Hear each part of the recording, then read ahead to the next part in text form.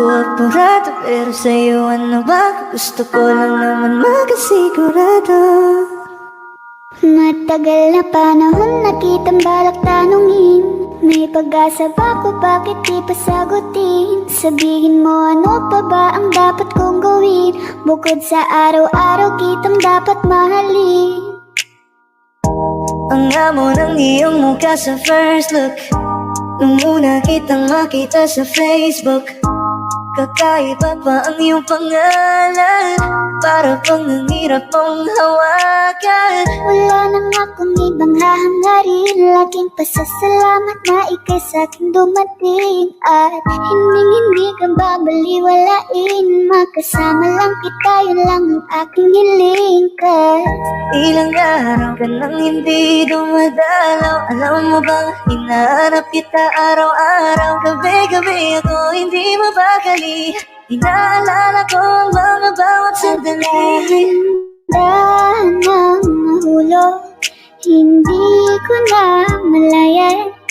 Ikaw pala, ikaw na nga ang matagal ko lang hinihintay. Ang tanging larawan mo na lamang ba ang tanging hawak-hawak ko. At kahit anong gawin, limutin ka, hindi malis sa isip ko. Kasi di ko na matiis, love, dahan-dahan kitang namimiss, love.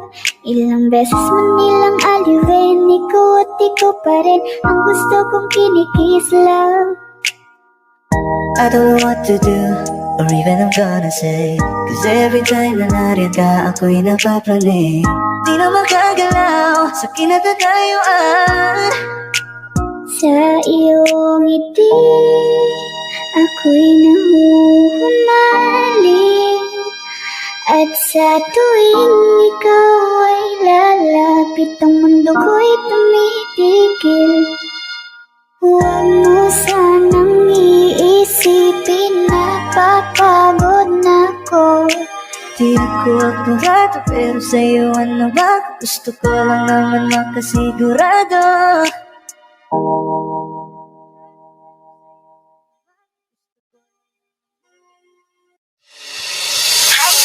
Lakas ng iyong dating, kapag nakikita ka ako ay napapraning.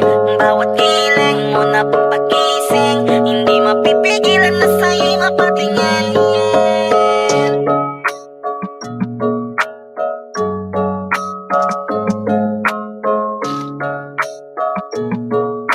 Mandarine Music Entertainment. Hiling, lakas ng iyong dating, kapag nakikita ka ako ay napapraning. Bawat hiling mo na pagising, hindi mapipigilan na sa'yo'y mapatingin. Hiling, lakas ng iyong dating, kapag nakikita ka ako ay napapraning. Bawat hiling mo na pagising, hindi mapipigilan na sa'yo'y mapatingin. Ako ay dinamaan sa katatangi mong ganda. Bawat galaw ng iyong balakang ay napapatayo mo ang lanta. Kung halaman sa katunayan, madalas nakatitig sa iyong larawan. Ang dami naman yung iba, pero ewan ko ba ikaw ang hinahangaan. Di mo na kailangan ng crown ni Catriona, at maging neneng di pa ang iyong katawan. Kahit tingin nila sa'yo ay iba na, sa'kin ikaw pa rin ang number one. Hiling, lakas ng iyong dating, kapag nakikita ka ako ay napapraning. Bawat hiling mo na pagising, hindi mapipigilan na sa'yo'y mapatingin. Hiling, lakas ng iyong dating, kapag nakikita ka ako ay napapraning. Bawat hiling Live score na tayo, Sir Gerald na hindi mapipigilan na sa'yo'y Gusto mo maghanap mapatingin. ng live stream? Live stream yan. Meron dyan sa labas. Mamaya maghanap ka lang. upload ng video. Teka, ora mismo din ang mapakali. May mag-live mamaya sa labas. Mamaya pa yung nets saka yung English isang oras na. Sa ball, di man makapag-ML, sa'kin ay ayos lang. Makita ko lang kay TikTok mo, sa'kin ay ayos yon. Kaya Ling, sana ako'y pansinin. Huwag mo nang sayawin ang tala, dun di naman kita dadalhin. Hi Ling, lakas ng iyong dating, kapag nakikita ka ako ay napapraning. Bawat hiling mo na pagising, hindi mapipigilan na sa'yo'y mapatingin. Hi Ling, lakas ng iyong dating, Kapag nakikita ka, ako ay napapraning. Bawat hiling mo na pampagising, hindi mapipigilan na sa'yo'y mapatingin. Di mo na kailangan ng crown. Thank you so much sa buwan na 17 na birthday nila. Isa kahit parang tingin una ko, nila sir. sa'yo ay iba na. Thank you so much Sa piling ko pa rin ang number 17th one. birthday. Hiring, lakas ng iyong dating. Kapag nakikita ka, ako ay napapraning. Bawat hiling mo na pampagising, hindi mapipigilan na sa'yo'y mapatingin. Hiring, lakas ng iyong dating. Kapag nakikita ka, ako ay napapraning. Bawat hiling mo na pampagising, hindi mapipigilan na sa'yo'y mapatingin. Mandarine Music Entertainment.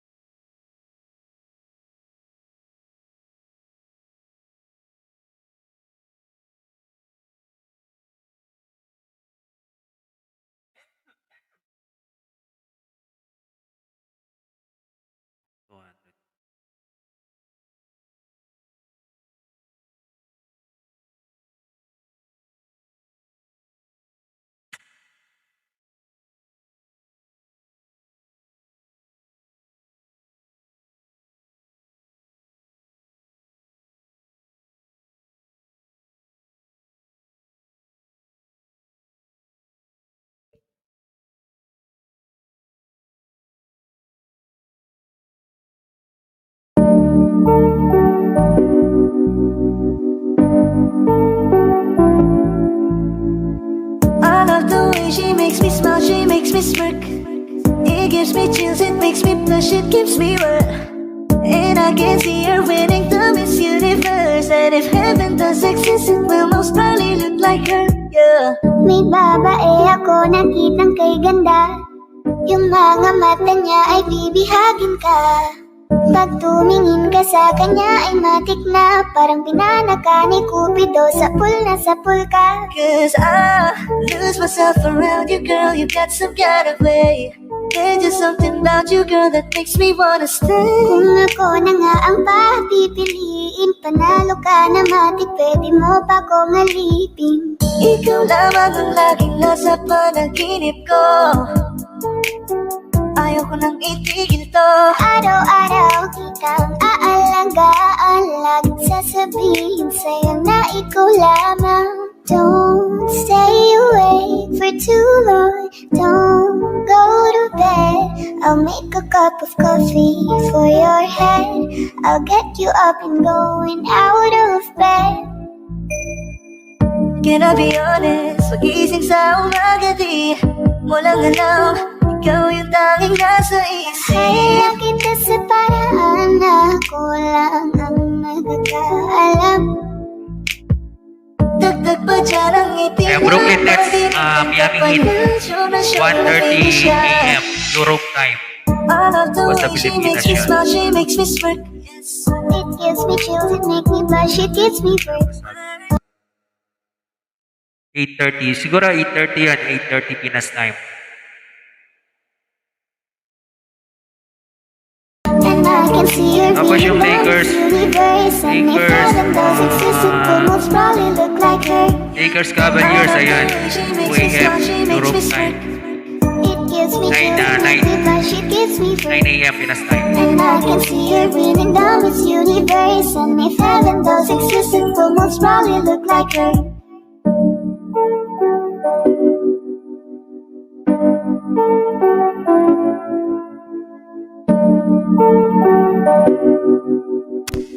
tama yung yung Alex Bernie yan. Tama yan. 8:30, Pinas 9 siguro yan. Pinas 9. 8:30. Nets versus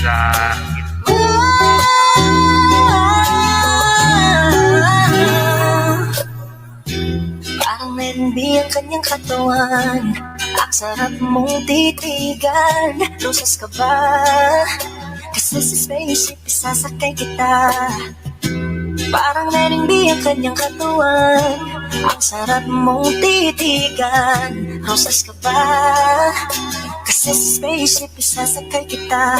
Tayo'y pinagtagpo, ngunit hindi tinadhana. Sadyang mapaglaro itong mundo. Ingatan mo siya. Binaliwala niya ako dahil sa'yo. Nawala na ng saysay ang pagmamahal. Na kahit Brooklyn Nets versus Miami sa 1:30 a.m. Na kahit 8:30 hindi sinuko. Pinas 9. 1:30 a.m. Europe time. Cavaliers versus Los Angeles Lakers. Dahil sa'yo 9 a.m. Pinas 9. 2 a.m. Europe time.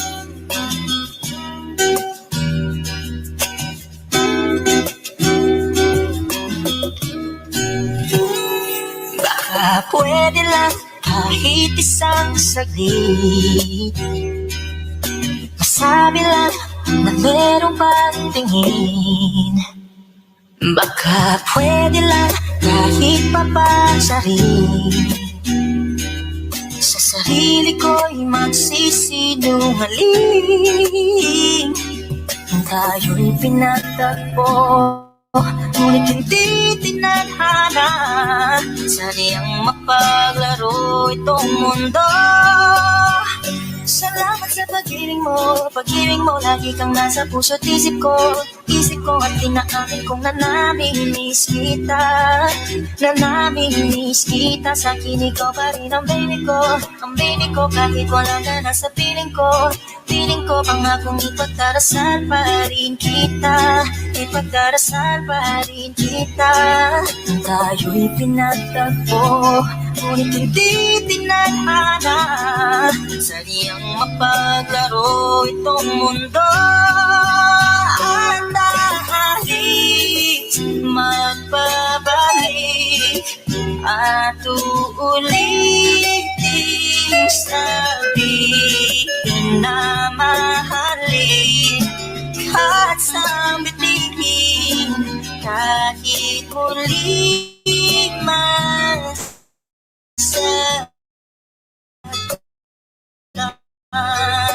ako kahit hindi na totoo. Maintindihan din naman kita kung sawa ka na, saan ka masaya. Pinagtagpo, ngunit hindi tinadhana.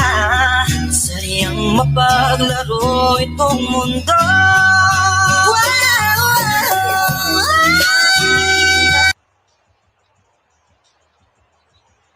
Plumlee with a nice bounce.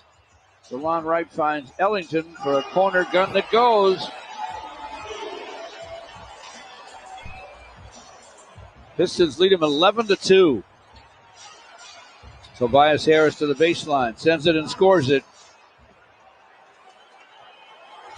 There aren't many better shooter scorers and all-around players than Tobias Harris. Exactly. Blake backs in, misses the hook, but Plumlee's there to clean it up and score it. So it's 13-4. There'll be some opportunities for Plumlee to slip in there and get some putbacks because we know the defensive-minded Dwight Howard's going to look to help out every chance he gets. Danny Green's floater won't fall. It's Pistons basketball. 13-4 in favor of the home team. Hindi na yan, hindi na Painters. Mega love shoutout to Tamsak Dan Jose. Ellington thought about it, didn't force it. Gets it back, drives it, no looker. Top side, DeLon Wright. Shot is going to be short. DeLon gets it back, drives, scoops, and scores. Very nice job of following the shot there. Sixers almost look asleep at the switch. Yeah, they do, George. And Gregory, the Pistons came out more than ready to play. 15-4 Pistons, 8:54 to play in the first. Philly takes timeout.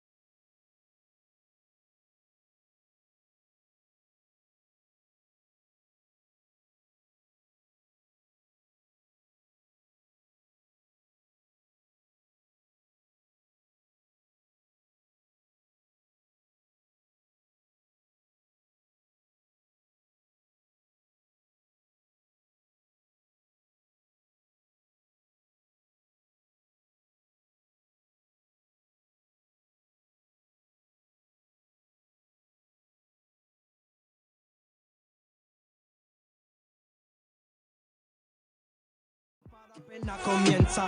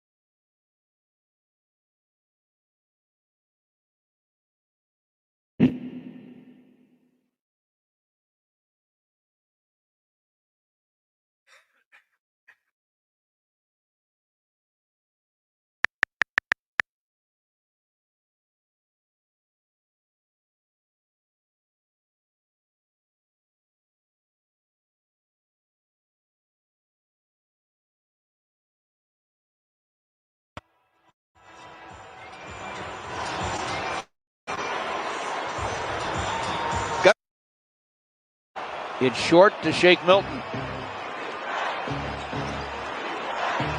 Milton with a deep bounce for Howard, and Jeremy Grant knocked it away. Pistons run it out to DeLon Wright. Nearly went out of bounds. Jeremy Grant calls for it, fires, fills it up. Pistons can't do much wrong here. They've scored the last 7 points of the ball game. They're doing an excellent job of confounding Dwight Howard. He's had several touches right into the basket, and even now has still yet to put one down. Looked like he was by himself on that one. He did draw a foul, but he missed the shot. Here are the Pistons out and running. And nice pass. I'll tell you what, DeLon Wright is really playing some good basketball. I mean, his hands, he's the guy who has the ball moving. He's the guy who has the offense balanced. And he's doing some scoring. So right now he's playing a good bit of point guarding here. Averaging about 12 a game, 6 rebounds and 4 assists. In his last 3, cleared the glass time with wall side windows. Dwight Howard has a great resume, as you know. This will get him into the Hall of Fame. Why not? First-time champion last year with the Lakers, 3-time Defensive Player of the Year, 8-time All-Star, All-NBA 8 times. And yes, he was the first pick in the 04 draft out of Southwest Atlanta Christian Academy. He went to the Orlando Magic. He gets one. It's 24 to 11. 5 minutes to play here in the first. Isaiah Stewart checks in, sets the screen. Jeremy Grant with the shots wide. Rebound Dwight Howard.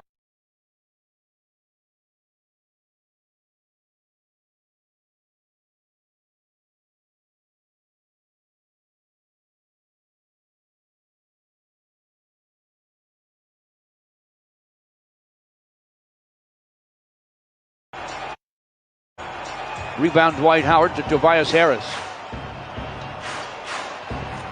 Trying to lob it into Dwight. Pistons break it up. DeLon to the rim, lays it up, lays it in. Pistons getting their break opportunities, but not before they play good defense. They are alert right now. They're hustling to the basketball, getting a lot of deflections. Couldn't ask for a better start to this first quarter. My goodness. Knocked the ball away from Shake Milton on a drive.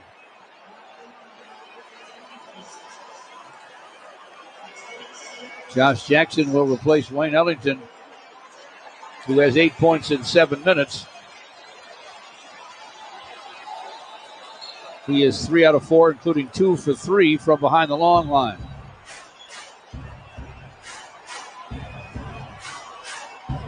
Korkmaz is checked in, misses from the sideline. Sekou Doumbouya off the Piston bench with a rebound. Poked away by Korkmaz to Seth Curry.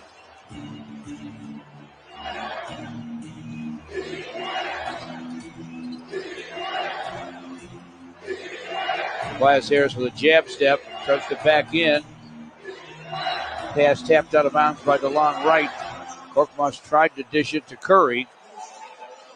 Tony Bradley in the ball game in the middle for Philly.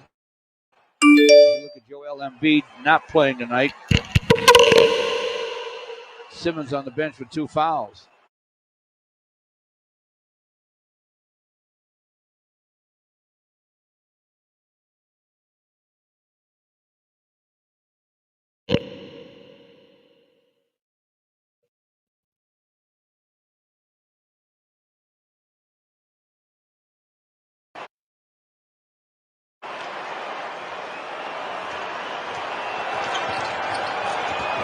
Shake Milton with the drive and the miss.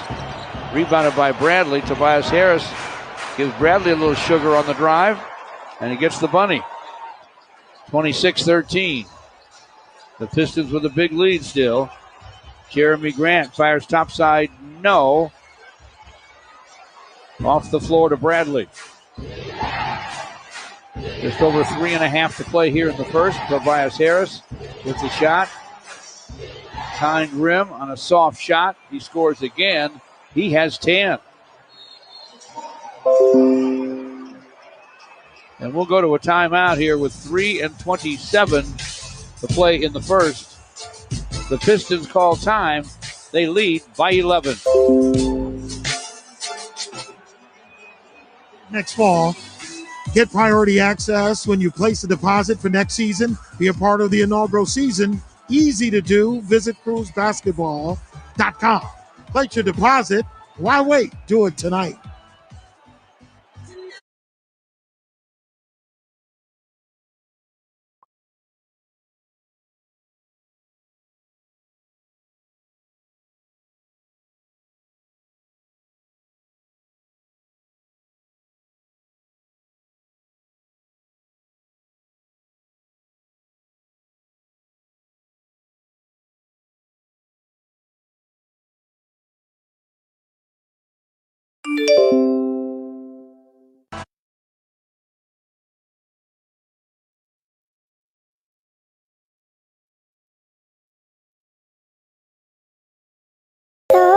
Ko lang gusto.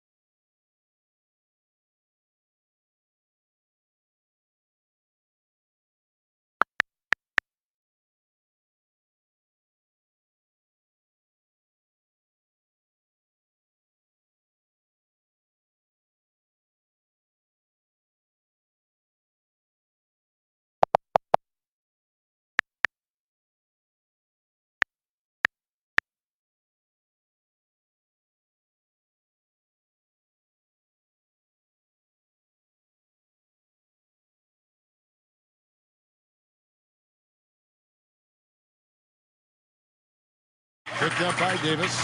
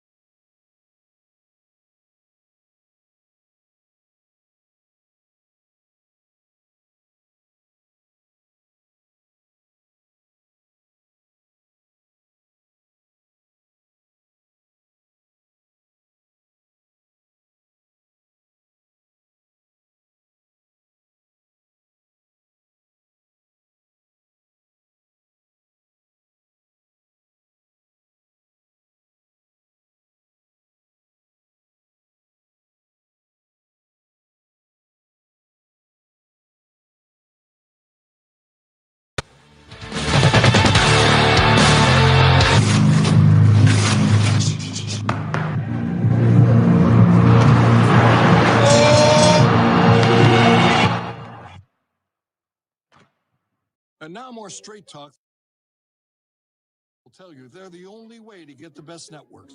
Not true. Straight Talk Wireless runs on those same cell towers all over the country. This one too?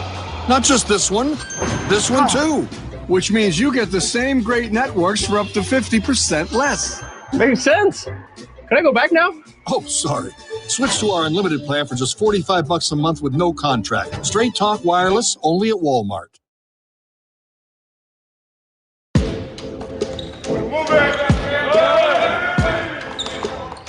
Working on our continuity, continue to build our system specific to this group and see if we can improve our game.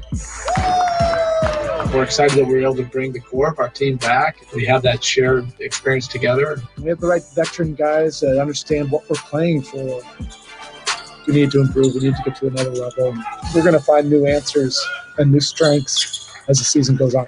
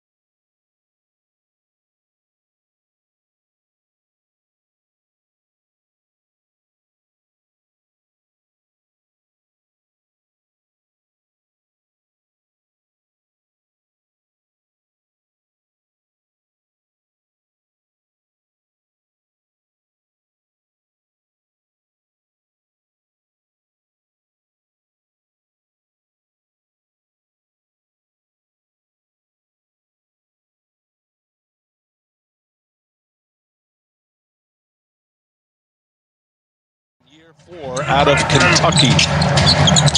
Yeah, he really embodies what the Miami Heat culture is all about.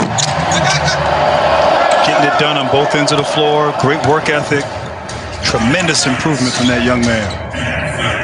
Brooklyn 0 for 5 from beyond the arc. There's Casey Okpala and throws an elbow. Offensive foul. Okpala making his third start here tonight. Mo Harkless got the start Saturday, got a thigh injury. Was unable to go, only adding to Eric Spoelstra's challenges with his roster right now. Jimmy Butler and Avery Bradley are out in the health and safety protocol. Tyler Hero is out with a neck injury. 6th consecutive game missed for Tyler Hero. Myers Leonard has a shoulder problem, and then you got Harkless with the thigh injury.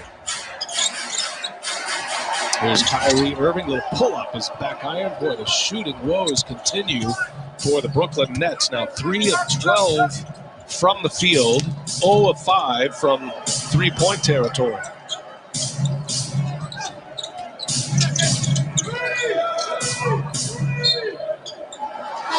Adebayo just threw it to Gabe Vincent. Unfortunately, he's not yet in the game. Well, as I said, Adebayo, an unselfish player. He had James Harden right there at the elbow. I would have liked to have seen him take him one-on-one, but I guess Vincent was open. He's open. He's open. Now, I mean, you talked earlier about Adebayo. He's shooting at a 44% higher rate without Butler on the court. So it's almost like it's giving him permission to be more aggressive on the offensive end, as it looks like Dragic is called for a foul on the defensive end. And that'll bode well as Miami gets healthy, gets all their players back, and Adebayo continues his improvement. Yeah, I like what Eric Spoelstra had to say. You know, Adebayo plays with a chip on his shoulder anyway. He feels like the whole league disrespects him every night, according to his coach, and he's carried that chip, and they've really embodied that, as short-handed as they've been. And they played Brooklyn hard on Saturday night, almost beat them. It was a 4-point game. Did the game clock start? Well, they showed a lot of toughness. They didn't give up. They didn't quit. They didn't feel sorry for themselves because they're undermanned. They went out and did what Miami Heat basketball is all about, and almost stole a victory against this very talented team coming from behind in the fourth quarter. Vincent trying to check Irving from behind. Adebayo might have disrupted that shot. Now Vincent all the way in. The layup is good for Gabe Vincent, second-year player out of UC Santa Barbara, a two-way player. And got a whistle. Going to be a foul on Adebayo as Durant hits the deck. Nice move here. Just attacks the defense. Parting of the Red Sea in a way right there. Not getting in and stopping the dribble penetration. Vincent making an impact here early as he checks in. And he was open on that play too.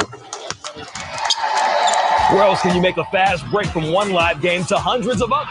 Where can you watch it all on your phone, TV, or tablet? Only here on NBA League Pass. Call your TV provider or go to NBA.com/watch now to order. So Durant with the free throws. The Nets will be in the bonus the rest of this first quarter. 5-point game. Miami leads it. Second of a two-game series with a day off in between. Here's Adebayo going to work, and he scores over Jeff Green. Boy, Adebayo is just surging with confidence right now, even in the mid-range game, Grant. Really is. And he scored 28 points Saturday against Green and Jordan, as you said, on a combined 11-14 from the field. But mid-range, post-ups, tremendous confidence for him right now in the offensive end. Nets are 0 for 6 from behind the line. You saw Kendrick Nunn on the floor for the first time. He's been great for Miami the last 4 games. Adebayo had it stripped by Durant. In transition, Durant. The Heat do get back. And Durant will get it organized. Bruce Brown entering the game for the first time for Brooklyn. Here's Green, and Olynyk got a piece. Going to be a foul. Let's see if they get Olynyk or Dragic here. But a denial by Miami. And so the foul on Dragic, the block by Olynyk. It's going to put Green at the line for a pair. Second foul on Goran Dragic, by the way.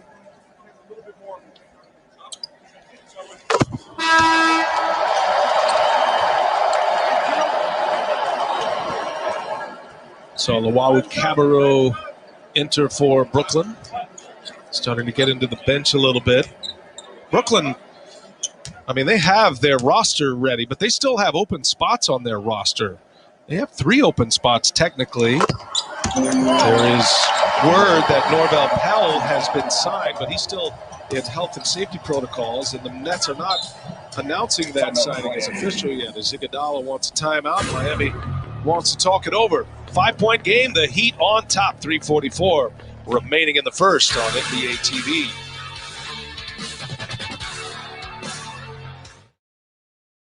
Cable-free live TV is here. Stream 85+ top channels with unlimited DVR included, and add-on extras like Showtime for access to more of your favorites, like big-time matches and original series you just don't want to miss. Whether you're streaming live or creating an on-demand library, getting the stuff you love. YouTube TV. Try it free. Starting off the year with new resolutions, huh? Well, sorry for ruining your plans.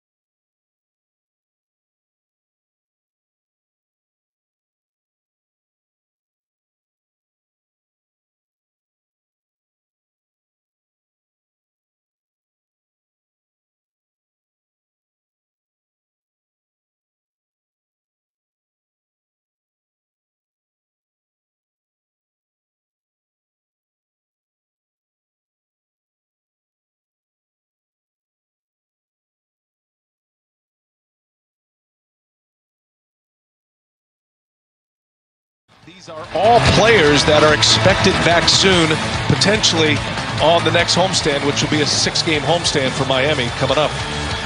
And BA, that'll be huge for this team. And once they get healthy at home, as you said, Coach Spo will have a chance to have his guys, Hero, Butler, fantastic performances this summer in the bubble, which you were there.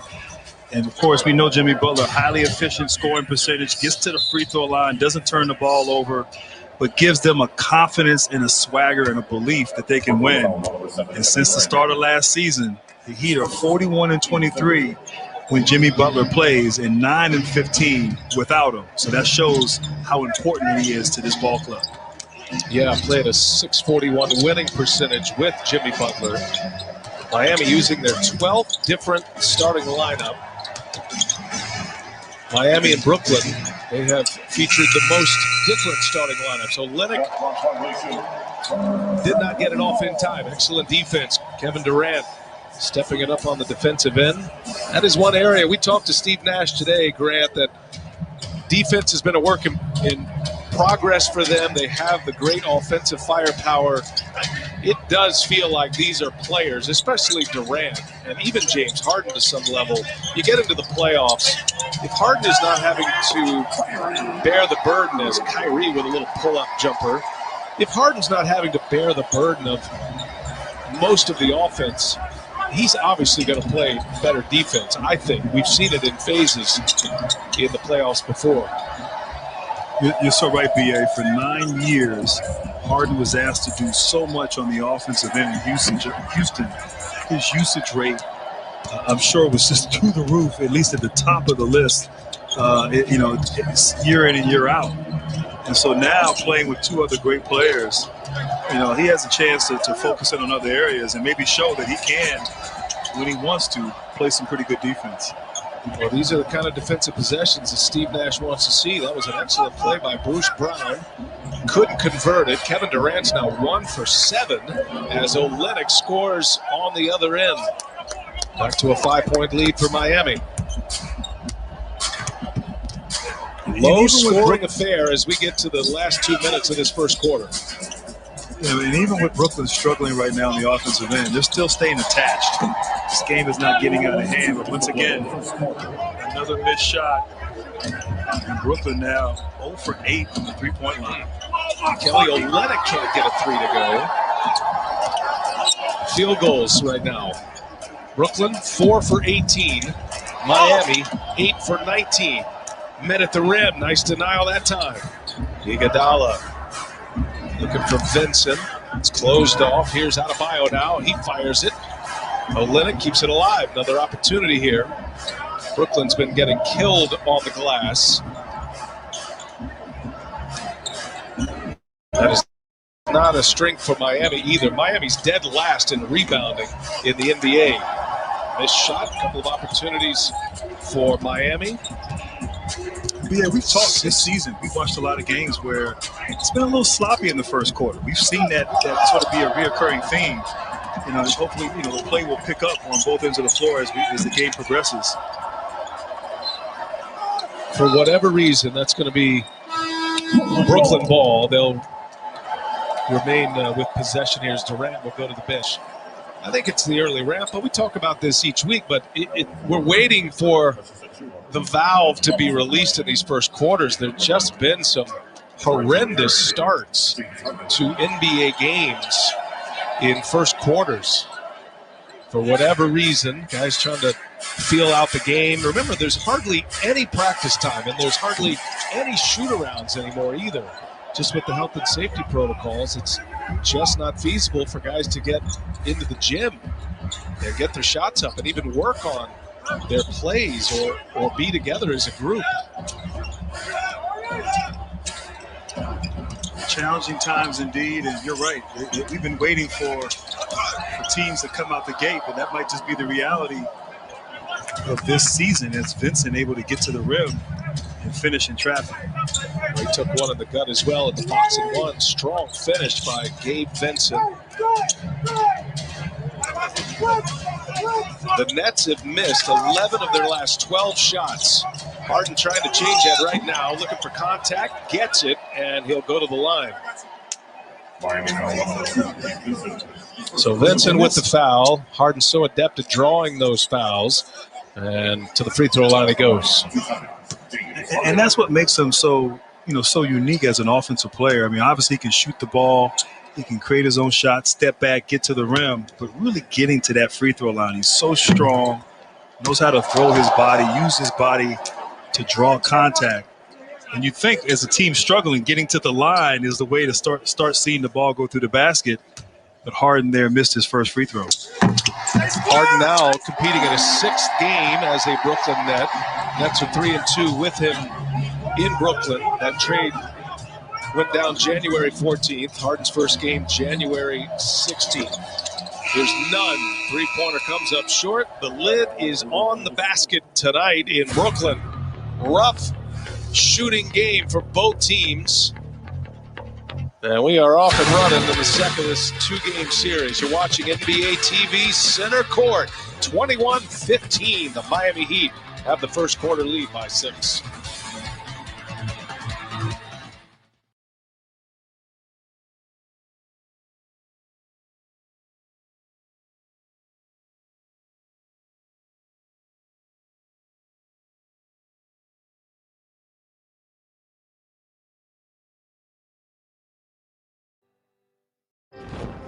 Down every road is a story.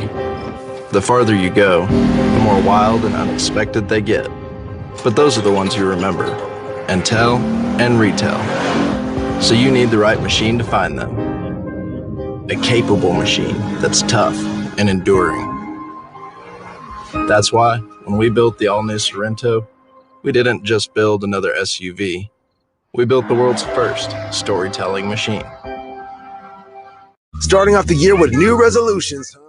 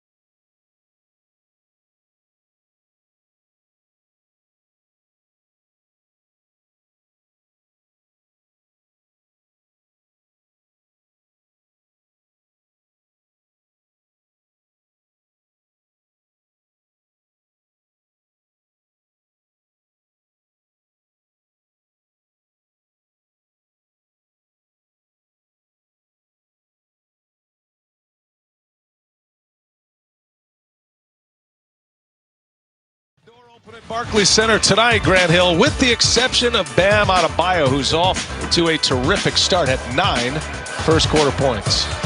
And just a continuation from Saturday for Bam. He's come out here. He's been efficient. He's played with confidence and got his team with the lead. There you see Steve Smith joining us from the studio. We put him to work. Hey, Smitty, great to have you with us here today. You're looking excellent, my friend. You're stepping up the protocol tonight. No, it's a little cold here, you know. Grant's down in Orlando. We're here in Atlanta, you know. Fun with you, and we'll talk some basketball. First of all, the shot making has not been Steve Smith quality here thus far. What are you seeing in the shorthanded Miami Heat, specifically with Bam Adebayo? What I love about him, BA and Grant, is that he's worked on his game, and I love that the game has slowed down. His pace has slowed down. He's one of those guys right now is he's squaring up off the mid-range post-up and using that little jump shot. If he keeps knocking that down, we were talking about that in the break, it's going to be scary for teams because his ability to put on the floor and get to the rim, and now he's shooting a high percentage from the free throw line. I love what Bam is doing. That's a 2-shot foul, by the way. I think Robinson had his toe on the line. I think he and the official are the only ones who knew that. So underway in this second quarter, Brian Anderson with Grant Hill and Steve Smith joining us. Steve will be with Candace Parker and Roe Parrish as they leave it up top for Reggie Perry. James Harden that time with the setup for the rookie. And Smitty, I'm just curious. I mean, this big three in Brooklyn, obviously a lot of firepower, but still a work in progress. And I'm just curious, so what needs to happen for them to really become the contenders that we all expect from them? Well, Grant, we know that on the defensive end it has to get better. But I think even offensively, these guys, they're not playing fast enough for me. With all this talent, they're walking the basketball up. They should be pushing pace. And obviously with the veterans they have, with Kevin Durant, James Harden, and Kyrie Irving, they should be able to pull it out if they don't have anything. But they're setting up against a half-court offense. And Grant, we talked about in the pregame, I just want to see somebody post. The reason why is let the defensive collapse and then kick it out to those guys and have defenders running at them. The big three combining to go 3 for 14 in the first quarter. They were 0 for 5 from three-point range. And Harden just 2 field goal attempts in that first quarter. Shot clock getting late here. Vincent got to go in traffic. Iguodala, one extra pass, and that's going to run out the clock, and a shot clock violation will once again put the ball back in the hands of Brooklyn. NBA, another good possession, great possession there defensively from Brooklyn, forcing Miami to use the shot clock and obviously get called for a shot clock violation. But Smitty, I'm just curious, all this talk in the Eastern Conference about Brooklyn, about Boston, about other teams as a legit chance. Milwaukee's always in the conversation, but it seems in spite of the great postseason success of the Heat, that they're kind of under the radar. And obviously they've had injuries, they've had illnesses, they haven't had their full roster, but what can this team be when healthy? And do they have a realistic chance in your eyes of getting back into the postseason for a deep run? I think so, Grant. I think the culture, as we all know, BA and Grant, is set in Miami.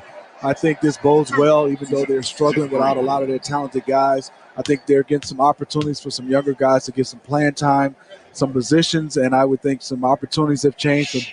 Bam Adebayo being the first option, Duncan Robinson understanding that as a second option is going to maybe have to look at different things different versus just coming off screens. But I think when this team is healthy, we know they're going to play hard. We know they're going to execute. Maybe there's another trade or addition in the Miami Heat, coming along throughout this season where that can get them over the hump. But when it comes down to just grinding out games, you cannot count out the Miami Heat. That's been their biggest challenge, trying to grind out games the way they want to, because they just haven't had the personnel with all the injuries and the illnesses. Kendrick Nunn delivers the shot, the left-hander. He's been great for him, hasn't he? Last 4 games, he has put up some terrific numbers. He's gone for 18, 28, 22, and 18 in his last 4, as Harris sticks a 3. And that, Steve Smith, is the first made three-pointer of the game for the Brooklyn Nets. That is surprising. Grant's been talking about the Brooklyn's defense, and we all know offense, and it hasn't been there. That was good for them to get a chance to knock down a three-point shot, at least to see it go in. So you guys are three-point shooters. Smitty, more than you, Grant. I'm going to go ahead and give him that. But is it impressive to you that Joe Harris has made at least one three-pointer in 79 straight games? So, and that's a serious question. That's a franchise record. Stephen Curry has the all-time record with 157. But in this day and age, you almost expect a guy like Joe Harris, especially with this particular roster, to make a three-pointer a game, don't you? I do, but that's still hard. Because defense is focused on him, BA and Grant, but I love what Joe Harris is doing. What I love to see from him, Grant, is maybe his movement without the basketball. We know Durant can stand and go one-on-one, but if you watch him, I'd love to see him more of a Kyle Korver type, or more of a Duncan Robinson, just moving, creating offense off his movement. I don't see a lot of that from Joe Harris right now. It's a lot of standstill three-point shots. And Smitty, that was something that you make a great point. Last year, they played that way, because they didn't have great players as Precious Achua with the alley-oop there. But yeah, last year he was able to move without the basketball and do exactly what you're saying. But now it's a lot of standing around. And he leads the NBA with 51 made catch-and-shoot three-pointers. That just tells you it all right there. Perry inside, lost the handle, had position. He's looking for a foul, doesn't get it. Steve Smith joining us here in the second quarter. Precious Achiuwa springs free for the second consecutive possession. And Miami is back up 5. Miami getting deep in their roster right now. Achiuwa's a rookie. Yeah, Paula getting the start and Gabe Vincent. Grant, Andre Iguodala, how many more years does he have? I mean, I'm just so impressed, BA and Grant, of his level of activity, his level of play still at his age. I feel like he came in the league when I came in. And he is still out there getting it done. But you know what? What a great addition. Obviously not the player he once was, but so smart, in the right place at the right time. The champion in the truest form, Andre Iguodala. Now in his 17th year for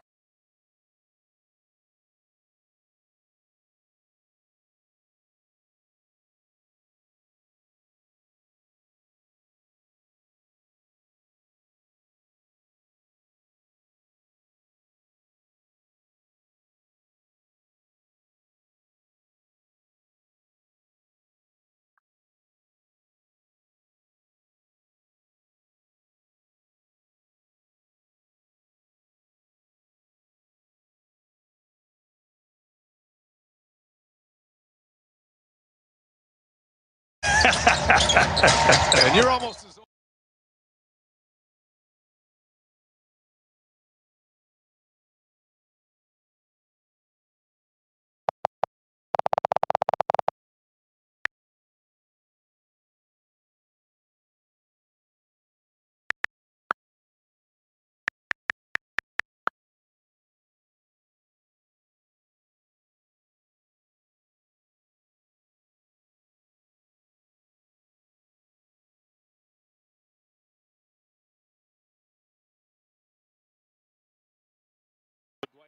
Of course, JaVale McGee.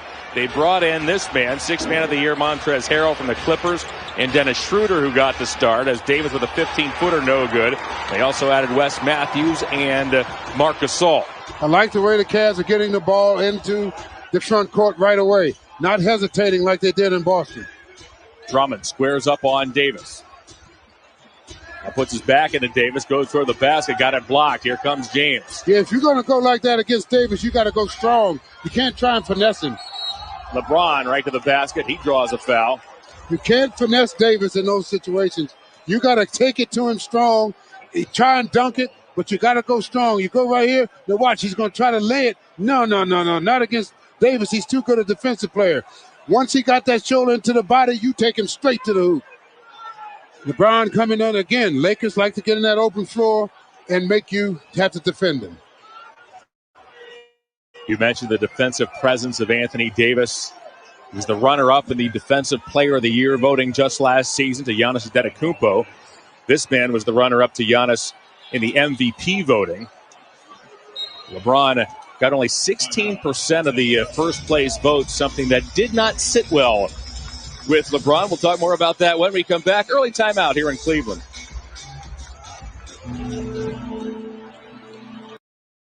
Inside LeBron James.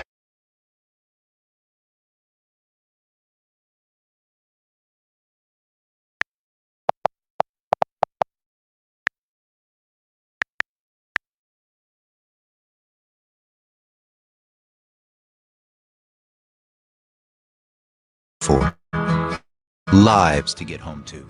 They use Stamps.com. Print discounted post. Every product from TouchOfModern.com makes a strong and permanent impression. An unconventional turntable that turns vinyl vertical. Unbelievable. An intriguing display of our solar system. Unreal. Furniture crafted from pieces of the Golden Gate Bridge. Unmistakable. At TouchOfModern.com, prepare to discover a curated collection of the world's most exceptional, distinctive, and indelible products that will stay on your mind until you make them your own. Check us out at touchofmodern.com.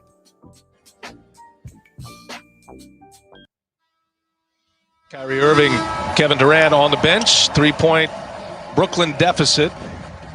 One of the all-time great scoring trios in NBA history assembled here in Brooklyn. You see the hardware. It's show and tell time, guys. You see the hardware they have. James Harden still without that NBA title. Kyrie's got 1. Durant's got 2 scoring titles. 4-time scoring champ Kevin Durant. Of course, James Harden has won it 3 times and a ton of all-star appearances. There is no question, Grant Hill and Steve Smith, about the credentials that these 3 have. Can they put it all together now in Brooklyn and become a championship team in your mind? You know, B.A., first of all, I'll say this. Matt Cain, our producer, did a great job because that's exactly how Steve Nash used to dress out in Phoenix. Captured it perfectly. Oh, Bam Adebayo gets his own and a strong finish in traffic. Box and 1 gives you a look. I mean, that's big time. And I look at this Brooklyn Nets team as, you know, defense is going to be work in progress, but I think they're definitely going to have to find a way to just keep rebounding at basketball, even at a higher level what they're doing right now. You know, Steve, do you think that the general manager for the Brooklyn Nets, Sean Marks, that there may be some other moves brewing, or is it, you know, they're going to go with this team, this core, what they have, which is pretty good? Well, Grant, we talked about it in the pregame. I think they have to. I think they have to find some more length. We talked about a 3-and-D guy. I also think if they're a 5-and-D guy, I would love to see maybe a center that's actively defensively. I know that's a lot to ask for, but that's able to shoot threes and also stretch the court a little bit for them. They need somebody just a little nasty, I think, in this lineup, just to do the dirty work, set picks, set screens, make the game a little ugly, because all those guys, you don't want Durant. Wow, I wish I could jump like that, B.A. I mean, it is unreal how it looks like these guys are just jumping way higher than I am. I shot it maybe a little bit better than Grant, but Grant jumped way higher than me, so he can speak about, guys elevating above the rim. But I would love Grant just to see they have another dirty work guy. I agree. Okay. Whoa, what a finish by Kendrick Nunn. The no-look finish.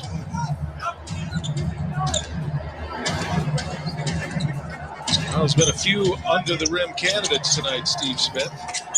There's been a lot of lobs as well with Jordan and Adebayo. Here's Kyrie Irving on the pull-up. Can't get it to go.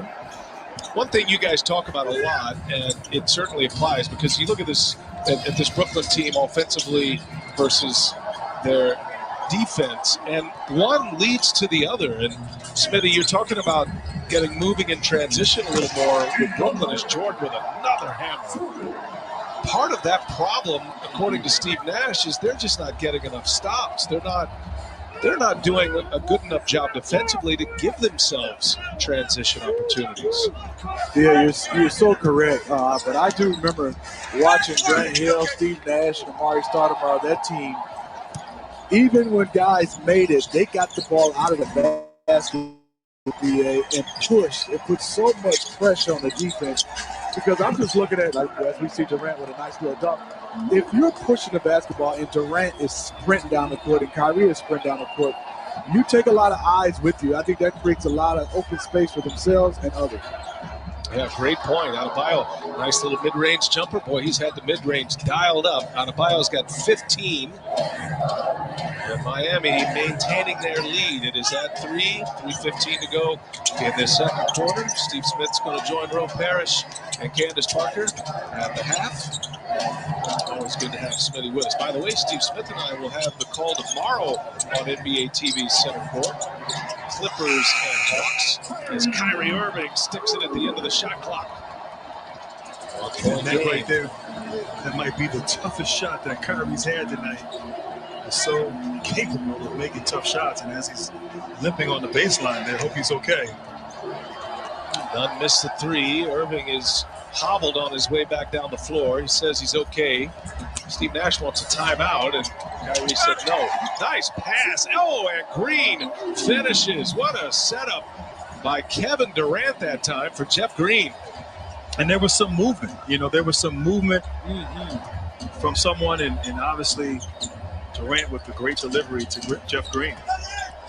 They just watch the difference. For Brooklyn. Sorry, B.A. To watch the difference in offense. It's just more guys moving, setting screens, setting flare screens on Miami Heat side, which we understand they have some great players, but if you set flares and down screens with these three, there's going to be some confusion with the defense.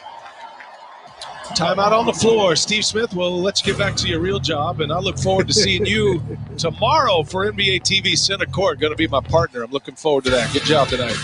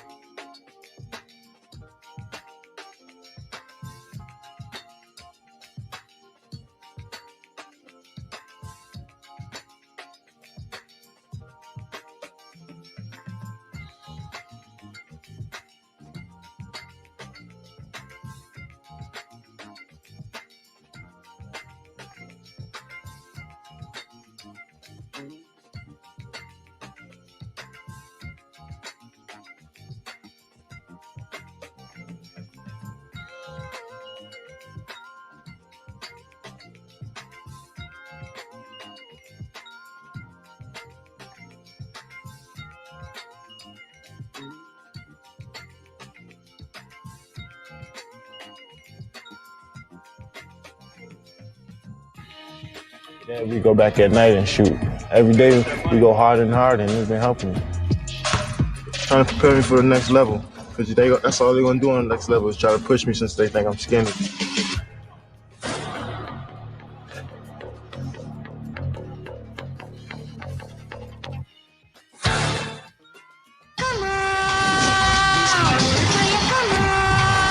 The journey continues. Play the new normal, now we move forward. New chapters written, leaving history on. Make a move.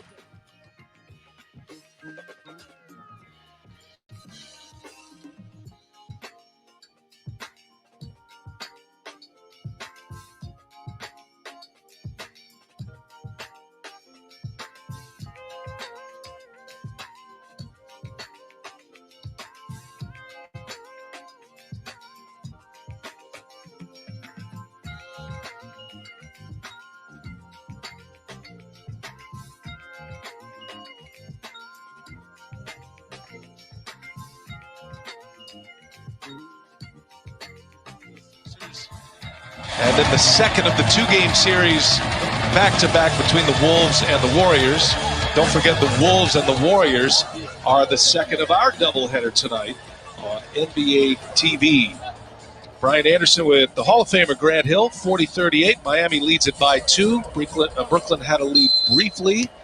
It'll be Brooklyn ball. Under 2 minutes to go in this first half. And the big three on the floor together, all around the perimeter. Now Durant goes, gives it up. Bruce Brown misses a three. I tell you, Grant, there's a loose ball foul on Miami. This shooting from beyond the arc in this game has just been unreal. 1 for 15 is Brooklyn from behind the arc. They've missed 13 in a row. And Miami is 3 for 18 from three-point range. Yeah, I mean, you have to think the percentages of these teams, it will pick up here in the second half, but been about as bad as you can be shooting the ball from long range with two teams that are pretty capable from long distance. Brooklyn's made one more three-pointer than you and I. That was a turnover story. Miami forces another Brooklyn turnover. Here's Nunn on the take with the right hand. That's his offhand, and he scores on Kevin Durant. And that was not an easy shot right there, getting that over the length of Durant. Once again, 14 missed threes in a row. And the 1 for 16. Joe Harris has made the only three for Brooklyn tonight. That was the second attempt of the night. Dragic sticks a three-pointer from the top. And Miami stretches their lead to 7.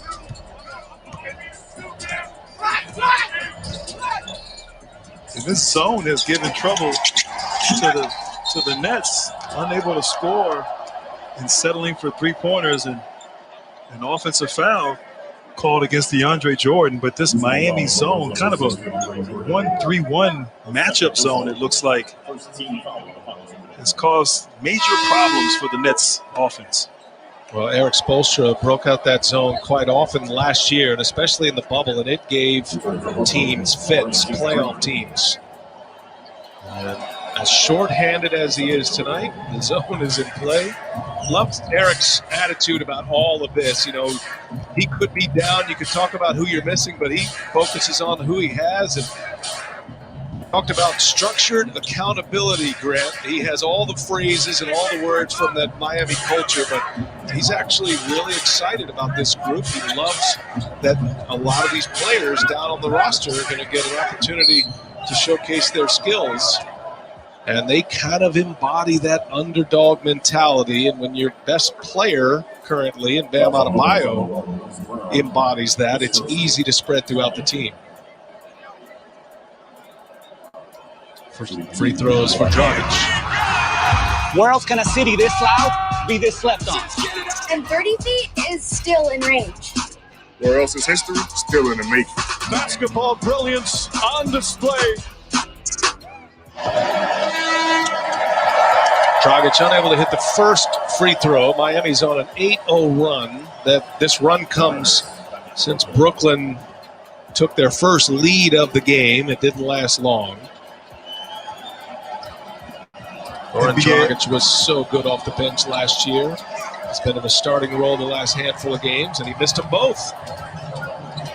Yeah, I love what you said earlier. As Brooklyn goes for a 2-for-1 opportunity. Miami, no excuses. That's what they are all about. As Harden finally knocks down a three-pointer for Brooklyn, but it's Miami Heat Ball Club. I don't care who they suit up. They're going to play one way. They're going to play the right way. And certainly, although not shooting well tonight, certainly doing it with other parts of their game. Miami looking for the last shot here. Shot clock off. Dragic on Durant. Couple of sevens going at it. Durant with a steal up ahead to Harden, who didn't see it. And that'll take us to the end of the first half. Whew, this one was an ugly one offensively, but it's a battle. Good competition to playing hard. Miami, shorthanded as they are, with a 4-point lead. American Express halftime report with Rope Parrish in the game. Coming your way next on NBA TV.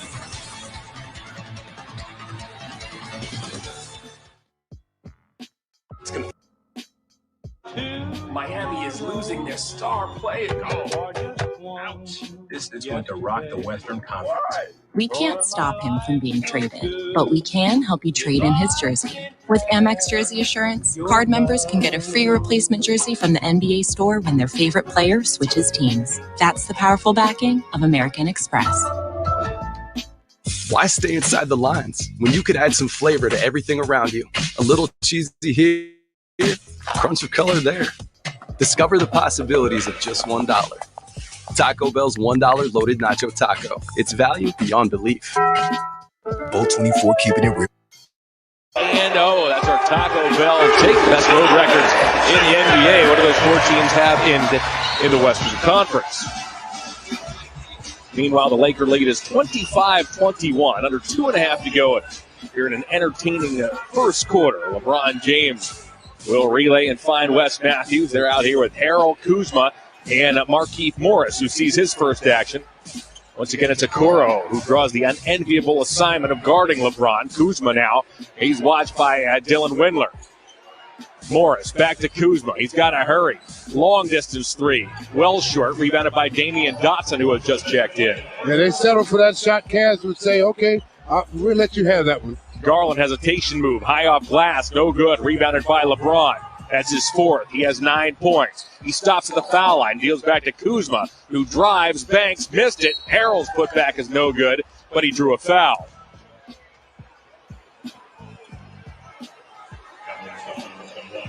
Yeah, coming down the floor, Kuzma with a shot I've never seen him take before, left-handed hook shot on the run.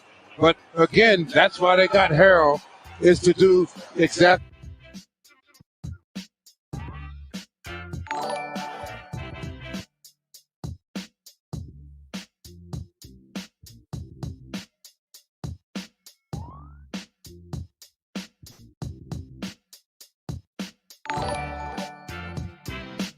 than it was anywhere, because he was, I thought, in a situation that he would love to stay in and take the money, but he went for a better situation, not only less money, but his mindset is much better now. When asked about it, you got the vibe that his thought process was the Lakers are a team that expressed interest. They wanted me during the offseason. Apparently he was unsatisfied with the Clippers' desire for his services. As Kuzma out of the corner, tiptoes the baseline, back around the horn it goes. LeBron's there. LeBron James has a dozen first-quarter points. That shows you ball movement. LeBron started to play to the right side of the floor. It came all the way back around to LeBron, who started to play, and he gets an open shot. That's ball movement and understanding who you are and what you are. It's a veteran-laden Laker team. They rank 6th in terms of offensive rating. Garland works off a big McGee screen, zigzags alley-oop for McGee, who finishes at the rim. Garland doing what he does best, penetrating, beating up the dribble, finding an open man, and the big fella throws a hammer down. James watched by Garland. Snaps a skip pass off to Kuzma, who got Windler in the air. Runner, nope, tough shot. Harrell got a hand on it. Out comes Windler. Windler with a foul line, lost the ball momentarily, goes and gets it. McGee bounce pass. Garland's underneath. He's on the carousel. Keeps his dribble. Back out behind the line, and he carried it. Just a little bit too much dribbling. When McGee came out to the top of the key, hit him with the ball and get it back. Good pass inside. Nice lob pass. Big fella catches it. He knows exactly what to do with it.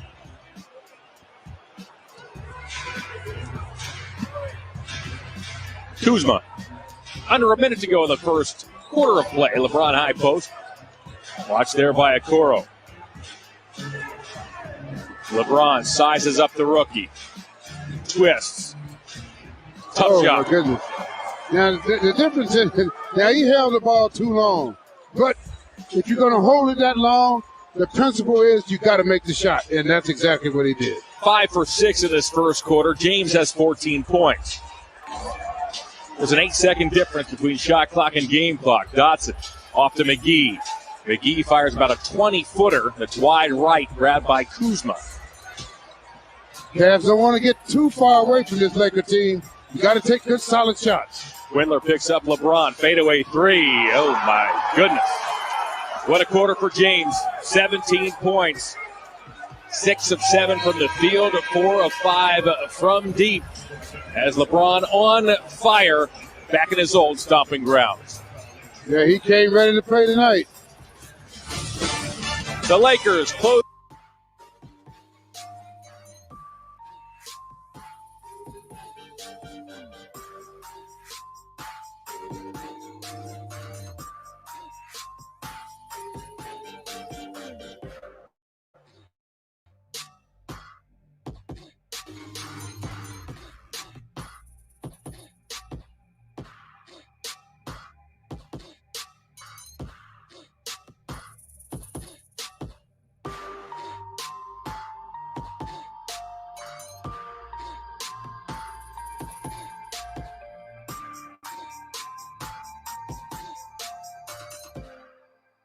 Nights others. Otherwise, they put you in a category, and the Jetty is trying to get out of that situation. Caldwell Pope has gotten off to a scorching start to the season. Andre Drummond is guarded by Marc Gasol, one of the free agent pickups by this Laker team. Forges his way to the basket and banks it in. He has an advantage on Gasol. Around the horn it goes now to Davis at the foul line. He's guarded by Drummond. Back to LeBron. Uses a screen, launches a three. And that's where LeBron has really taken his game to another level. Prince pivots out of danger, deals to Osman. He'll slice to the basket, go high out the window. Missed it. Drummond somehow forces it in. Attacking the hoop. The basketball player was an even great person. And it was just so sad, so sad. In the meantime, Cavaliers have to limit the second chance opportunity. Teams now works on Jetty Osman. Just over 4 minutes in, the Cavaliers on a 2-point lead. James continues to back in. Fadeaway jumper. Gets the roll. Has another rebound. Led the entire league in assists per game last season, did James, as LeBron has come out firing here in quarter number 1. He's hit his first 3 shots. Drummond, Sexton, Osman, and Okoro make up the Cavalier 5. So Okoro for 3. rattles out. Drummond another rebound, takes a dribble, and scores. He's dominating inside.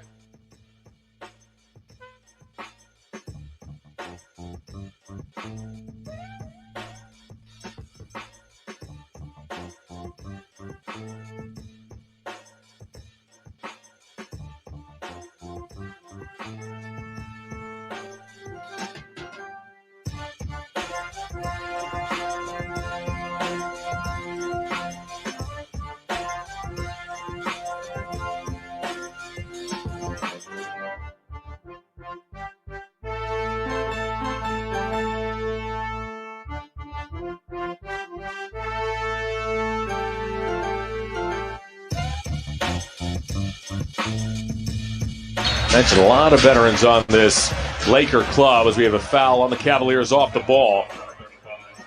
It's on Okoro. Well, again, it's a tough guard. It's a tough thing to ask him to do that. I mean, I know he's a rookie and they're trying to get him seasoned, but it's tough guy to get seasoned against. Drummond with a near steal. It goes to Morris, now James. James bounce pass into Harrell. Harrell with a dunk. Yep, and that's where he is the most dangerous because he has good hands inside, good leaping ability at 6'8". 7 different Lakers have dished out an assist here in this first half. Well, again, John, they are a championship team. They know what wins, moving the ball and defense. Drummond, a strong offensive rebound. Reached out with that left paw and snared it. Drummond banks and scores. Well, he's making some tough baskets, but he is really competing in the inside. 10 points, 6 boards in this first half. James off a Matthews screen, down the alley, zips one to Harrell, puts it up and in, gets bumped by Dotson, and Harrell has a chance for 3. Andre Drummond continues to work hard on that offensive end of the floor, AC. Yeah, he's really punishing Harrell. That's inside there. Then LeBron with the drive, always looking for those open men, and Harrell gets the opportunity for a three-point play. 2 seasons ago, Harrell and Lou Williams became the highest scoring bench duo in NBA history with the Clippers. I really thought that would take the Clippers to the finals, but it didn't.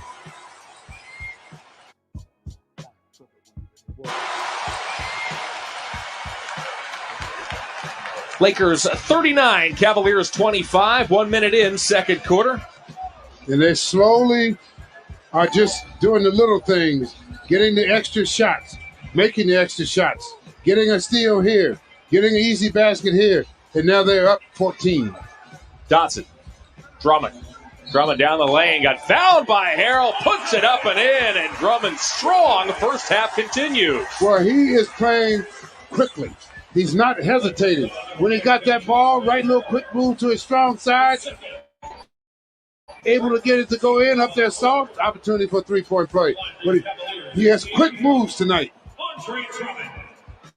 Gasol picked up 3 quick fouls in the first 3+ minutes. Harrell has just picked up his second.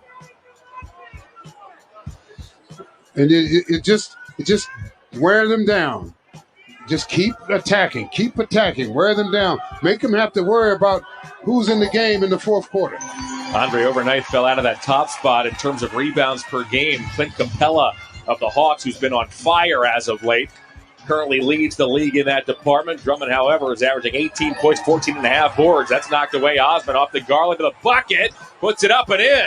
Had to elude the long arm of LeBron James. You're right. He was trying to measure that shot, too, but the good move by Garland to get it up high on the glass. James deals to Kuzma, into Matthews. Into the corner, Morris again. The Lakers with strong ball movement. Morris, who was terrific from three-point range in the playoffs, gives the Lakers a 12-point lead. Well, John, they have good floor spacing. You don't see those guys move from those spots. They force you to have to come out and get them. LeBron chases Dotson, got picked off by Drummond, and Dotson gets fouled. That foul's on Kuzma. Garland saw the big number 23 coming at him. High just over the outstretched arm. Just barely got it over his head. He may have gotten a fingertip on that, too. Yeah, he was trying to cut that angle off and almost got there in time. Darius said, I think I've seen that somewhere before. That ball navigates the rim about 4 times. Can you believe that?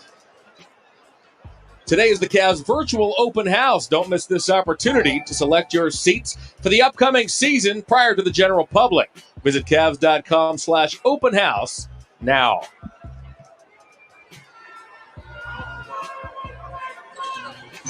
After the Dotson free throws, the Laker lead is 42-31.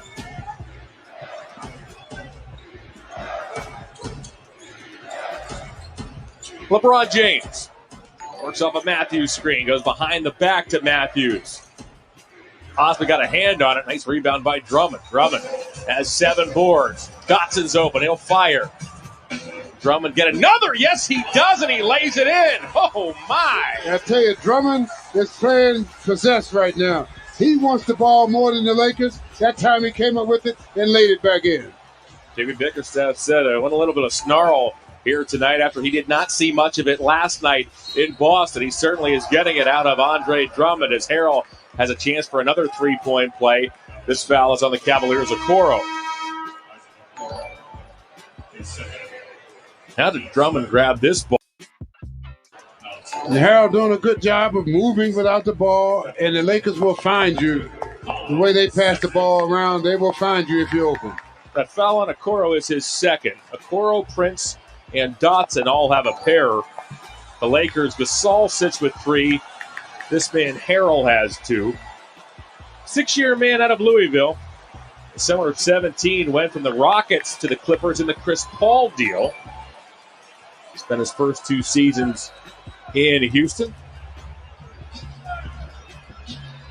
9:15 to go. Up by 4 as we get ready for the third. And Grant, how about our on-court? One of the best at rolling and finishing for the dunk. 15 first-half points, high efficiency from Bam Adebayo. Had a nice little mid-range going. James Harden attempting only 2 field goals in the first half. Made 1 of them, made 1 free throw.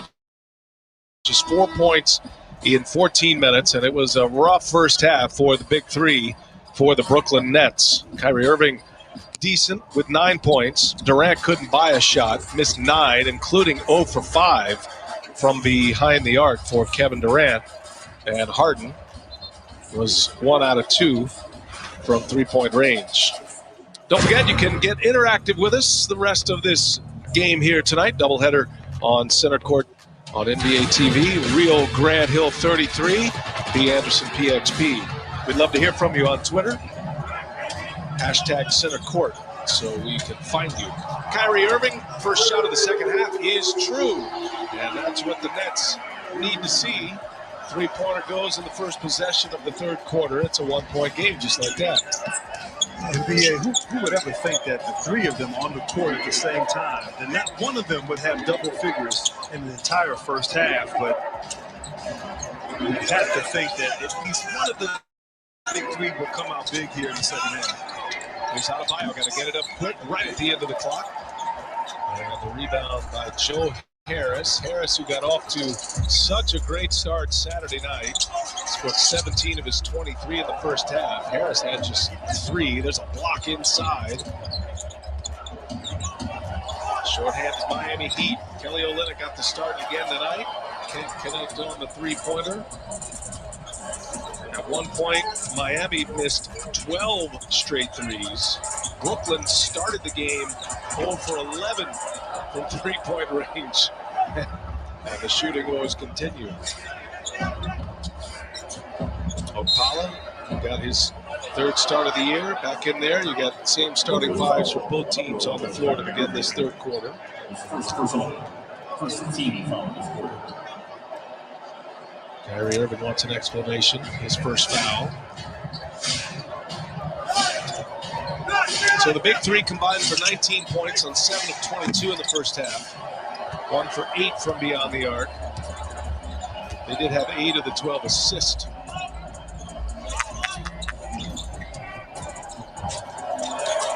Miami doing a good job of, sorry, BA, but Miami doing a good job of not letting Harden get downhill on those screen and rolls, hedging hard, but Kevin Durant, as Smitty talked about there in the second quarter, posting up, using his size and his length, turn around, drawing a foul.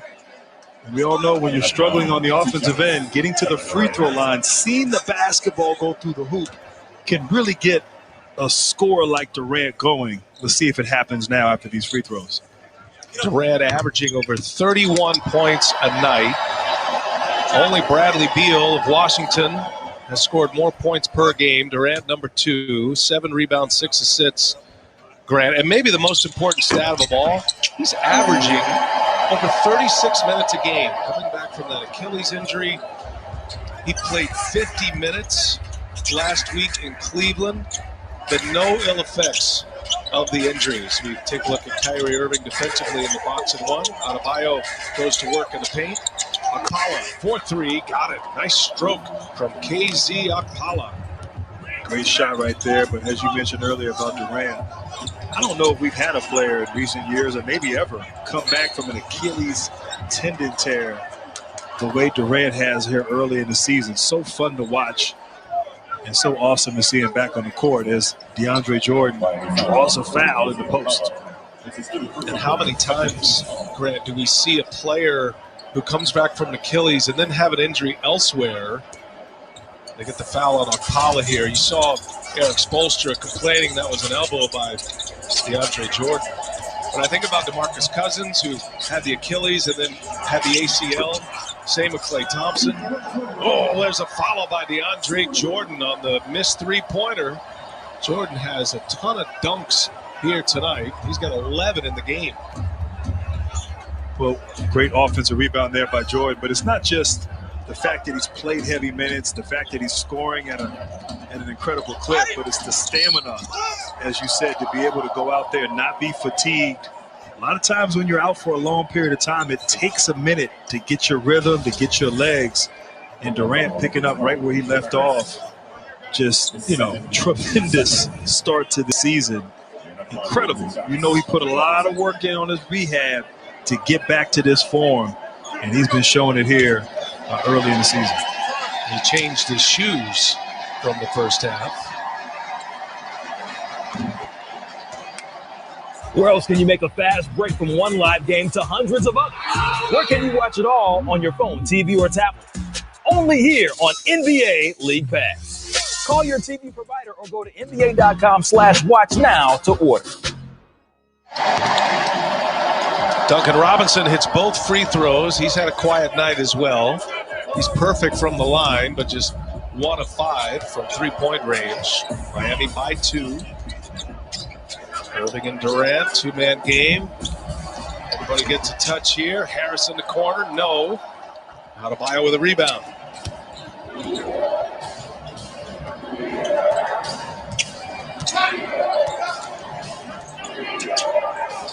Olynyk for 3. And that's what's interesting right there. Olynyk had Kyrie Irving guarding him in the post and opted to go to the three-point line. And Joe Harris passed up an open 3 and drove to the basket. A little Kyrie Irving-like finish. Switched it over to his left hand. And able to finish, draw the foul. Great concentration and touch inside. Joe Harris. And he's been 1 for 5 from three-point line. Missed some easy shots. So once again, getting to the rim, seeing the ball go through the basket is always a good game plan when you're struggling from the floor. Excuse me, 1 for 6 from the three-point line. 6 tonight. Harris had 23 points on Saturday against Miami as Dragic nails a 3, rattles one home over Kyrie Irving. Harris made 7 three-pointers on Saturday. This game will humble you in a hurry, especially for the three-point shooters. Durant inside the paint, air ball. He was looking for a foul. Robinson got the rebound. Adebayo, he's a playmaker. Comfortable with the ball in his hands. Robinson on the catch and shoot. No, that was missed badly. Doesn't have his stroke tonight, does Duncan Robinson. Now 1 of 6 from the three-point area. Robinson made it the very first shot of the game. He's missed everything since. DeAndre Jordan can't get that one to go with the left hand. Adebayo with another rebound. He's got 7 boards, along with 15 points. Olynyk backing down Harris. From there for him. Miami, the worst rebounding team in the NBA, and they're +6 in the rebounding department as James Harden and one. He'll go to the line, chance at a three-point play. And that's what you want to see right there from Brooklyn before the defense gets set. James Harden attacking the defense so good and getting to his left hand and absorbing the contact and finishing. Prior to that play, Harden only had 4 points. So seeing him be aggressive, that's going to be the key, is picking his spots, finding his rhythm. He doesn't always have the basketball in his hands. It's going to take some time to figure it out, but I believe it can happen. It will happen over the course of the season. Miami has taken the lead here, just the 3rd lead, and Dragic hits a 3. So every time Miami has taken, or rather Brooklyn has taken a lead, Miami has come back and made a 3, all 3 occasions. And they've done it here with Dragic. Make it the 4th occasion that Dragic puts Miami back on top. Going to be a foul on Olynyk.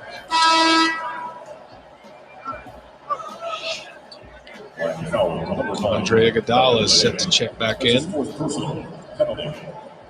And as you said, Dragic 4 fouls on Olynyk, Grant.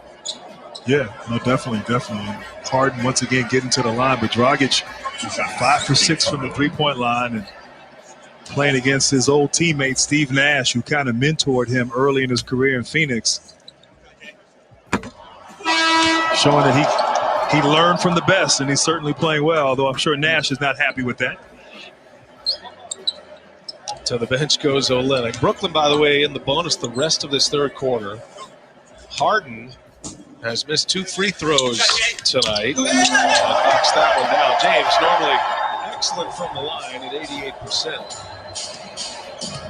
He's been quiet his last 3 games, has James Harden, after he went from 32 and 34 in his first 2. Nice finish by the Dragon inside. Up ahead, Durant. This is what Steve Smith was talking about. After the made basket, Brooklyn pushes it, and Durant will head to the line when we come back from this timeout. Brooklyn down 3. Spoelstra working the officials. Free throws for Durant when we continue on NBA TV Center Court.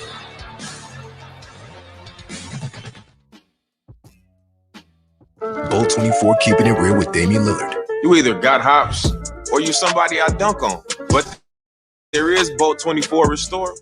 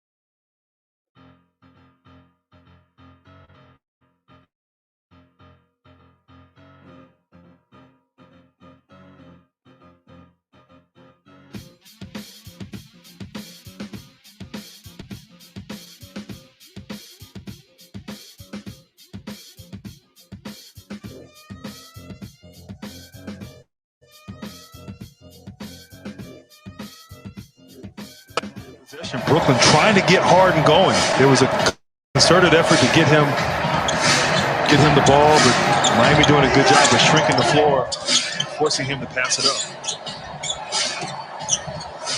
Adebayo with Harris on a mismatch. Durant comes over to help. Adebayo finds Dragic, who cans the three-pointer. Good ball movement, good five. Such a smart move there by Adebayo. He just takes the ball, has a shorter defender, and just baits the double team. Able to find the open Dragic as a result. Dragic has 11 in the quarter, Grant. He's got 20 for the game. Adebayo with his 4th assist.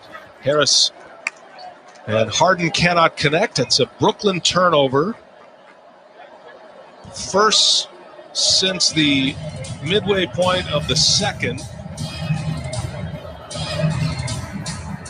And it puts the ball back in the hands of Miami. Now up 5. Here's Robinson. Leaves it for Adebayo. Akpala, left open, didn't take the shot. Just made one from that spot just a few minutes ago. And Dragic trying to go behind his back. Dribbles it right out of bounds.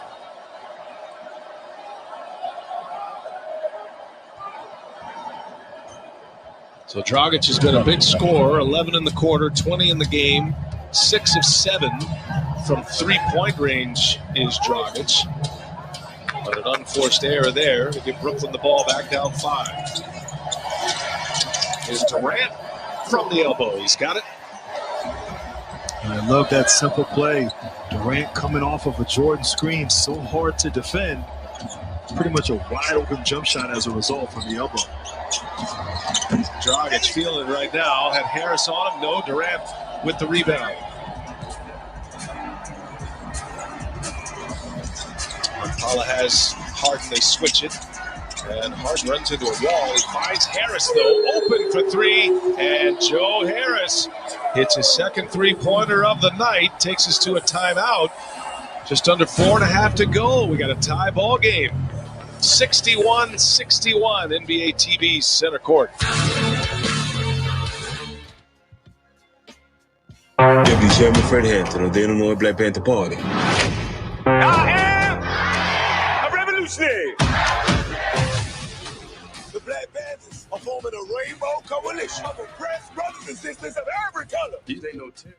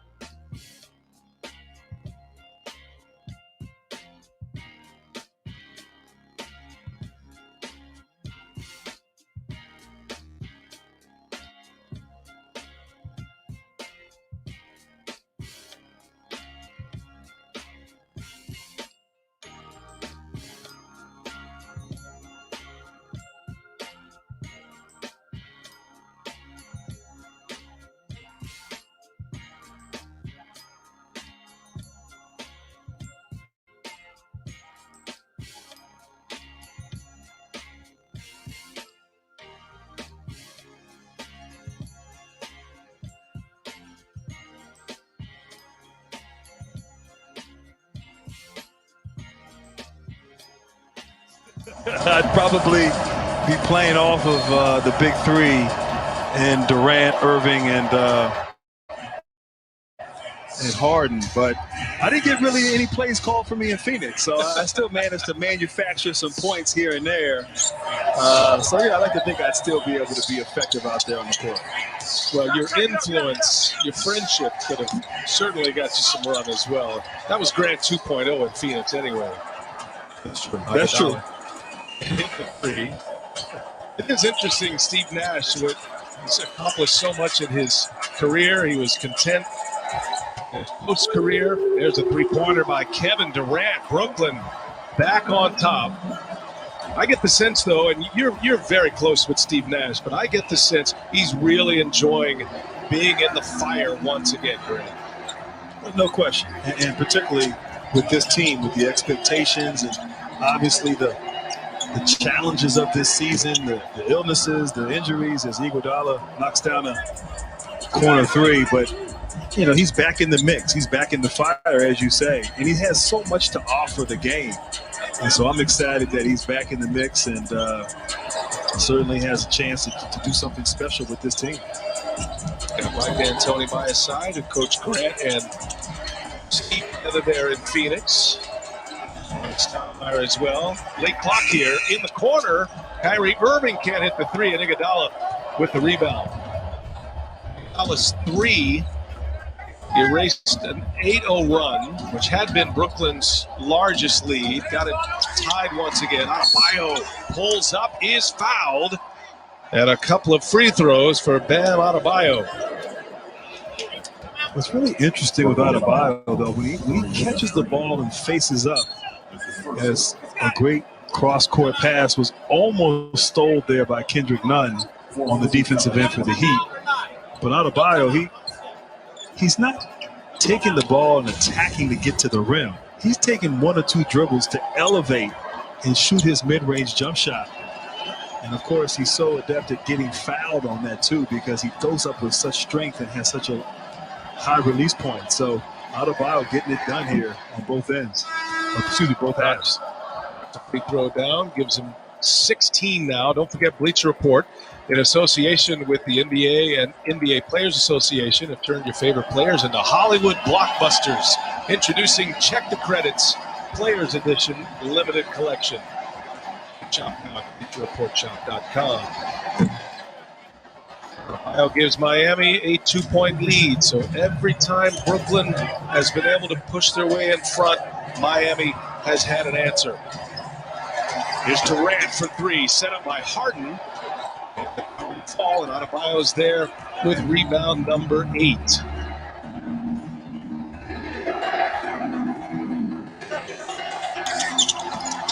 Adebayo gives it up. Vincent in the corner. And that time Adebayo off the mid-post, able to get to the paint, causing that open corner three. Harden bullies his way in, leave it for Brown, but was blocked. And now on the run out, transition three for Robinson. Oh, and Adebayo with the follow jam. Adebayo is just dominating. His energy, his effort, not giving up on the play. No block out defensively for the Nets, and Adebayo makes them pay. And then right there, contesting that Durant layup. And a 7-0 Miami run. Can they add to it? Nope. Iguodala stepped on the sideline. Saw Durant go crashing to the floor. Adebayo from behind, blocking Brown, and then flying down the floor for this follow. What a player, Durant. All-star last year. He's 6'9". Nobody in his time in Kentucky expected this kind of talent in the NBA. Thought he'd be an NBA player and a good one, but not this level. He's trending as one of the most important players on his particular team that we have in the NBA, as Jeff Green sticks a little mid-range jumper. When you think about the young players in this league, the young players at every position under the age of 25, you know, Adebayo, I don't know if you call him the power forward or a center, but he's certainly in the conversation as one of the best. So much promise and so much improvement, as you said, BA, in that young man. Boy, Duncan Robinson cannot buy a basket to get back.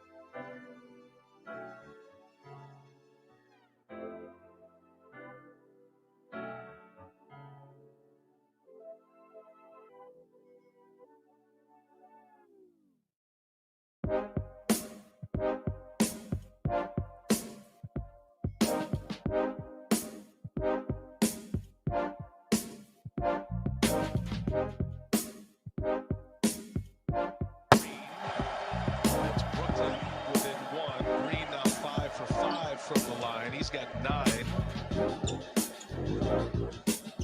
Take a look at Reggie Perry, who's a big player that's getting a lot of run currently. Center, but he's certainly in the conversation as one of the best. So much promise and so much help this side. He was made by Cleveland. There's been rumors about JaVale McGee, a big man. Steve Smith and Grant Hill talked about a potential 3-and-D player that could be available. We'll see. There's a pick by Harden. Going all the way in for the two-handed jam. I love how Harden is able to use his body there to shield off the Chua trying to chase him down. Got the right angle and able to finish with ease. Gives Brooklyn the lead, 70-68. Duncan Robinson's had a rough shooting night. Iguodala from the wing, missed badly. Durant with the board. Shot clock is off.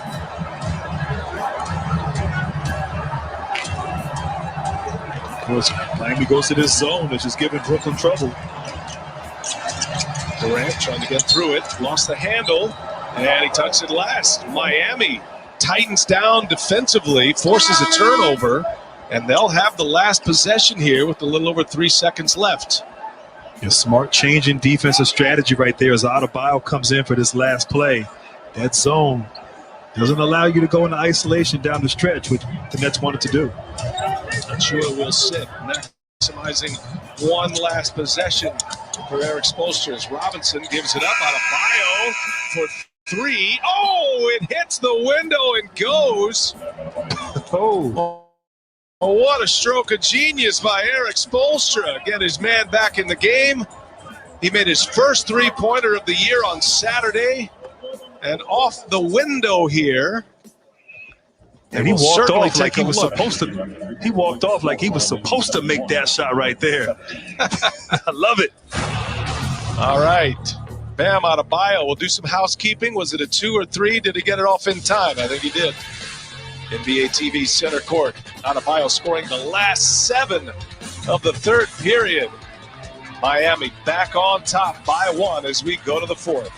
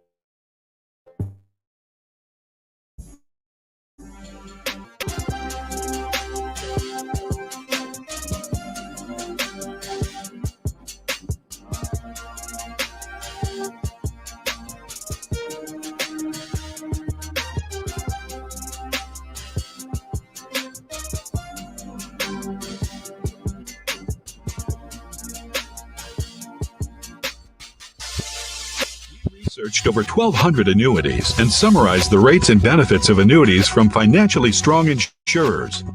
Again, that's annuity do's and don'ts for baby boomers and a free annuity rate report, both absolutely free, for calling Annuity General today. Supplies are limited. Call now. Call 800-514-4546. That's 800-514-4546. My basketball when I was 3 years old. I've been really blessed within the game, and the game has given me so much.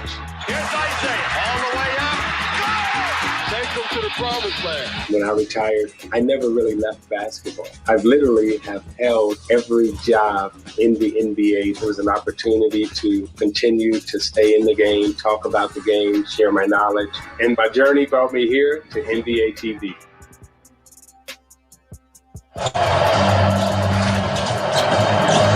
NBA TV center court, got a good one here. Fourth quarter underway, Nunn trying to leave it for Achua. And it's going to be a foul on Kyrie Irving. How about Bam Adebayo? Coming off a 41-point game, a career high, Grant, on Saturday. He made his first three-pointer of the season, and then they run this play for him. And he cashes it in, scoring the last 7 of the quarter. Yeah, he has gone to Brooklyn and become a three-point shooter. Bam Adebayo, though, just tremendous. His game, his efficiency, his confidence. And Spoelstra knowing they're down the stretch. Get him in the game, he will make something happen, and he did at the end of the third. Adebayo's already made as many threes this year as he did all of last year. He's 2 for 3. He was 2 for 14 a season ago as Nunn comes up short. Iguodala gets the board. Precious Achua of Memphis, the rookie, gives it up. Robinson, he keeps shooting and he keeps missing. Robinson now 1 for 9 from three-point range.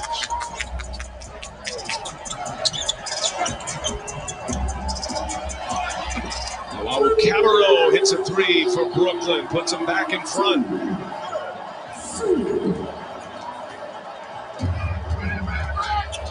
Adebayo with 22, he and Dragic combined to score 18 of the 26 points Miami scored in that third quarter. Dragic scoring again, had it blocked, and a foul. So contact perhaps on Irving. Good ball movement here by Brooklyn. Great ball movement. Obviously right there, being unselfish, stepping up and knocking down the three-point shot, the corner three. So important to this team.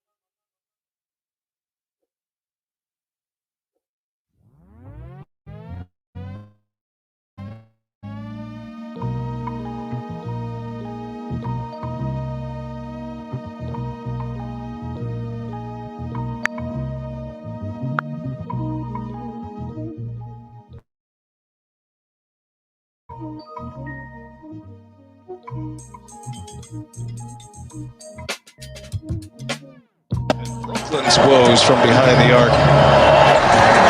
Protecting the rim. A defensive stand for Brooklyn despite the offensive boards by Miami. And now Irving almost losing the handle. Now he does. Achua gets the steal. Here's Iguodala, the whistle, and the English. It goes. Andre Iguodala, a chance at a three-point trip down the floor for the Heat. And right there defensively, Miami just forming a wall as Kyrie was trying to penetrate there, causing him to turn it over and getting it up ahead to the veteran, Andre Iguodala. He didn't even see the rim. He just threw it up there. He was able to get to the free throw line for the three-point play. But you see how when Harden and with Kyrie Irving, when they get the ball, Miami's so good at shrinking the floor on defense, so they see a bunch of bodies, hard to get into the paint against this defense of the Heat. Iguodala cannot convert. Brooklyn with the ball, down a point. Miami regains the lead with that layup by Iguodala. Here's Irving, contact, and a couple of free throws coming for Kyrie Irving. And a smart play. I mean, right now offensively, Brooklyn struggling. Kyrie 5 for 14 from the line. So not settling, attacking, and getting into the teeth of the defense. And Kyrie's so good at using his body to draw the foul. Almost had a three-point play opportunity, but gets to the line to try to find some rhythm. Only a second trip to the free throw line. Had an and one in the first quarter. He's made both of his free throws. Harden back on the floor. James Harden tonight, Grant, with 10 points. He's got 6 assists in the game. Harden is the NBA's leader in assists per game at 11 a game. Brooklyn back in the lead, 75-74. 3 minutes into this fourth quarter on NBA TV.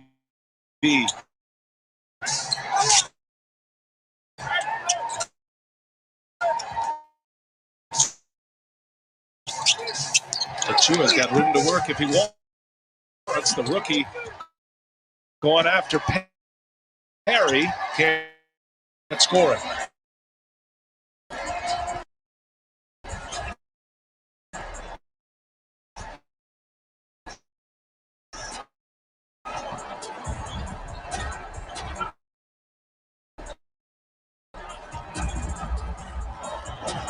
Harden on the drive. No, kicks it. Green for 3. Achiuwa the rebound. Keeping the Nets out of the paint, forcing them to settle for jump shots. Gives it up. Iguodala looking for help. None. Wawu Cabarro on him. There's Iguodala. Late in the clock. Three-pointer is short. Here comes Kyrie Irving. Gives it up. Wawu Cabarro. It's a little cumbersome. And Brooklyn cannot convert it. Transition. It'll be Nets ball. 17 on the shot clock.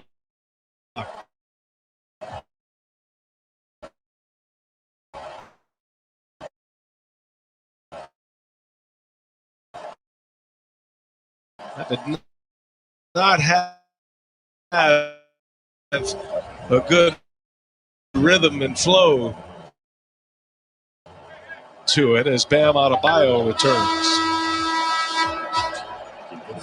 It looked like shot was blocked. A little too casual. Now the reinforcements coming in. Durant can close out this game. Well, the big three. And finally, see how Miami shooting contest shooters, but can't leave open. Pointers made for Brooklyn in this fourth quarter. Here's Adebayo. Rises up over the rookie. Off the window, he scores it. Reggie Perry with a foul. And Bam Adebayo continues to put up the big numbers here in Brooklyn. Hey, what a tough shot. I mean, I thought this was good defense.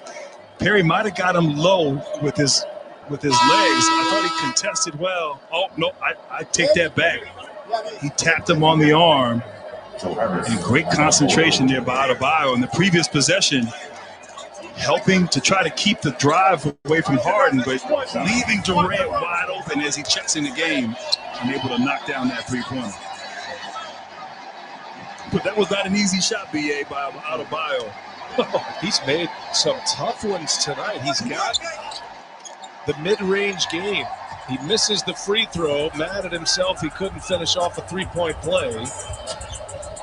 Adebayo with 24 points, 10 rebounds. Three-pointer hoisted up. There is Nunn with a rebound. Now Miami a chance to tie or take the lead here. 7.5 to go in regulation. James Harden on Nunn.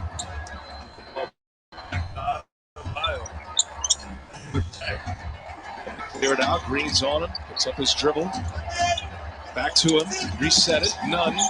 And Nunn scores. Strong layup again. Nunn with the right hand, his offhand, and we're tied at 78. Tough finish, but I love that Adebayo.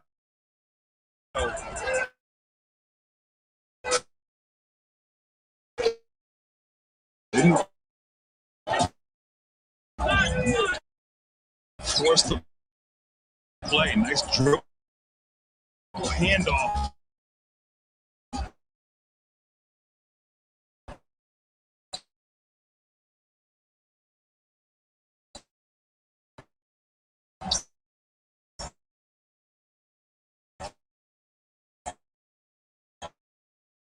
Creating the shot up to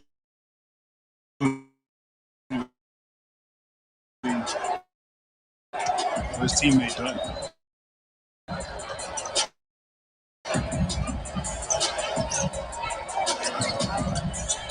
Durant lost the handle. Getting late in the clock and a hoist up a three. Does so and rattles one home.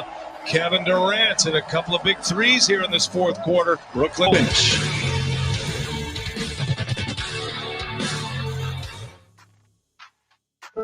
Bowl 24, keeping it real with Serena. If you've never worn a catsuit to work,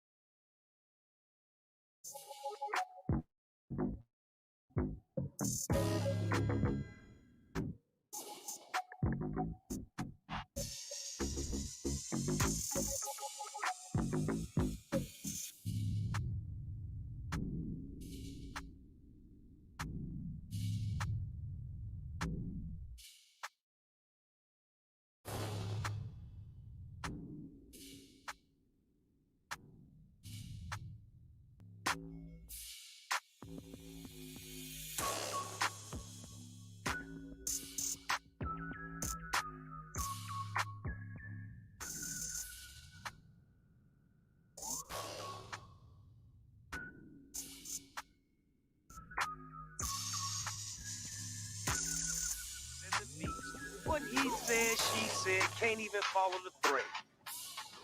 Right today.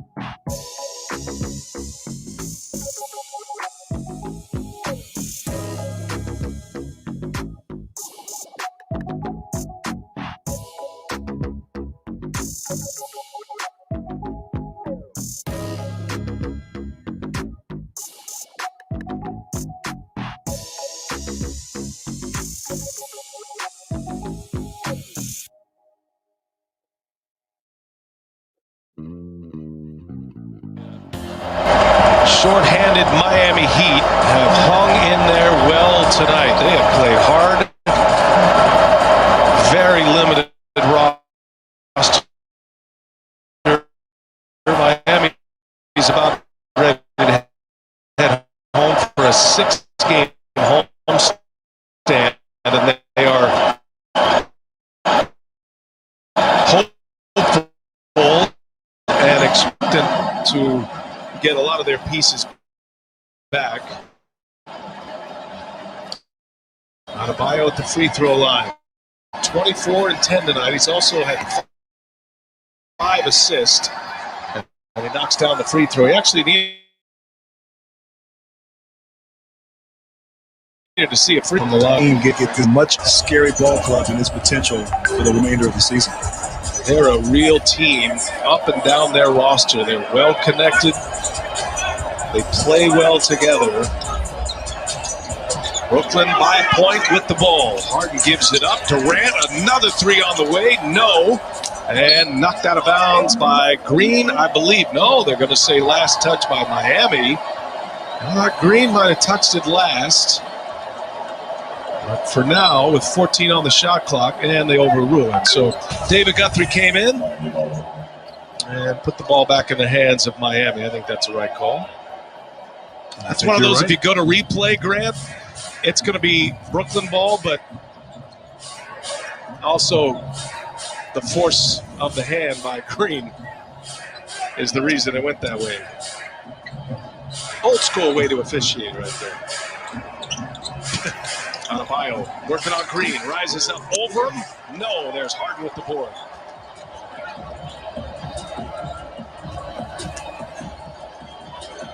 Harden losing the handle. Oh, and a foul on Kendrick Nunn. And that Miami bench is irate.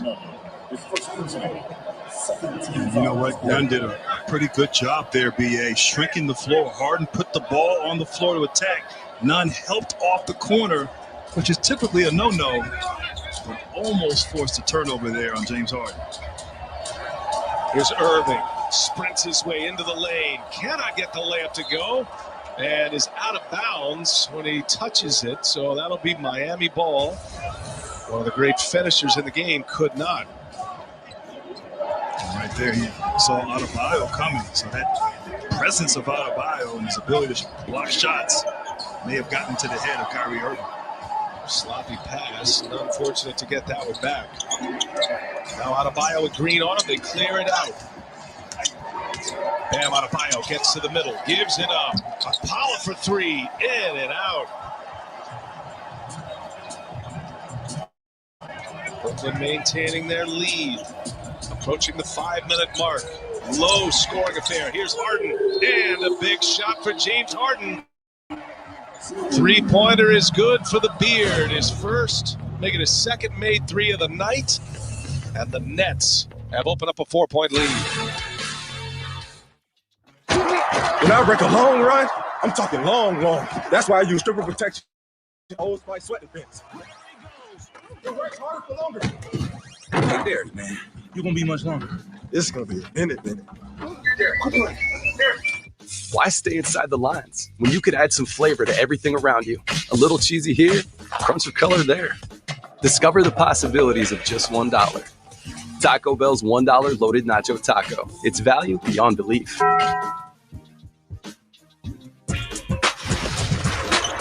Curry comes and gets it, thinks about a three to pass Reggie Miller, doesn't take it. Now drives on Gobert, snakes it back out to Green, resets Curry, right corner three, got it, he's number 2 all time on the NBA list of three-pointers made. Stephen Curry, now the chase is on for Ray Allen. He's on display on NBA TV. It's the Warriors and the T-Wolves coming up next.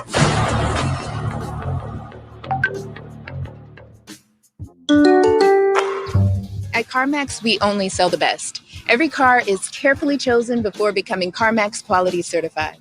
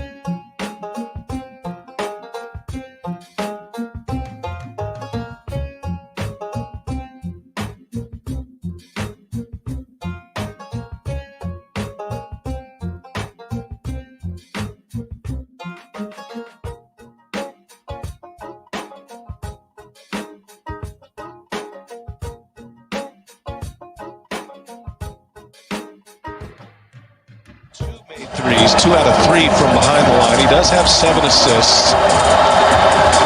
He has been the one that has deferred a little bit as the big three are playing in their 3rd game. This is Harden's 7th game. They'll make it his 6th game with Brooklyn. And a turnover. Green with the steal. Adebayo turns it over. Brooklyn by 4 can add to their lead. 13 turns for Miami. That last shot. Expect James Harden to maybe try to find his rhythm on this play. And here goes Harden all the way in. He scores the layup. 18 points off those turnovers for Brooklyn now. And a 6-point lead. It's their biggest lead of the night. Miami needs a basket. None. And that one denied. Harden got a hand on it. He and Durant, they're defending.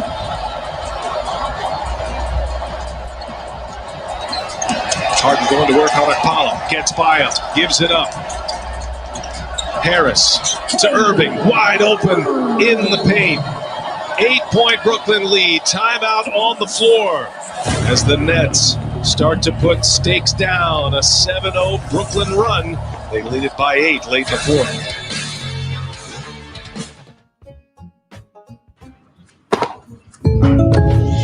Did you hear that?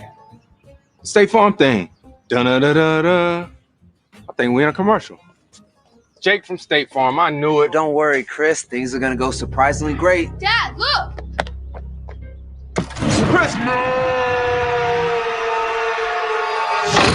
Ooh, see? Surprising. Just like State Farm's surprisingly great rates. I didn't even record. Like a good neighbor, State Farm is there.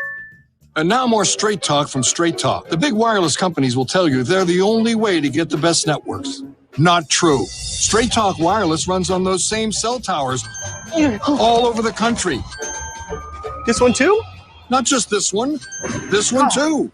Which means you get the same great networks for up to 50% less. Makes sense.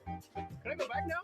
Oh, sorry. Switch to a limited plan for just $45 a month with no contract. Straight Talk Wireless, only at Walmart. Well, we had our poll on Twitter tonight. NBA TV wanted to know, last possession, whose hands do you want the ball in? Heat Nets. And Kevin Durant, the overwhelming favorite on our social poll. Grant Hill. Hey, you know what? I'm a man of the people. I got to go with the people on that as well. I think Kevin Durant is the guy, but you really can't go wrong with any one of those 3. I really believe that. Big miss for Duncan Robinson coming out of that timeout. Robinson is 1 for 10 from 3-point range. It has been a rough one for him. 8-point Brooklyn lead. Harden has been excellent here in the 4th. Dragic fouls him. So, Grant, the big 3, Harden, Irving, and Durant in this 4th quarter, they have scored all but 3 of the points, 15 of the 18 on the board. Durant has 6, a couple of made 3s. Harden's got 5, Kyrie Irving with 4. And it looks like that they're putting the ball in Harden's hands last 3 or 4 possessions. He's had the ball and made plays and been pretty effective and efficient while doing so. Miami opts to double team.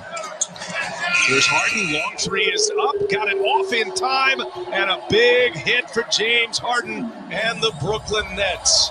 The lead is 11.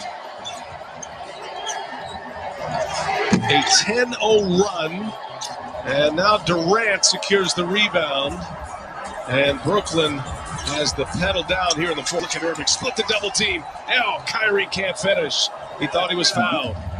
NBA offensively, Brooklyn really efficient, but it's their defense. They're getting stops right now. They've really been able to tighten the screws on defense and force turnovers like right here and get out and convert off those turnovers on the other end. For Miami, that's their 14th turnover. Brooklyn's turned it into 18 points and a chance to add to it. Nope, that's going to be a travel. Harris with the turnover. And Kyrie getting out in the passing lanes, just like Coach K taught him. Deny the wings. And what a athletic, tremendous steal and save and starting the break on the other end. I know they're smiling in Durham. Jumped over the official, avoided rail cam, got the steal. Miami needs one desperately. Adebayo cannot get it to go. Green was defending. Avoided the foul, too. You could see Adebayo the rip through. He was trying to pick up a foul. Harden kicks it. Harris open in the corner. And another one is down. Finally, Brooklyn starting to make their threes in this fourth quarter. And a runaway train here, up 14. Dragic blows the layup. And once again, a lid on that basket for the Heat. Just tremendous defense and effort, multiple efforts on the defensive end for the Nets in this 13-0 run. 13-0 sprint in about 3 minutes of game clock. It's Iguodala who knocks it away. 4.7 on the shot clock with 1:33 left. Or the closing kick by the Brooklyn Nets here tonight. And all the big boys involved.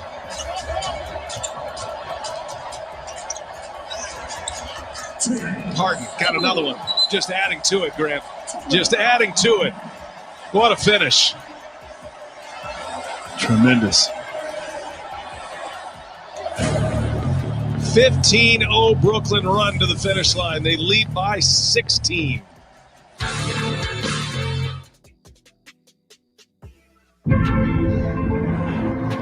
We didn't just build another hybrid.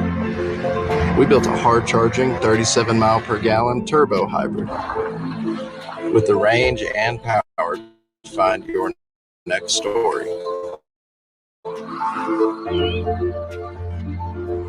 Wherever it might be.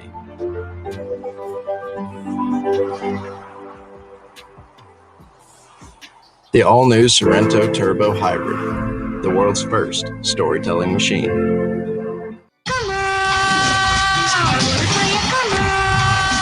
The journey continues. Break the new normal, now we move forward, new chapters.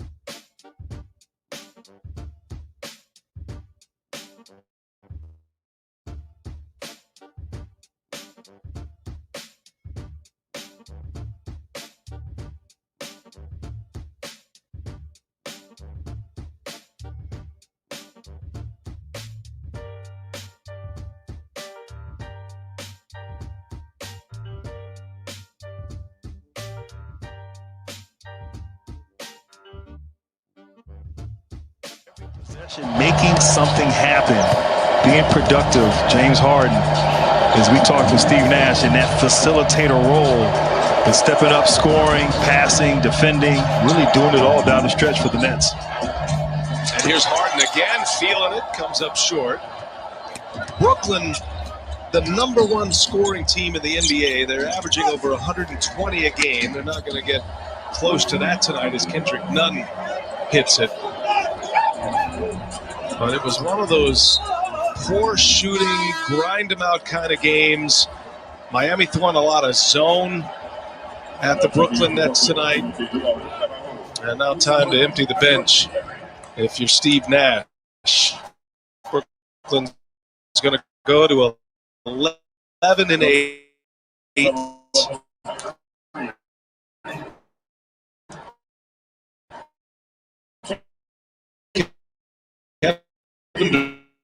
Durant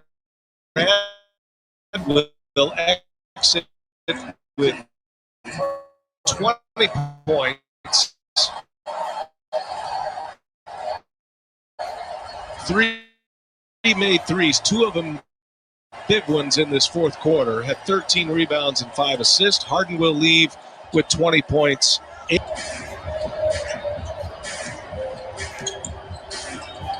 Don't forget, we got Minnesota, Golden State to back. 2-game series between those two. Even when Brooklyn took. What a fourth quarter. Nets outscoring the Heat 26-12. in the fourth. Eric Spoelstra knows he's got reinforcements coming. They're going to drop to 6-10, though. Miami on their way to their 6th loss, granted, their last 8 games. And just trying to piece together a roster on this difficult road trip. They'll have Denver on Wednesday night.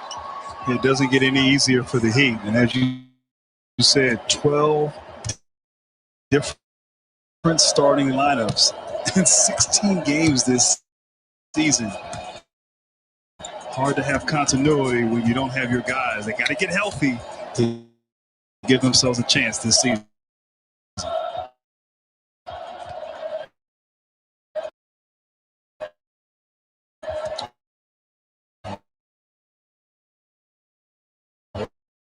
That'll take us to the end.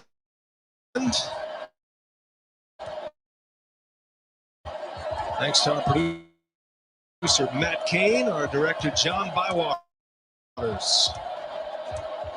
An entertaining game. Wasn't the prettiest game, but Brooklyn with quite the finishing kick. They won it 98-85, a 14-point victory at Barclays Center in Brooklyn, New York. The ball in play one more time for 20. Bam Adebayo leads the Dragic had 21 as well. That's going to do it for Grant Hill. And thanks for watching. State Stephanie in Eastern VA TV Center Court. It's a winner for the Brooklyn Nets. They beat the Miami Heat on a Monday night in Brooklyn. So long, everybody. Enjoy the rest of your night.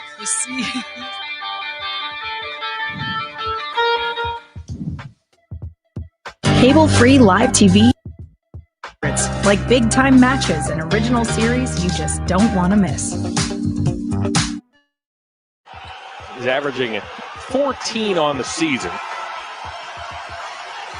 And his last 2 seasons with the Thunder in Oklahoma City. And with that, let's pause for a word from Wayside Furniture.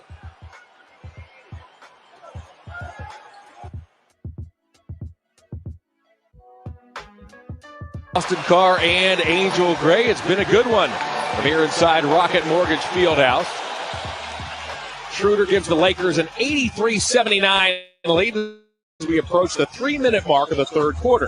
Want to finish here now, finish strong, and take it into the fourth quarter to have a game to play. Garland deals to McGee. JaVale puts it on the floor. Hooks from the right baseline and squirts over Harrell. The big fella, get to your spot and lay it in. Harrell looked to the heavens. He couldn't believe that went in. Matthews on Osmond. Looks to shake. Jetty holds his ground. Windler pokes it away from Kuzma. Windler to the bucket. Yes. He hammers it. Oh, my. Dylan Windler with the flush, and we're tied at 83. A little defense to offense and throw to hammer down. Windler wanted a foul call as well on Kuzma. Yeah, it looked like he fouled him. Harrell now.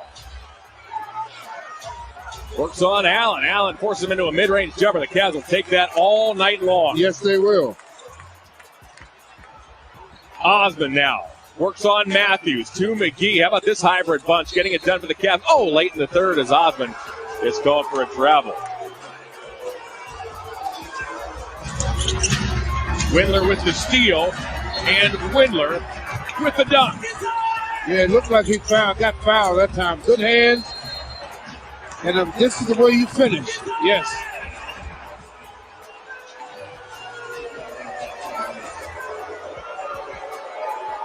Oh, boy. He's really. I don't understand why that was not called.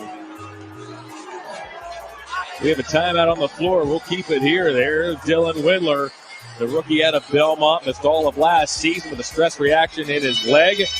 Broke his hand opening night this season, just recently returned, and in this ball game in crunch time, making an impact for this Cavalier team.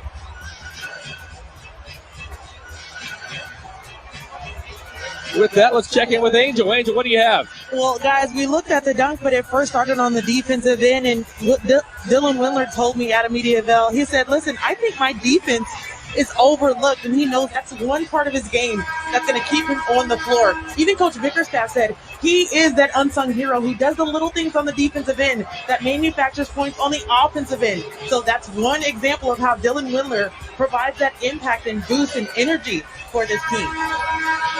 High IQ on both ends. JP added, he knows his gaps, he knows his angles, and makes a strong defensive play right there.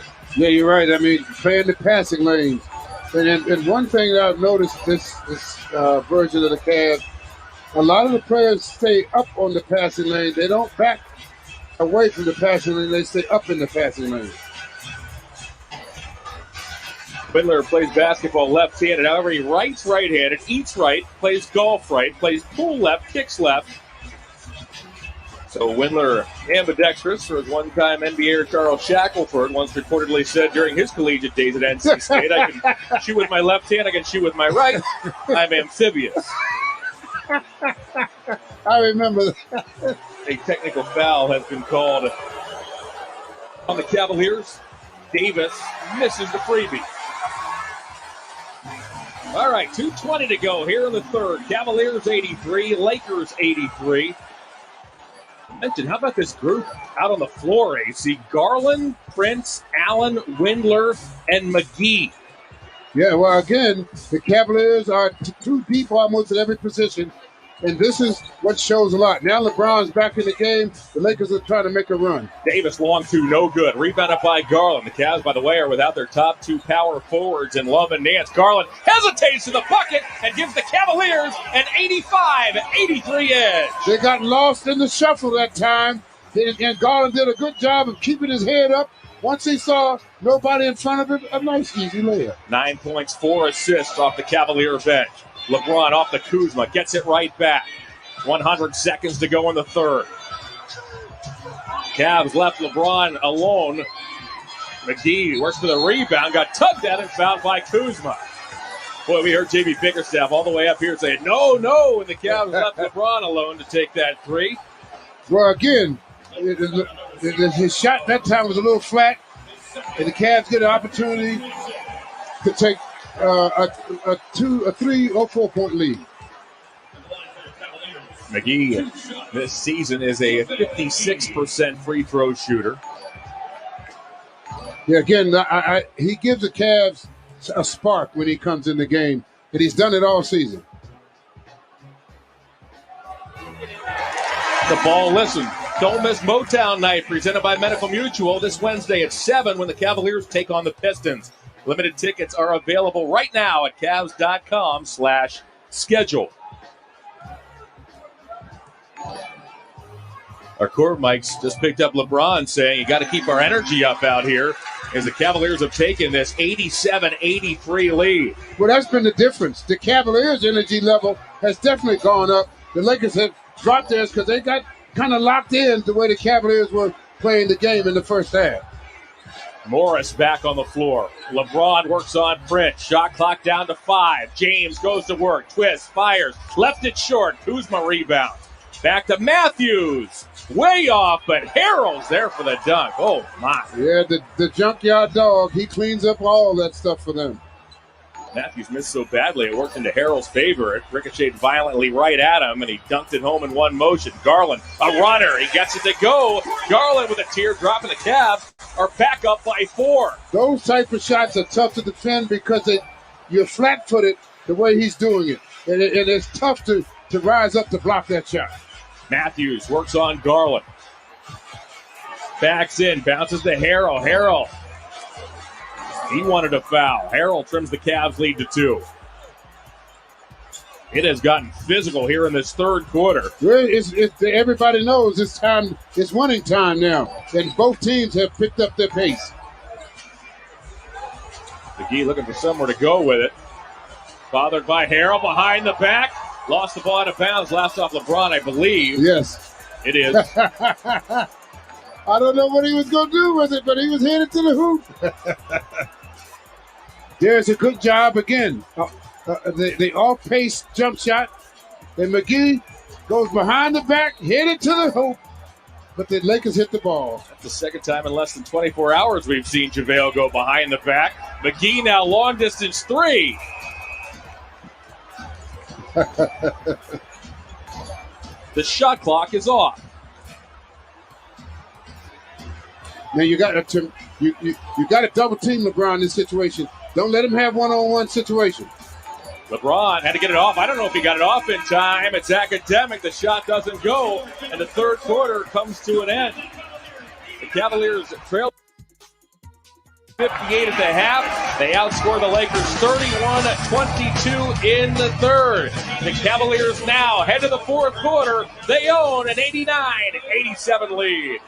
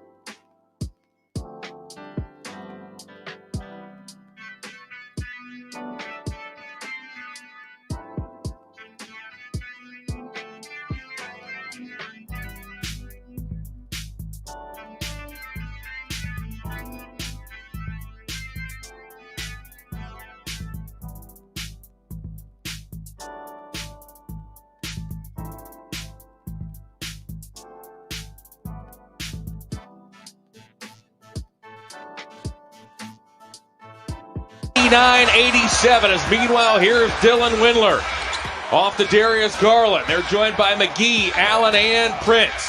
McGee squares up on Harrell. Takes a double from Kuzma, bangs and scores. McGee with some energy off the Cavalier bench. The former Laker has 8. Here's LeBron James. Started at 10 of 11. He's missed his last 5. James with 25 points on the evening. Harrell spins on McGee. Flushes. J.B. Bickerstaff waves his team ahead. Garland obliges. Garland gets inside Matthews, gets leaned on, and gets fouled. Pretty veteran move by the second-year man in Garland. Felt the pressure from behind and threw the foul. Yeah, Harrell is a beast inside, and he is a strong guy. And he gets off the floor well, and he is tough to handle. You got to stay somewhere in contact with him so he can't use his leaping and strength at the basket. Garland up top for Allen. Boy, it sounded like there was a slap. Yeah, the Cavs are going nuts. LeBron the other way. In toward Prince. Lays it up and in. It was a slap. You can hear it all the way up here. 91 apiece. Lakers trying to ramp up the defensive effort now. You got to stick with them now. Use their aggression to your advantage. Harrell's right out on McGee. LeBron tried to double. Somebody's open. Windler feeds inside to Allen. That one's called on LeBron. Let's take a listen. That last play where the Cavs thought a foul should have been called.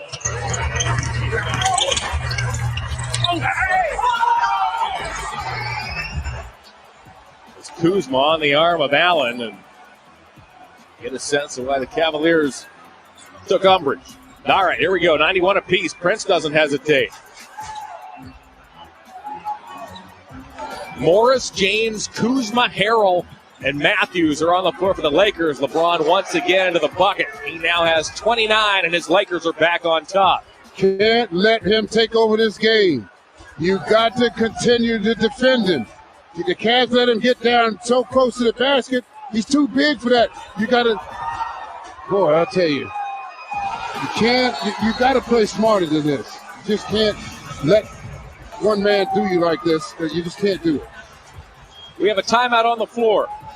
LeBron has 31.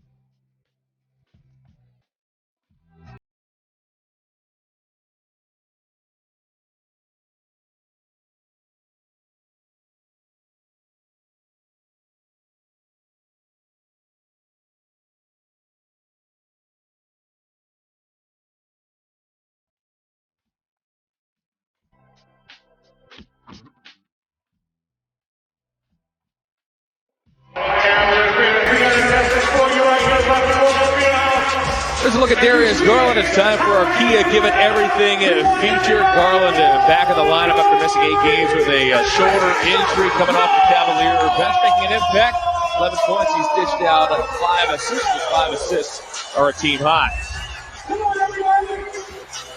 Cavaliers trail this ballgame 95-91. Just under 2 minutes in fourth quarter. Andre Drummond's back in the ballgame. 21 points, 16 rebounds for Drummond, joined by Sexton, Allen, Prince, and Okoro. Drummond back to Prince. Prince toward the bucket. Stops. 10-footer. He's got it. Yes, Cavs did a nice job of running the play that time. They got Drummond's man involved, so that left Prince with a slow foot guy on him. 7 points for Torin. He's also grabbed 4 rebounds and dished out 4 assists. Harrell off the James feed. Puts it up. Blocked by Allen. Get that weak stuff out of here. Here comes Sexton. Sexton down the lane. Rejected by James, but they're going to count it. Goaltending is the call. We're tied at 95. The basketball level of basketball has definitely picked up now. Harrell going in, thinking he's going to force Drummond, and his sidekick Allen comes in, and then LeBron goaltending the ball in the cylinder when he hit it. Frank Vogel has taken a timeout. He may be thinking about a challenge here. Goaltending is a challengeable call. Was the ball on the way down was the question. This isn't the look.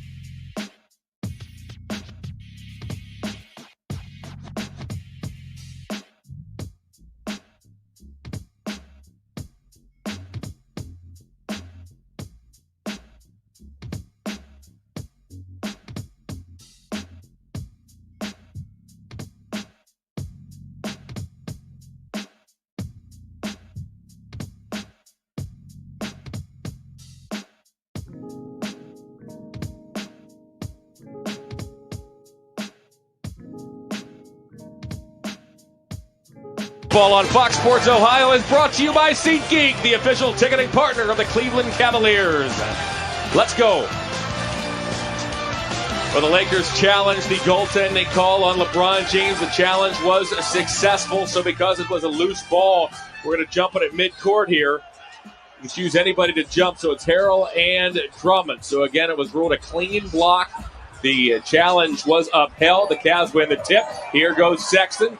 Sexton scurries into the forecourt. He's chased by LeBron. Drummond wants it. He gets it. Drummond works on Harrell. Tiptoes along the baseline. Prince fires an off-balance three. It's off the mark. At a bounce. Last off the hand of the Cavaliers. Allen, and belongs to LA. The Cavaliers got a little speeded up that time on the offensive end. Here's the call. Was it on its way up? It was close. Yeah, Looked like a good call. Caruso shakes on Sexton to the bucket. Reverse layup. Missed it.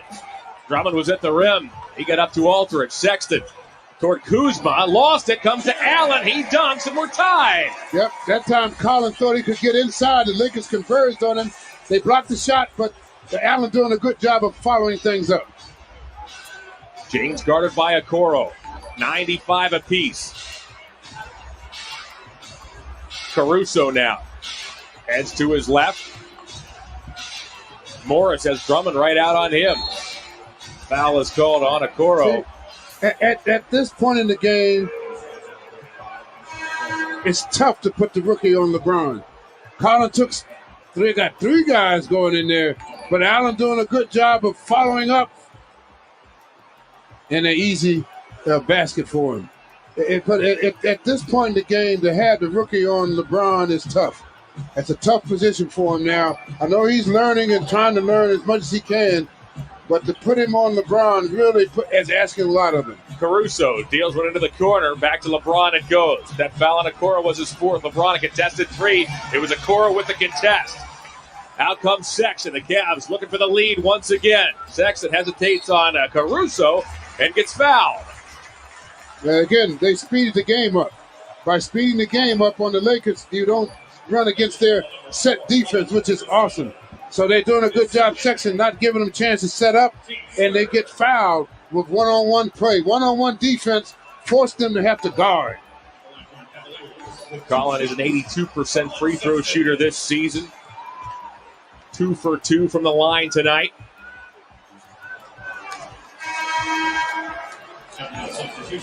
Everything counts in this fourth quarter. All free throws, good looks, got to make them. Cedi Osman checks in. He's 5 of 7 from three-point range. Because when you look at it, John, this is how the Cavaliers get their respect from the league. These are times when if you're trying to come out of the doldrums and rise up to respectability in this league, these are the type of situations you have to conquer. Davis, watched by JaVale McGee. Davis spins, tough shot, way short. Kuzma got a hand on it. That shot didn't hit iron. Kuzma deals inside, intended for Harrell. Anticipated by Sexton and knocked away. Good, because he was, oh my goodness.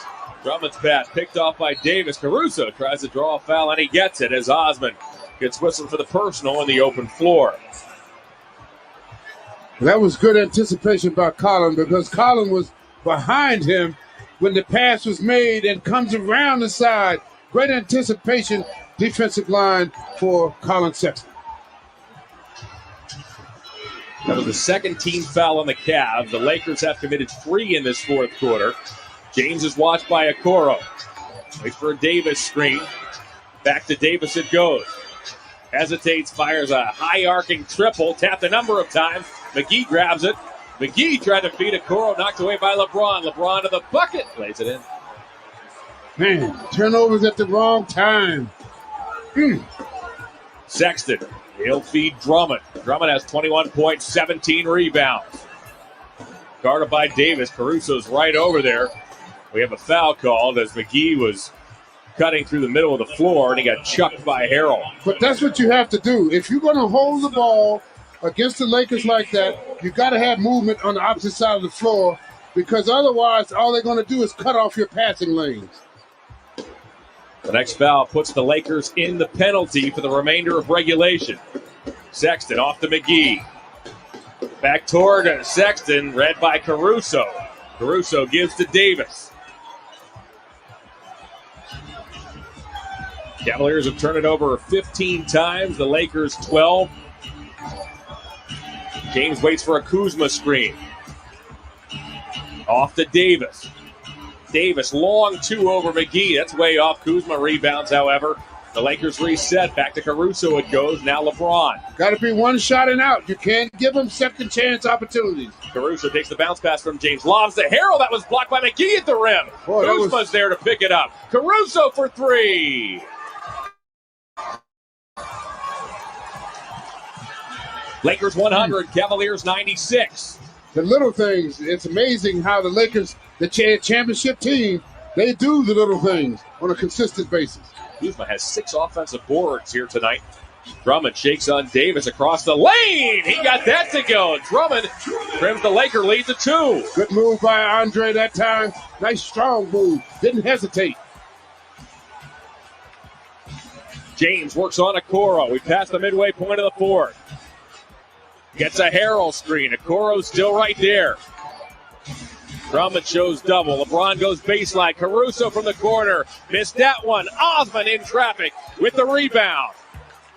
Cavs are starting to one shot and out. You keep them to one shot and out. Sexton bumped by Caruso. This has turned into a beauty in the second half. Collin directs traffic.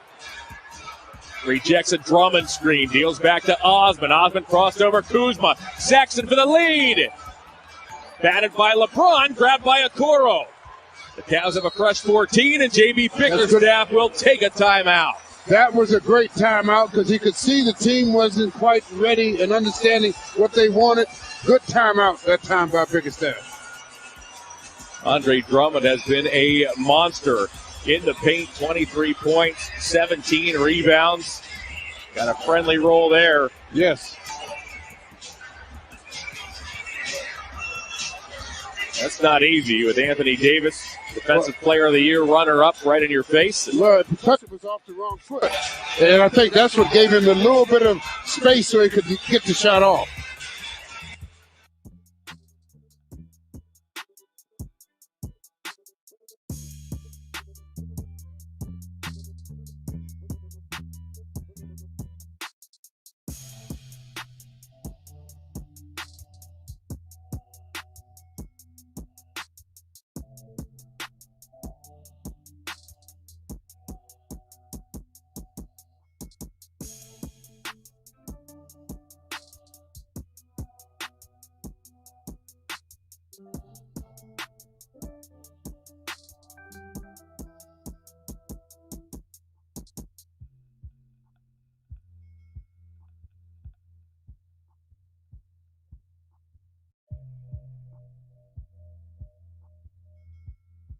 Doesn't he, AC? You can tell already at this young stage of his career.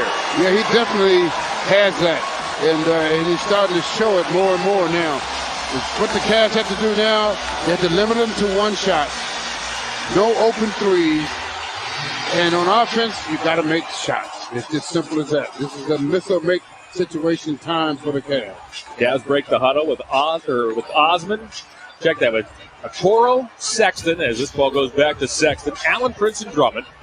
Sexton tries to draw a foul, got it up off iron. We have an offensive foul called on Sexton as LeBron hit the deck.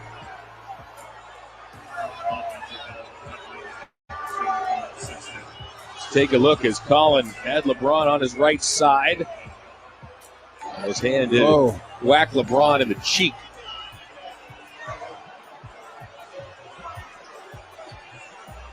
Yeah, he hit him pretty good there. And really, he didn't know LeBron was back there. I mean, he knew LeBron was back there. Sugar for replay. He didn't. It was not done on purpose. Meets the criteria of a flagrant foul. Now this is being reviewed. Is it a flagrant foul? As you may have heard, to see if it meets the criteria of a flagrant foul. And if the foul is deemed unnecessary, a flagrant 1, unnecessary and excessive, that's a flagrant 2. A flagrant 2 carries with it an ejection. A flagrant foul of either variety will give the Lakers 2 free throws and the ball back. The crowd here just got to look on the humongous crowd. You may have heard the reaction. Oh, man. If they call this a flagrant foul, I mean, to me, He's finishing the shot, and LeBron happens to be too close to him when he was finishing the shot. Again, I mean, it was not done in a malicious way. Here's Trey Maddox. Actually, Trey Maddox is going to take another look here. Again, the definition of a flagrant one is a foul that is deemed unnecessary. After review, is determined that the foul is a common foul. Offensive foul. Common foul. Common foul. Well, that's what it is. That's what it was. I mean, and LeBron just happened to get too close to him. So when he was finishing the shot to come down, LeBron was prepared to get hit by Collins' arm. He didn't throw his arm back behind him. So the good news is that it was a common foul. The bad news is that it was Sexton's fifth. Yeah, that's a tough thing now. But the Cavs can't stop being aggressive. They have to stay aggressive to win this ball game. Caruso to the foul line. Feeds Caldwell Pope. Under 5 to go in regulation. Caldwell Pope couldn't get Drummond to bite. Back to LeBron. He's got to hurry. Long distance three. Got it. Wow. James has 5 threes, 36 points. His Lakers are on top, 103-98. Drummond in toward Davis. Lost the ball momentarily, gets it back, beats Sexton. Sexton around Schroeder. To the paint, bounces to Drummond. Drummond put it up, blocked from behind by Davis. Out come the Lakers with a 5-point lead. The little things is what they do so well. I mean, they do the little things all the time. That's why they are champions. The Laker lead has increased to 7. 4 to go. Prince, as Allen got popped and fouled by Caldwell Pope, attempting to set a screen.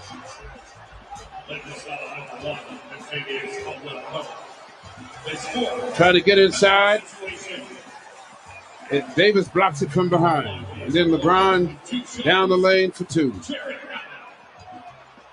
So Jared Allen is on the line. He's a 70% career free throw shooter. Visit the online Cavs team shop now and get 20% off select classic tees. Find the best selection of official Cavs merchandise, including Nike jerseys, hoodies, tees, and more at Cavs.com/shop. As Allen drains his first, Darius Garland checks in. Andre Drummond eventually departs. So the Cavs will go small here. Allen at 6'11". Next tallest player is Prince at 6'7". Well, again, you got to keep the pressure on them.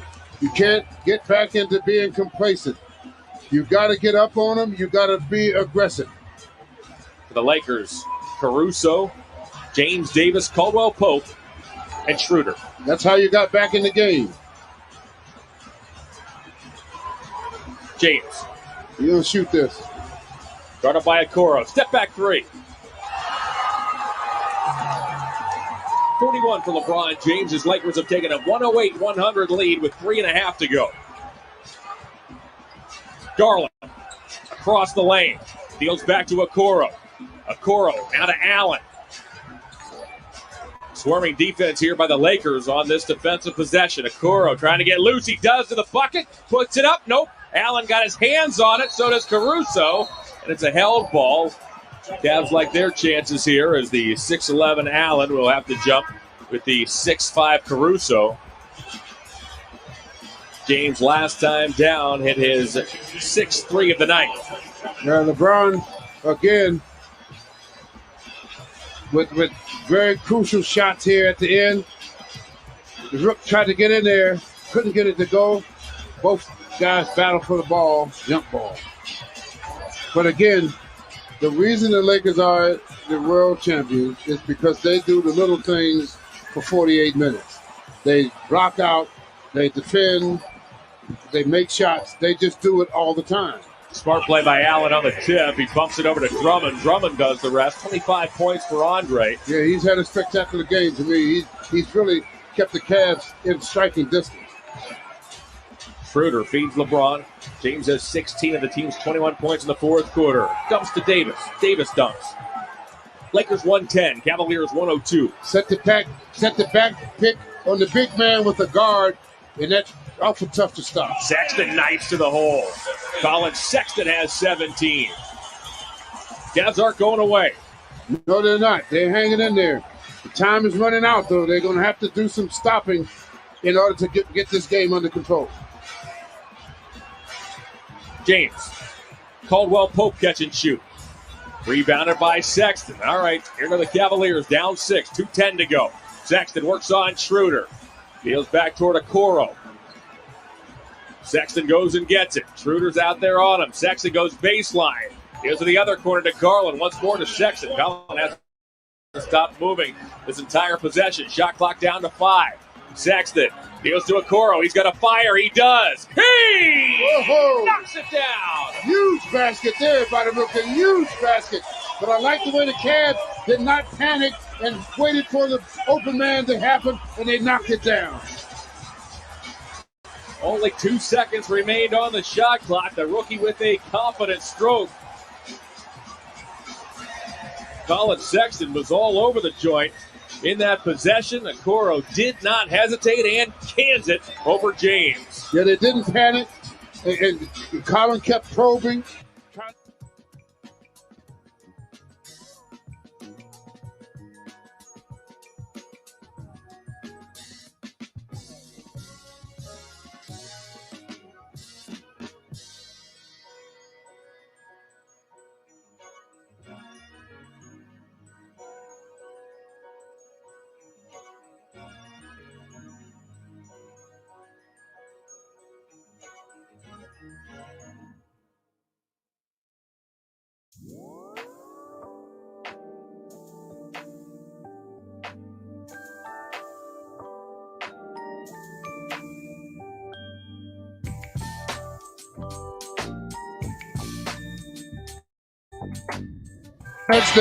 That is unbelievable. 5 games in a calendar week. That first week of February. Isaac Okoro and the Cavaliers have a little more magic up their sleeve as the Cavs are down 3 with 1:50 to go. Cavs beat the Nets twice on this floor just a handful of days ago. Back-to-back wins over Brooklyn. Well, I would say after the Celtic game, they have really revved their energy level back up to where it was and where it needs to stay all the time. Here we go. And a Schroeder.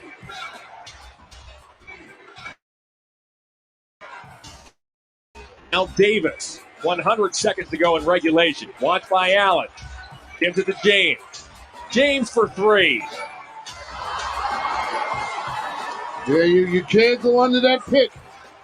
You go under the pick, you just set him up to hit that shot, and he's been hitting it all night. 44 tonight for LeBron. He's 7 of 11 from deep. Sexton looking to go back to work. The Cavs are down by 6. Sexton got bumped by Caruso. Lost the ball. It comes to James. You have to stay in belief of who you are. You have to move the ball in that situation and let the ball come back to you. James has a season-high 44 guarded here by Sexton. We approach the 1-minute mark.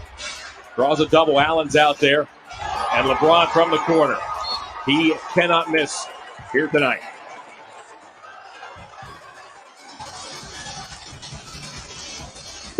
Seconds to go in the fourth quarter. This was the previous triple by James. Got that big Davis screen. And this one from the corner. This will tell you the entire story. Actually, that's the same one. Yeah, he's a one-man wrecking crew tonight.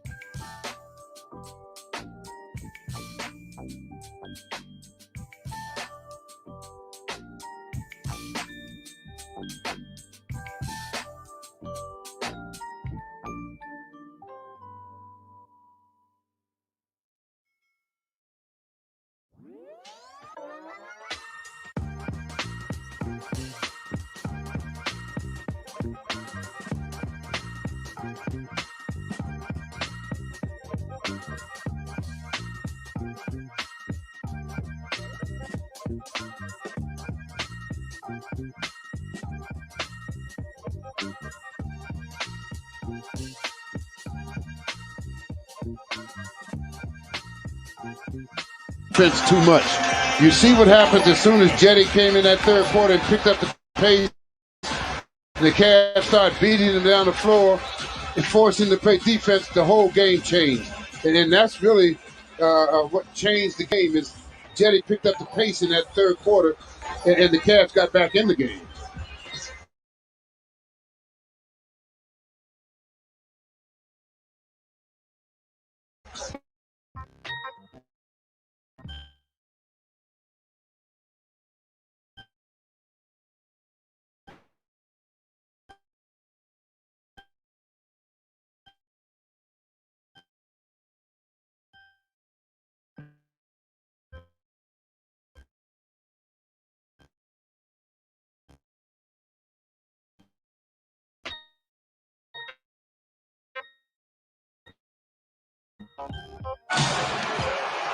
Sexton has stopped.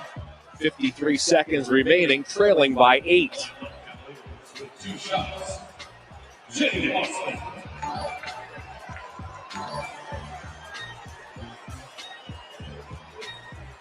Osman tonight, 2 of 2 from the line, 6 of 10 from the field. He's hit 5 threes.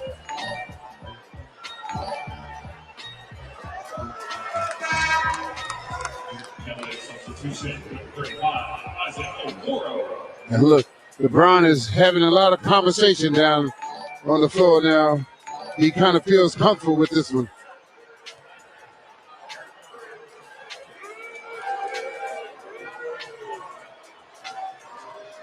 Osman eyes the target. 115-108. Schroeder, a jump pass finds Davis. Sexton fouls Davis, and Sexton actually checked that the foul's going to be on Osman. That would have been 6 on Colin Sexton. However, it is Osman who's assessed the personal. First on the Cavs with under 2 minutes to play. Well, when you look for positives out of the game, the second half is where the Cavs are starting to get back to the way they played before the Boston game. I think they needed to understand the pace that they have to play at to be successful. Caruso in the corner. Now Davis. Shot clock down to 4. Caruso had himself open but couldn't take the pass. Osman a 3.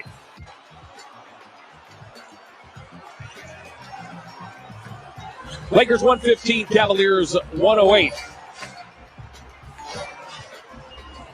There was a 1 second difference between shot clock and game clock. As mentioned, the Detroit Pistons will come to town and take on the Cavaliers on Wednesday.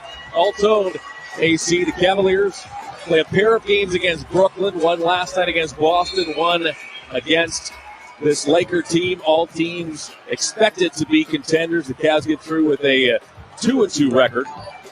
Right, when you think about where the Cavs are, where they have come from to where they are now, I would take 2-2 against contending teams. And that will do it. Andre Drummond leads the Cavaliers with 25 points and 17 rebounds. LeBron James tonight, 46 points for the Lakers, 19 of 26 from the field. As the Lakers come to town, they remain perfect on the road. The Lakers now run their road record to 10-0. Cavaliers got 20 points from Jetty.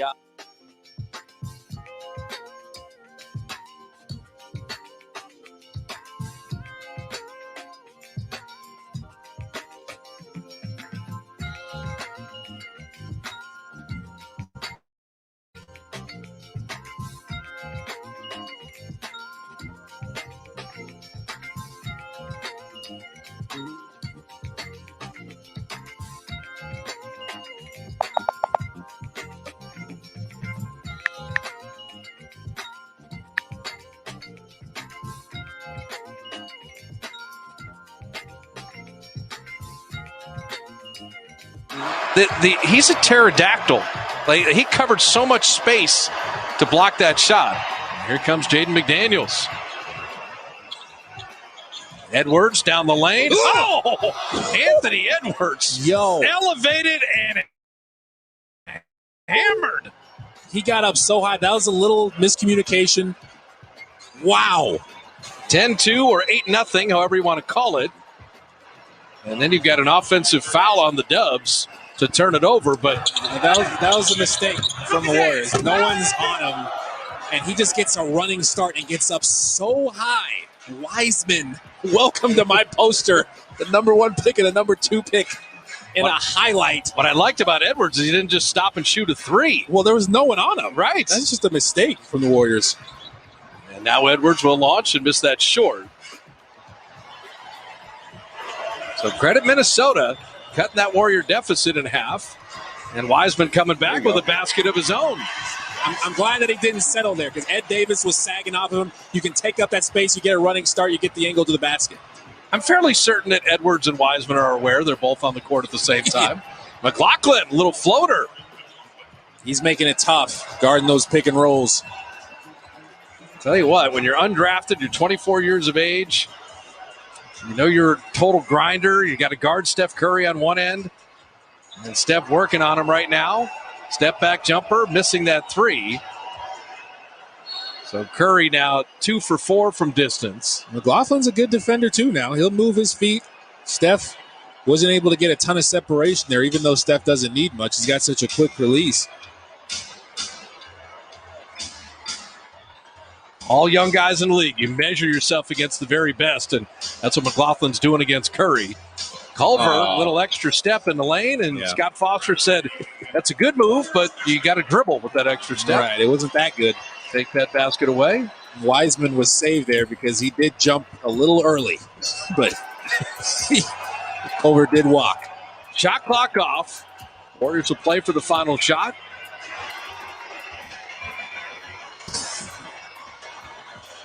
One 4 set. On 5.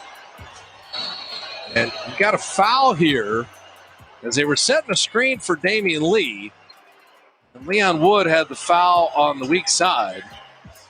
And they're trying to get some action. Steph was just going to use that to his advantage and try to lull him to sleep. He was seeing if the defense was thinking he was going to pass it and just use all that to his advantage and just blow by someone as they're setting up something down there. Minnesota did not have a foul to give, and so Damian Lee will get the 2 free throws. He was trying to come through that screen and was held. And drop it in the free throw. You know, Damian, after shoot-around today, had something really interesting about the rookie Nico Mannion. He says on the bench he'll ask Nico various strategy questions. Hey, how are we supposed to play this ball screen? What's this out-of-bounds play? Quiz him. And quiz him, exactly. Keep him mentally engaged. I love that. You know, and that for Damian, that's such a vet move. It is. To really, you know, still engage the youngster. And it helps Damian, too, stay sharp, you know? Free throws down. Laughlin for 3 and rim that out. Now, we got a little surprise for you. Marquise Chriss is going to join us in the second quarter. Great news. We have missed him. We'll catch up with Keese straight ahead as the Warriors up big at the end of 1. I like the hoodie. I am proud to introduce Chairman Fred Hampton of the Black Panther Party. I'm free, y'all. You can murder a liberator, but you can't murder a liberation.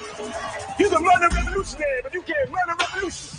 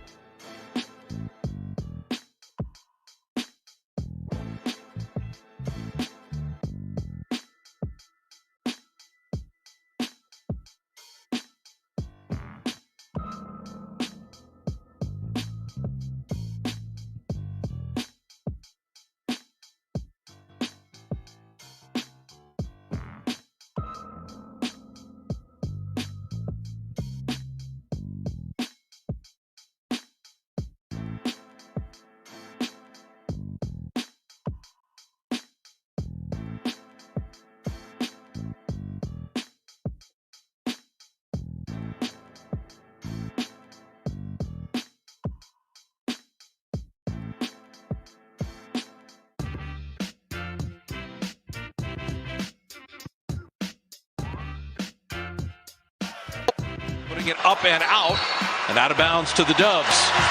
Yeah, Marquise, Coach Kerr talked about how he loves your disposition and your positive attitude and how you're still bringing the joy. What happened in your life that made you like that? What experience made it to where you can just look at it that way? I mean, I'm just thankful to be here, man. There's a lot of people out there who live a lot harder life than I do. Yeah. You know, and I think just taking every moment for what it is and just being thankful that's a nice move.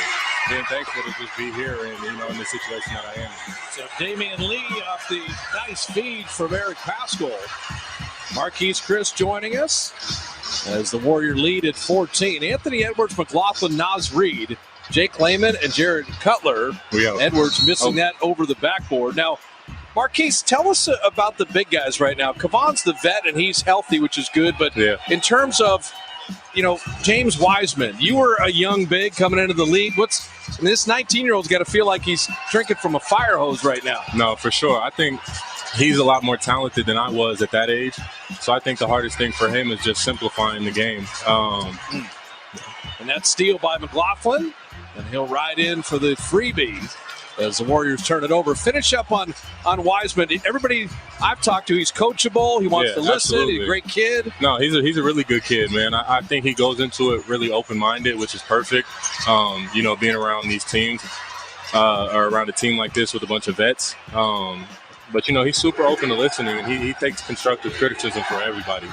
And, you know, like I said, he's just super talented. I think the hardest part is just making it simple for him, you know, because he's able to do so much. Oz Reed get out the Layman. Shot clock at 7. Jake Layman flipping it up and in. Yeah, the help came on that first drive, and that's just a good attack from Jake Layman. Pull up. Damian Lee and Pascal playing with Oubre, Wanamaker, and Bazemore. And they want Kelly to attack, and he does. Floats it a little short. It was deflected, got his own rebound, tipping a couple different times. So the Warriors have had some point-blank opportunities here. And then running the floor, Culver is spilled. Yeah, Minnesota's got a little momentum now. They're making it tough with the basket, somewhat tough. The Warriors probably should have converted a couple of those at the basket, but they're getting out and running. They do like to play fast. They're getting downhill, attacking the rim, not settling for jumpers. Marquise, what about playing the same team 2 times in a row? From a player's viewpoint, what do you think about that?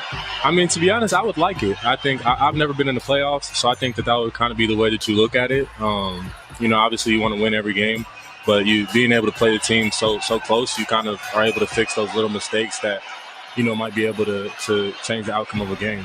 Marquise, you were just talking about James Wiseman. When I think of bigs, I always think of pick-and-roll defense. What's your approach to pick-and-roll defense? Because obviously you'd like to be able to stay with the roller and guard the pick-and-roll with 2, and that's one of the things James Wiseman is working on too. Yeah, I think just realizing how big he is. You know, I think early last preseason I wasn't very good at it either. You know, Layman on the little weave, and Steve Kerr's got to use a timeout. The 17-point lead being trimmed by the Minnesota 8-0 run. So down to 6, and a little running of the Wolves making the game closer.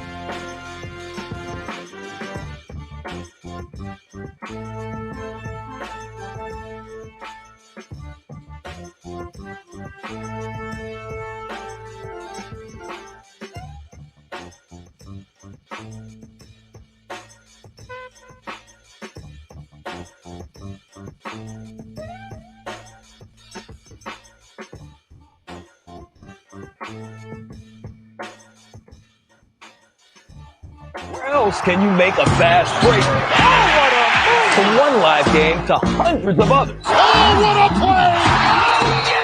Where else can you watch every team or just your team whenever you want? Sledgehammer up the other end. On your phone, TV, or tablet. Only here on NBA League Pass. Call your TV provider or go to NBA.com/watch now to order. Having a little fun with the 23-year-old Marquise Chriss. And a year ago, you're talking about a shot blocker, a rim runner, a dunker, and I think the best basketball Marquise Chriss has played in his young NBA career. Absolutely. A perfect pick-and-roll finisher, and he definitely is an underrated passer for sure. For a big. All part of our All-State good hands. And, you know, the 20 minutes, 9 and 6, 55% from the field, and 9 double-doubles. I really think that this spot for you, and, you know, this is a big deal because they're talking about Andrew Wiggins and D'Angelo Russell trade. Mm-hmm. What is it about a guy when you find a franchise that you fit in with? I mean, I think just being comfortable. I think this is one of the first times I've ever really felt like appreciated every single day that I come in, you know, and I think that it reciprocates onto the court. You know, people want to play for people like that. So, you know, I go out there and try to give my all because they believe in me and they brought me here and took a chance on me. So I try to do the best that I can. You had some of the most incredible highlights last year, bodying people, Yeah. some of the alley-oop catches you had, block shots.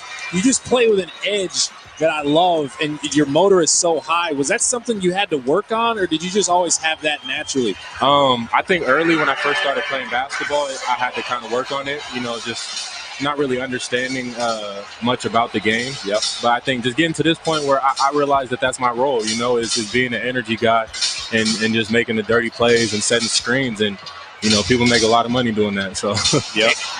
Anthony Edwards had the big dunk, but hasn't hit any of his jumpers. Warriors pretty good after the timeout. Yeah, Wanamaker and Pascal scoring. There you go. That's Bazemore tough. flipping it up and in and drawing the foul. Yeah, they're getting to the rim. They ran a really good play for Wanamaker right out of the timeout where they changed the angle of the screen and got a nice jumper. And you cross with Eric Pascal there, and Culver after that has a bad angle to cut Ken Bazemore off, and he just takes advantage of it. He's another high IQ player that can get to the rim. Now, Marquise, when you're watching these games while you rehab, you have all kinds of commentary about Kalena. Is he driving you nuts yet? Or? No, I love listening to you guys, man. It's fun. Wait, why'd you ask about me, not yourself? I know, he said you specifically. Just gonna throw me under the bus and drive over it. That's crazy. 2-3 zone for the Dubs here with Pascal in the middle. Shot clock down to 5. Naz Reid on the face-up, flipping it up and out, and Damian Lee the rebound. When we set up our defense, man. So the zone paying dividends here. Pascal on Naz Reid, little mid-range, and off back iron. Now, Anthony Edwards, we saw one of the more impressive dunks you're going to see, but he's 1 for 5. Give me that. And Naz Reid getting the easiest bucket of the night. For big guys, we're talking about Wise, we're talking for Kevon. You know, you played that center spot. Who are guys you guard in the league that you're just fans have no idea how crazy it is to guard somebody that big? I think Enes Kanter probably. I think that's the first person that comes to mind. Enes Kanter? Yeah, man. Enes Kanter got a lot of post game, and I don't think people realize it, you know, and he's a big individual, you know, like he's 7 foot, he's strong. But then it's going at him on the other end fun? Yeah, absolutely, for sure. You know, I got to use my advantages, which is my athleticism, my speed, you know, so I think it gives and takes, you know, so I take advantage of what I can. Nicely done by Minnesota because Pascal met Layman, but McLaughlin spaced out in the corner. Just don't ask him if I'm annoying, like you can't annoy somebody. Hey, you know what? The Marquise Chriss, his entire family knew the play-by-play guy, loved him. I love him too. He's one of my favorites. Kelly Oubre from the baseline, and Oubre.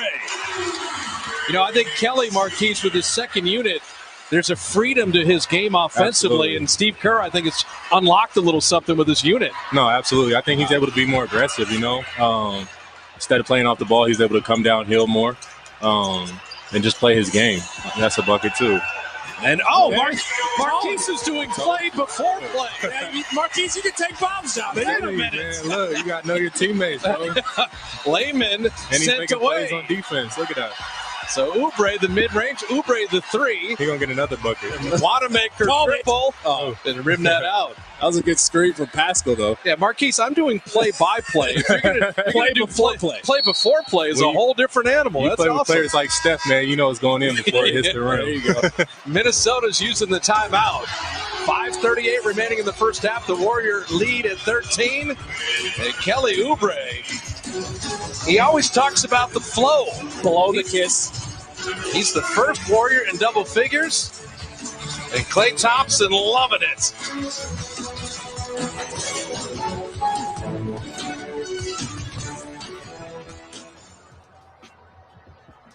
Why stay inside the lines when you could add some flavor to everything around you? A little cheesy here, crunch of color there. Discover the possibilities of just $1. Taco Bell's $1 loaded nacho taco. It's value beyond belief. It happens. But now Straight Talk Wireless has coverage for your phone with the new Platinum Unlimited plan, which includes Mobile Protect. Just $65 a month for unlimited talk, text, and data, plus more. All on the best networks. Straight Talk Wireless only at Walmart. At touchofmodern.com, we get that the things you surround yourself with reflect who you are. Your style, your drive, your passions. Venture through a curated collection of astonishing items at touchofmodern.com, because sometimes things aren't just things, they're you. Go to touchofmodern.com and discover the world's most unexpected items. These folks, they don't have time to go to the post office. They have businesses to grow, customers to care for, lives to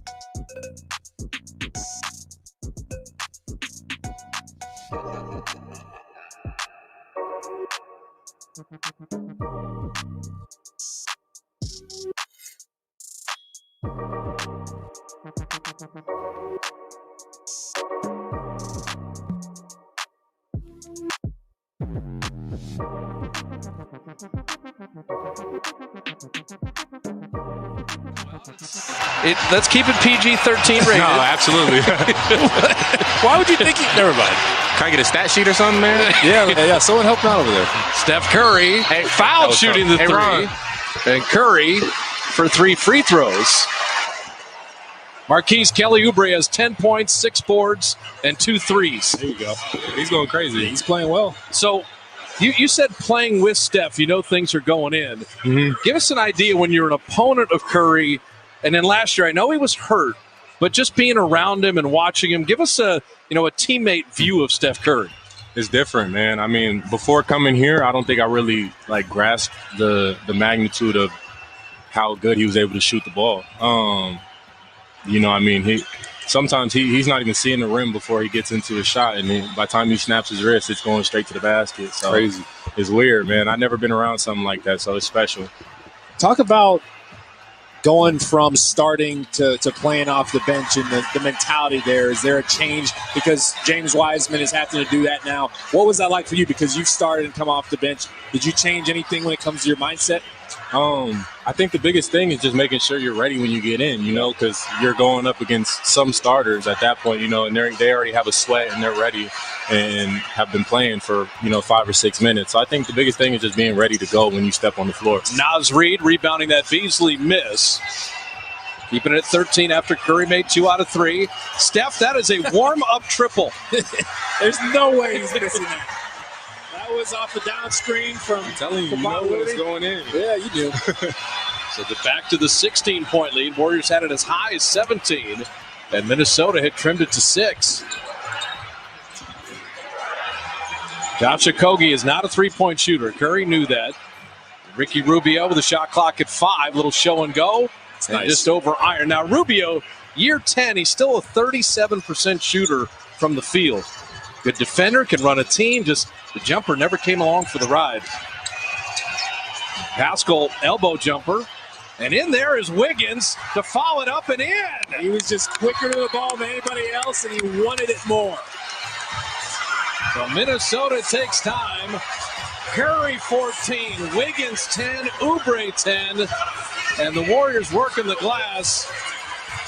Steph has never been open or more open than that all year. Well, they're Pascal. And Marquise Chriss loved it and was calling it good.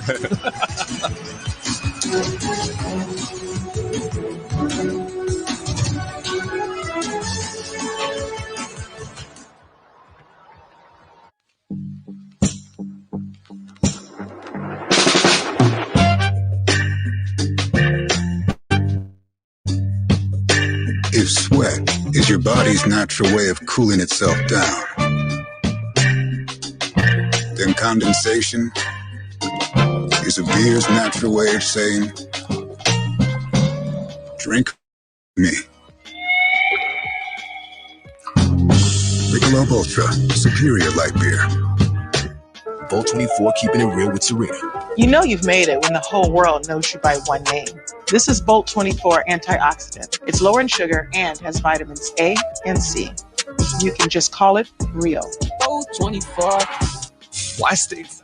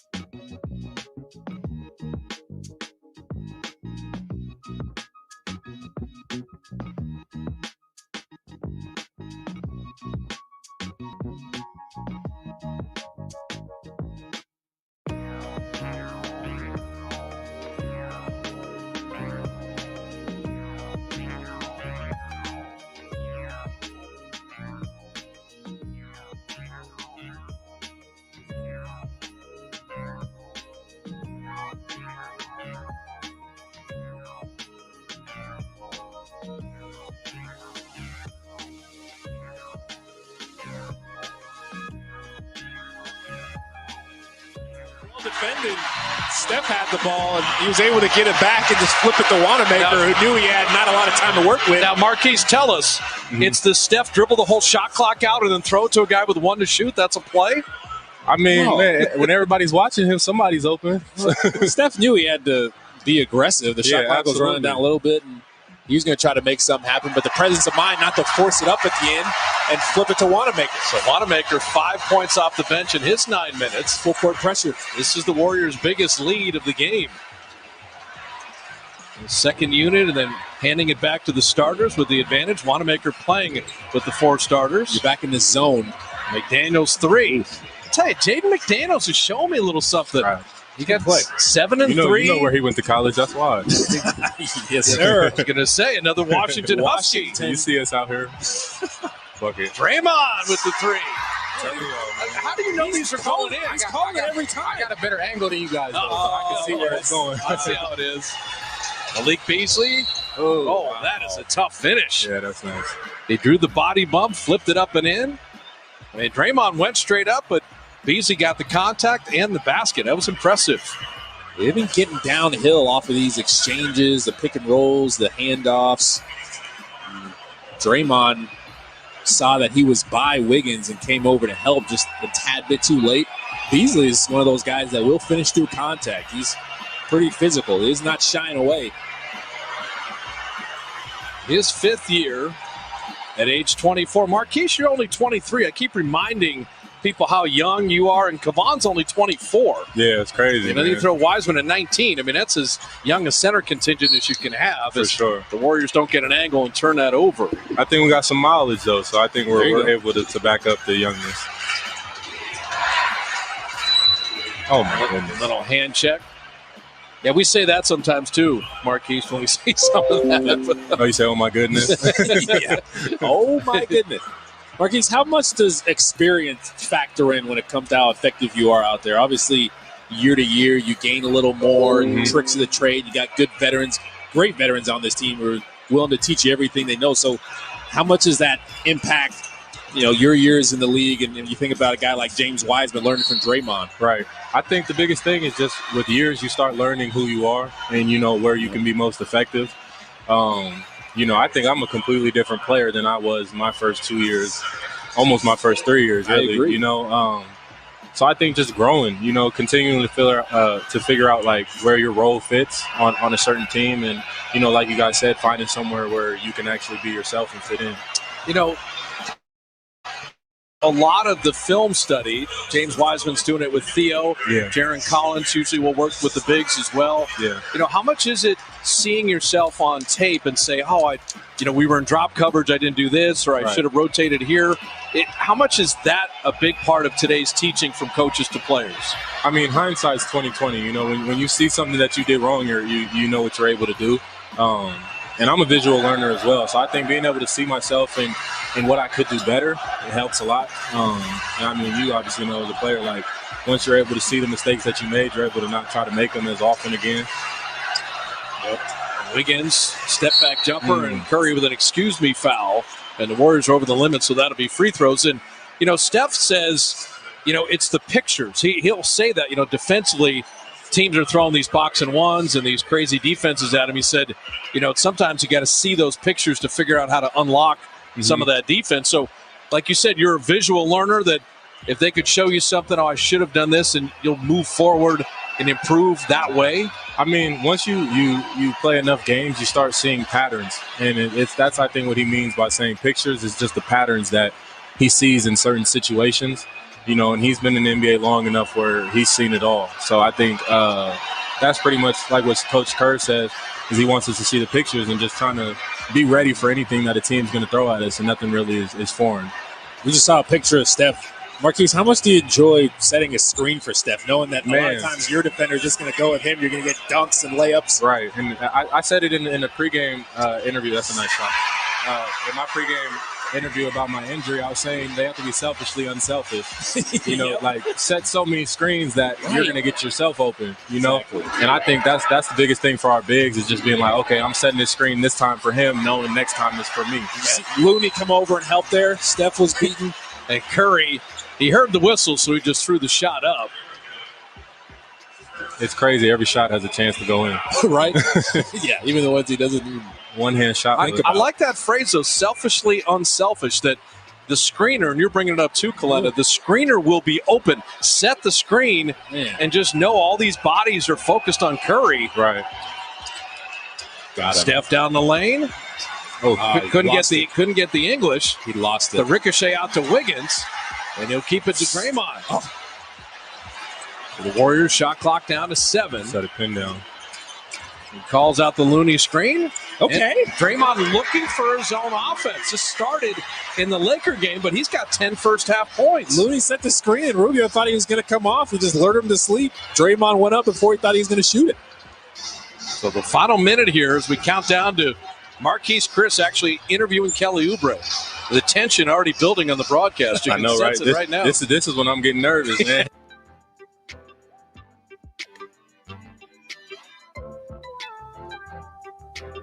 Launch and cash that from 3.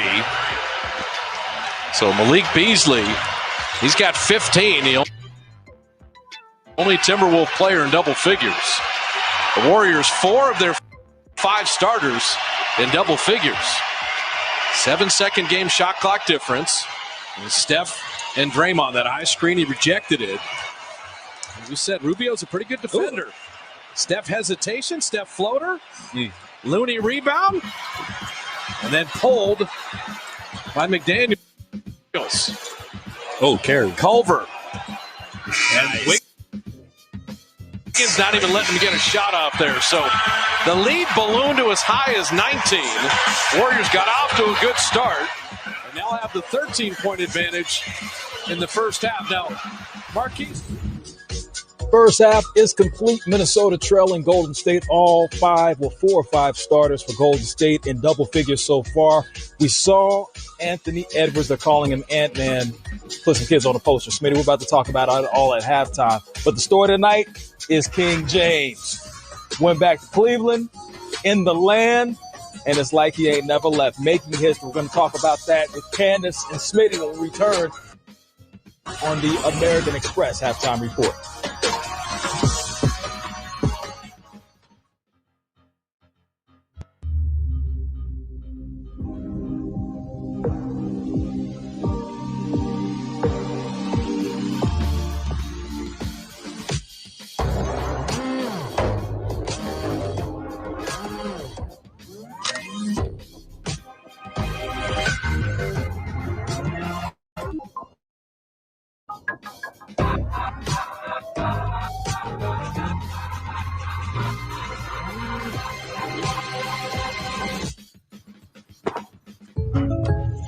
Did you hear that? State Farm thing. Da-da-da-da-da. I think we're in a commercial. Jake from State Farm, I knew it. Don't worry, Chris. Things are going to go surprisingly great. Dad, look!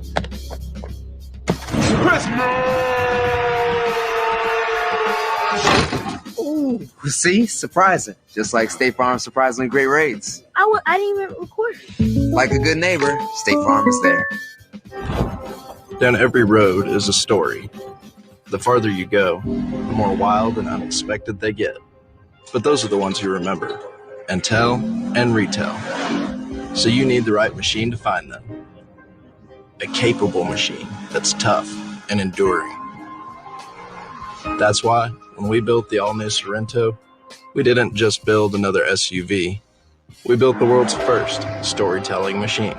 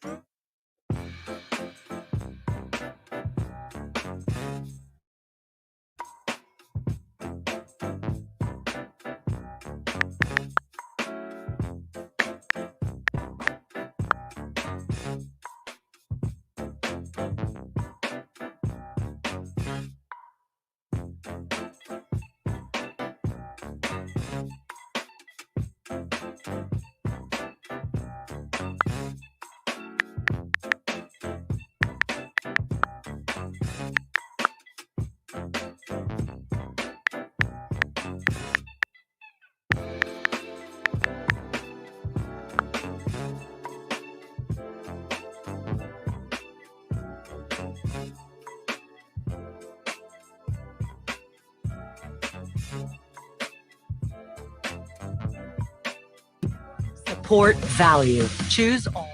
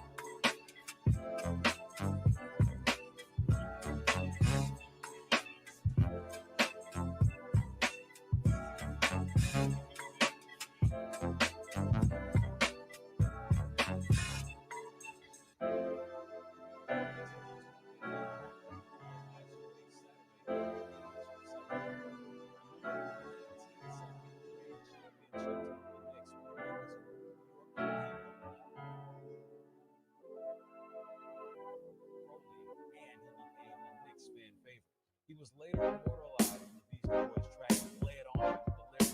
My favorite pick was Hard-One Wing.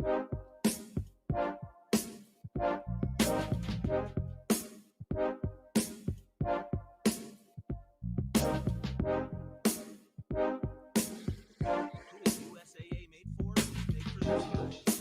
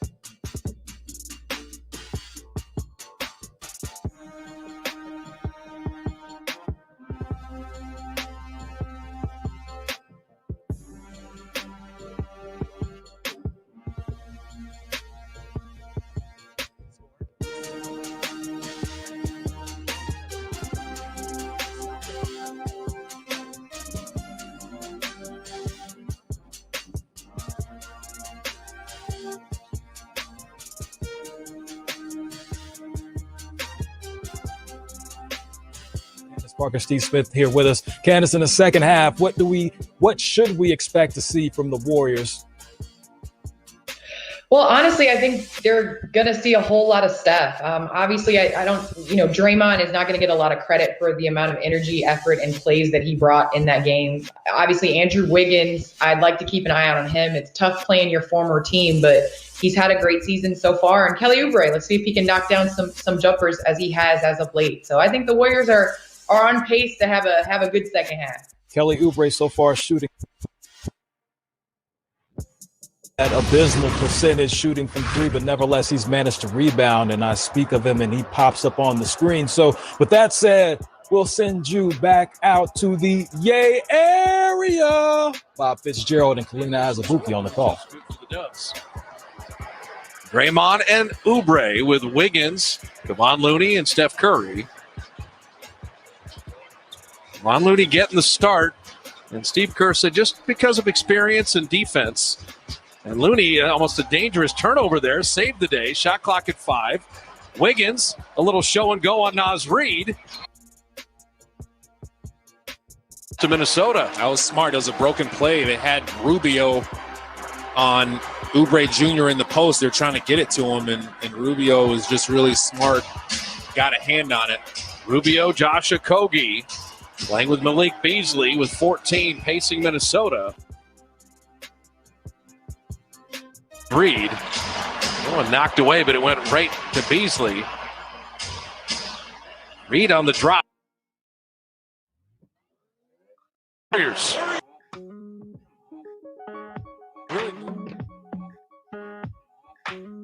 A little more experience there, but just the lateral quickness is something he talked about when we asked him that he's worked on against Reed on that drive. Kevon knows all the angles defensively. Draymond had 10 in the first half. Made 1 3, but missing there. You look at Minnesota, you don't have D'Angelo Russell, you don't have Karl Anthony Towns. This is when you want to take advantage of the T-Wolves, and it's Wiggins knocking it away, and Looney sending Oubre on his way. And Wiggins made up for the mistake there. They switched it late. He was there. Kevon, a straight line drive and finish. Looking for someone to pass it to, and his defender just left. He's like, great news. Straight to the rim. His first made field goal for a man who's been hovering around the league leaders in field goal percentage. Doesn't shoot a lot. Kogi hadn't scored. Steph knocked that away. And out of bounds to Minnesota with 6 to shoot. Yeah, Steph chasing from behind, got a hand on that one. But watch Steph cutting off of Looney. And Naz Reid just jumped straight to the right as Steph's coming off. And now Steph was so far away. And that's how you end up being a 69% shooter for the season. Naz Reid missed 3. The Warriors are dodging a few there. Beautiful save. Reed still can't finish inside. Because Draymond kept his verticality. But look at Minnesota offensive rebound. This will be their 3rd opportunity after 2 Warrior stops, but they just couldn't clear the board. Now, you don't want to start the first half. Want to maintain. Minnesota shooting only 40% in the game. Dubs at 49. And they had to stop them 3 times, but they finally do. Draymond snatched that one. Steph having that deflected and turning it over. Rubio running with friends. Beasley down the lane to lay it up and in. 13 points off turnovers for Minnesota off the 8 Warrior miscues. Hey, Malik Beasley is a legit off guard in this league. It's a nice acquisition acquired from Denver. Andrew Wiggins dropping it into 3. A little 2-man game. Beasley went under 1. And Wiggins, that's all he needed. Wiggins, 40% on threes, best of his career. He's 1 for 2 tonight. And Beasley comes right back at him. So the game within the game, Wiggins and Beasley working on each other. Draymond gets Rubio on a switch. This is all for Steph on the relocate. Minnesota smelled it out. Okogie knows what he's doing. Shot clock down to 5. Wiggins, another 3. That's the luxury you have in Wiggins. The play breaks down. They couldn't find Steph on the relocate. He's like, I got us.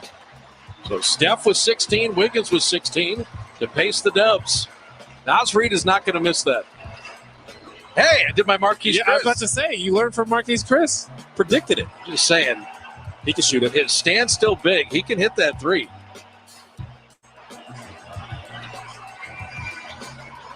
Curry. Oh. Did everything for Looney, and then Kevon missed the layup. It was spoon-fed there. And Rubio runs to the line. And Vanderbilt inside. So that was an ugly sequence there that Steve Kerr will use a timeout. Should have been a layup. Give up a layup. And you can tell by Minnesota's effort level, they are not going away.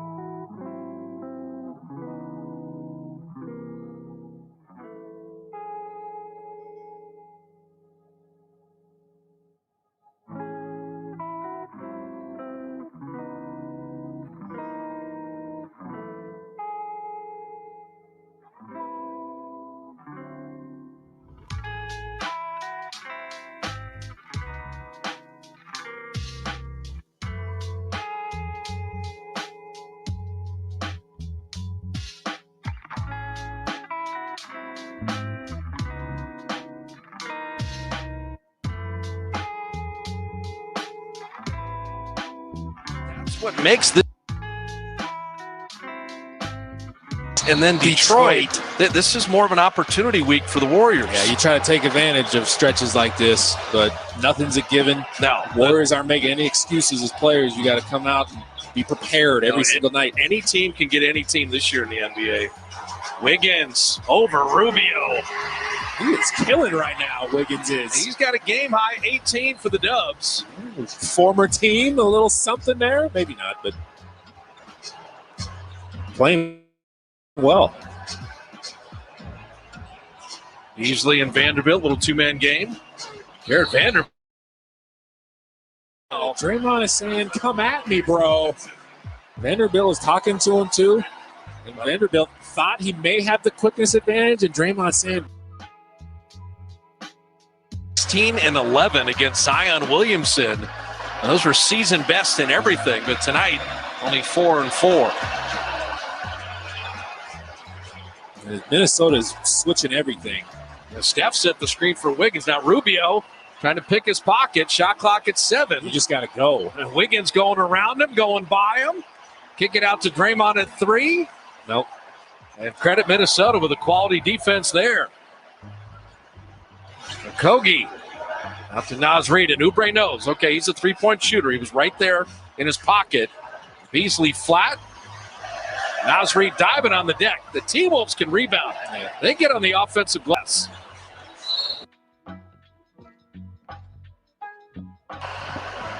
And no one boxed out. Get the offensive rebound, and Rubio is a smart player. Now, how demoralizing is it? It's tough. But if you don't get the defensive board, like to guard a team 2-3 times. It's frustrating. It's frustrating. Warrior fans, with Xfinity Mobile, you can save hundreds on the most reliable network nationwide. Your wireless, your rules only with Xfinity Mobile. Finish your thoughts there. Especially against a team. You're going to miss a good amount of shots. You got to grab every single defensive rebound. Do you go get the ball or do you box your guy out? It depends on the situation. You may have to just turn as Vanderbilt gets a steal and converts on Draymond. Well, got to be solid. Can't turn it over. No, Steve Kerr is going to use the timeout because that was Steph and Draymond right there. You don't want momentum here with all these turnovers. So the lead down to 11. The Warriors have had it as high as 19, but you want to get a coach to take a timeout? Have 2 Hall of Famers, that kind of interchange, and a freebie bucket the other way. It's time for some straight talk. Let's face it, it happens all the time.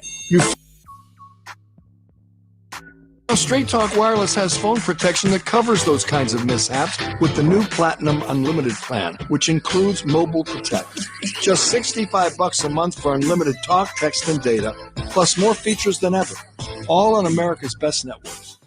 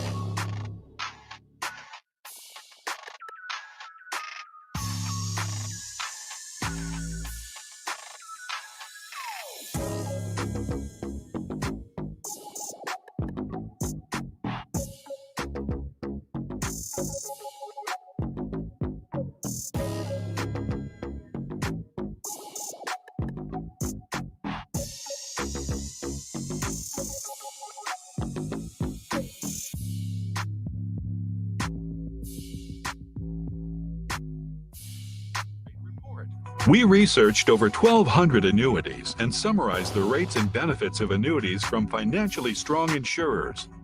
Again,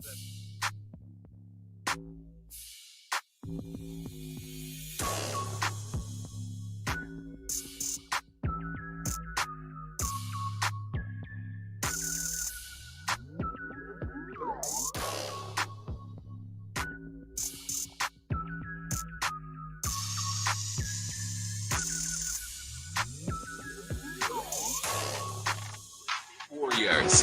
Visit chase.com/Chase Center to learn more. Inside Chase Center, Bob Fitzgerald, Kalena Alzabuki, and the Minnesota Timberwolves. You credit their effort level. And Jared Vanderbilt, beautiful steal and finish. It's an 11-point game. Yeah, if you're the Warriors, got to maintain your level of concentration. The turnovers, I think they are.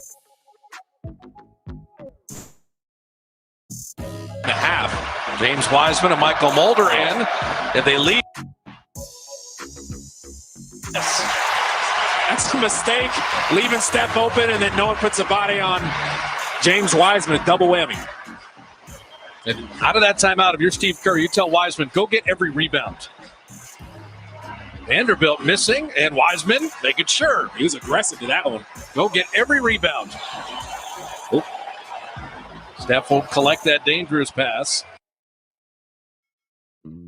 Quick for the Dubs out of the timeout. Drove it hard left. Thought he was going to keep going, stopping a dime, step back. That's a ton of separation he created. Curry's got 19. Malik Beasley, Draymond staying attached to him. And Wiseman combining at another rebound. Steph directing traffic to Mulder, reload three. Wiseman tipping, but Rubio headed the other way. You like how they've come out after the timeout, though. Steve's called a couple timeouts, and they've come out with fury both times. Naz Reid, and that's a know your personnel right there. Wiseman got there, and Draymond committed the foul.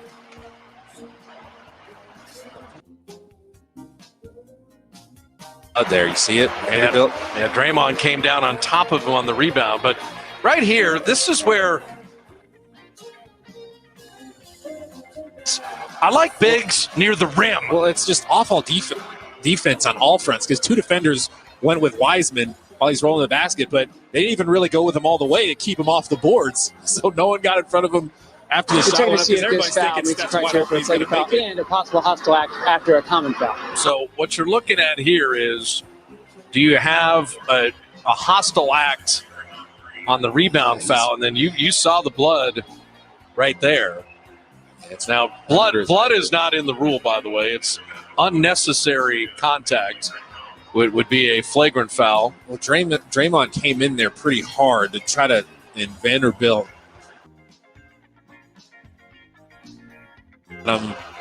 right there with his arm coming across his head. Well, it's really right over his eye. You have the absolute elite official running this crew, Scott Foster.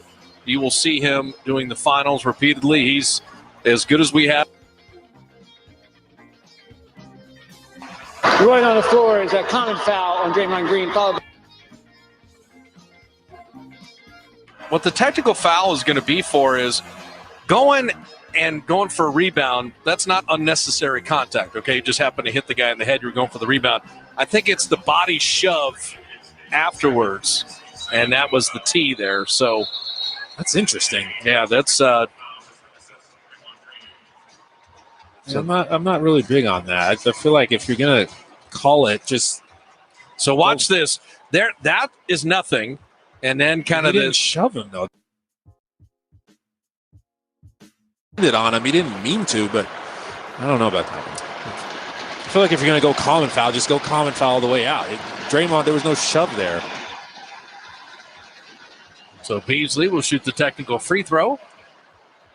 Yeah, that's what Draymond is saying right now. I'm just falling. There was no unnecessary shove after that.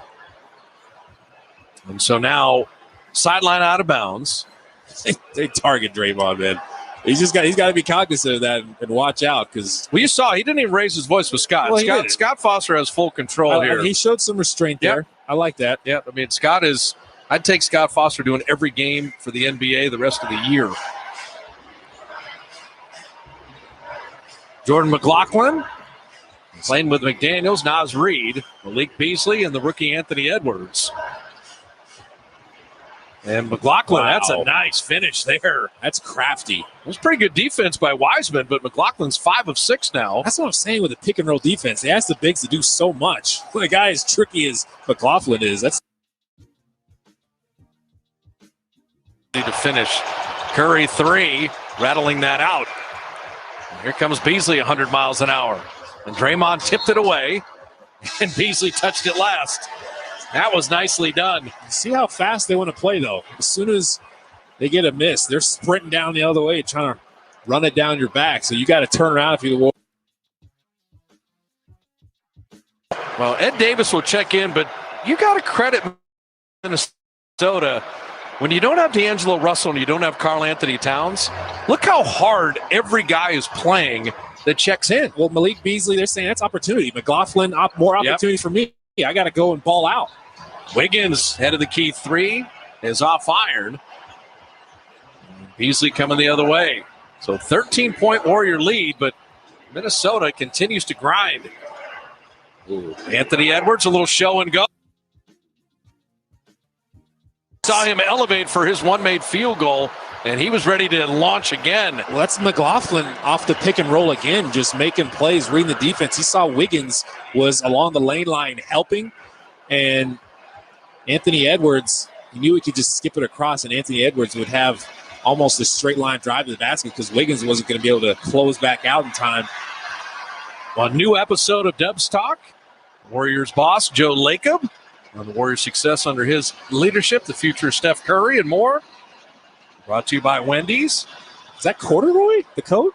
I'm feeling it. Okay. It looked like corduroy. You're doing haberdashery rankings as well? I haven't seen corduroy in a while. There we go.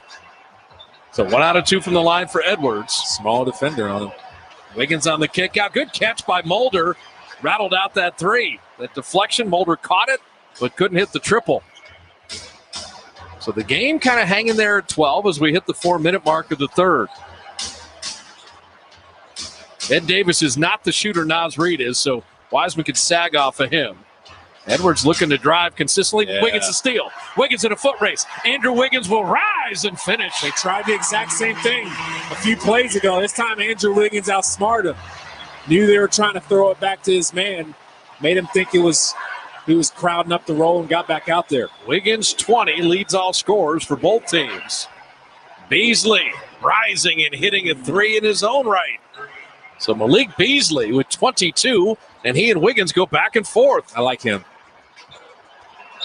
Wiseman's got Ed Davis, a crafty. Yep, okay. He would get himself to the line. I like it because it works. It's a hard drive to the left. As soon as he puts it down going left, spin back, going to the right, and he's comfortable doing that. He's got good rhythm, can finish through contact, which is really good because he's so strong and he's got a big body. You can usually get a foul or finish. You know, Chris Mullen on Warrior Pregame Live talked about Andrew Wiggins being 69%. That's what you want from Wiseman eventually. Mm-hmm. 3 out. He's got a good free throw stroke. He'll get there. You see him about 61%, and you're like, you know what? He made both of them there. He can be a 3 out of 4 guy. And if he keeps attacking like we just saw, he's going to get to the free throw line a bunch. Yep. But I like that he's getting away from just that face-up jumper. Edwards again, hanging and finishing, and you just see the explosion of Anthony Edwards. He's at 19. He's figuring out the game in his own right. Yeah, you got to know he wants to drive. Curry step back. And Steph cooling off a little bit. He's 6 of 14. 11-point game. Edwards attacking downhill, in on Wiseman. Wiseman didn't foul, went straight up. Draymond handling. Oh. And then Draymond caught the rookie on the reach-in. I wonder if they're going to look at this again, see if it's a maybe a flagrant for the elbow to the face. Warriors, I doubt it, though. They'll get the delay of game here. Remember, Draymond has the 1T. I think it looks. Let's see if this foul meets the criteria for a flagrant foul. Yeah, unfortunate. This is what they're saying. It doesn't matter the intent. Obviously, he didn't mean to do it, but think right there to the schnoz. Edwards' late reaction. It happened so fast. He's trying to get by him. Edwards is just pressuring. Let me help you out. That better not be a flagrant foul. Listen, hey, it doesn't matter the intent, man. I know, but but got him in the schnoz. It's unnecessary contact. But let me help. If you reach in, you're putting your face in harm's way. I agree. It's an offensive foul. That is the correct call. But you can't flagrant ejection on something like this. I'm going to say they're going to say it's flagrant. Watch. They're not flagrant. Oh. The foul has been ruled common, and we have no to the ball. I didn't think it was going to be. I didn't think it was flagrant. I just figured just because of Draymond, because they always spoke that into existence. I'm coming over this plexiglass after you. That's nice. Scott Foster knows better. I'm just saying, when you reach as a defender. I totally agree with you. You reach as a defender, your face is now where someone's hand or elbow or whatever I totally agree with you. I just thought maybe they would get Draymond because offensive foul, and that was correctly called. Edwards has looked to drive the last couple times. Mulder knew that. McLaughlin, the quickness, and then the block by Wiggins.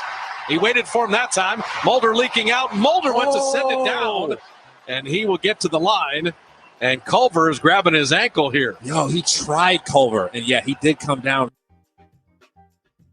But I didn't know Mulder could get up like that. Look at Andrew. This is what we keep talking about, Andrew Wiggins. He's beaten there, but he almost baits you into thinking you have him beat, and he blocks the shot because of his length. And then Culver tried to meet him at the top. Mulder got up there, though. I'll tell you what, Michael Mulder is a 48% three-point shooter, okay?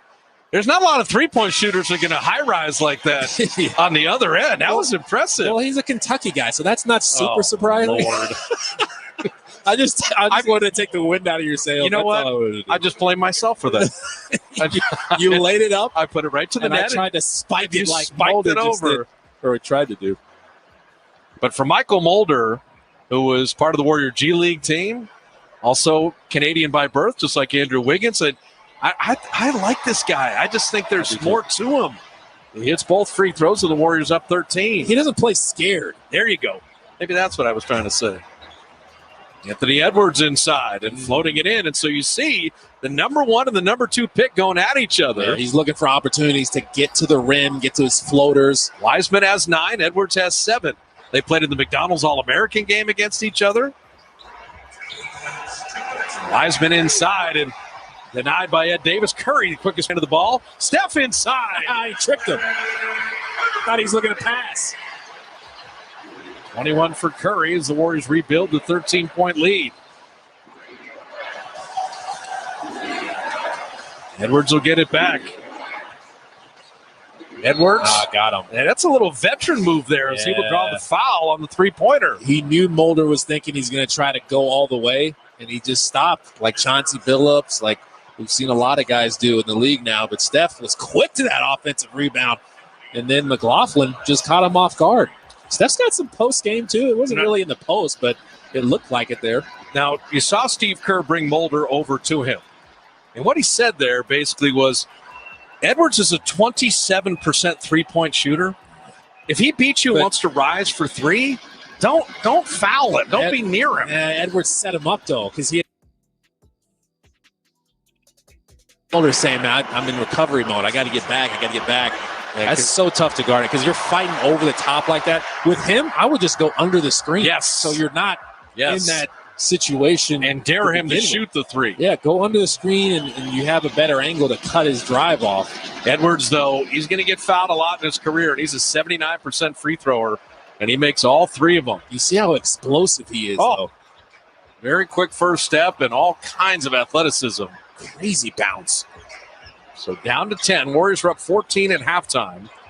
Pretty solid third quarter by the T-Wolves. Bazemore didn't want the 3. McLaughlin moved his feet. initially, but then picked up the foul. He switched that well. McLaughlin was up on the screen to switch out to Bazemore. Bazemore with the right idea. He's up close to you, try to rip it through, see if you can get by him.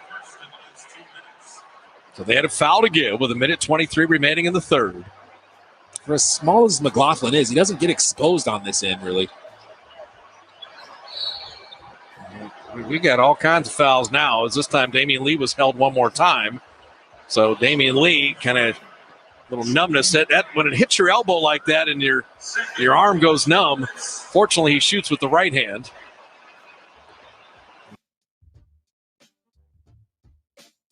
Bone. You know what Damian has said in his last couple press availabilities that I love? Any question or, hey, it was a tough loss to Utah. He says, we play basketball for a living. Life is really good. It's just, he's got good perspective though. You need to remind people, this is a game. This is a profession. But didn't we say that last game when they were getting blown out? Absolutely. I like that posture. Tonight's item of the game is a Steph Curry 3-point legend t-shirt commemorating moving into second place all time for 3-point shooting. Use the code FSChili. That's our favorite. Shop.warriors.com. But I think you need to say that more. It's a game. Right. It's entertainment. It's fun. It's not the end of the world. We're living in a once-in-a-century situation that's way more important in life. And Damian's not faking it. That's how he is. That's how he lives. He's always happy. Exactly. It's just a great attitude. Jake Layman. Steph fronts him off the line. Shot clock at 7. No foul. Layman inside. Wiseman sends it away. Yeah, there was 2 defenders around Layman. He had no idea Wiseman was even in the vicinity. Wiseman came out of nowhere and batted that one. Look, you got 2 defenders around. Layman is just trying to figure out how to get through the 2 defenders, and Wiseman is saying, here I am. It's only 3 to shoot here. McLaughlin, wow. That is impressive. He beats the shot clock and gets to the baseline and finishes. What a game. He's got 13. Remember, he played well against the Warriors last season, too. Well, Minnesota owned that season series. Damian Lee 3 is off. And Wiseman and Ed Davis, man, Wiseman's learning all the tricks on rebound. He grabbed his jersey so he couldn't jump. Exactly. That is old school. Anthony Edwards rimming that out. Look at Ed Davis fight for the rebound, but Damian Lee was there.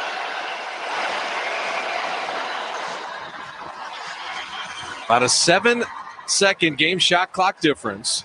Winding down this third. T-Wolves have trimmed 4 points off the 14-point halftime advantage. Curry, open 3. And Steph offline there. Final 9 seconds with the shot clock off. McLaughlin floating, unable to finish. And then at the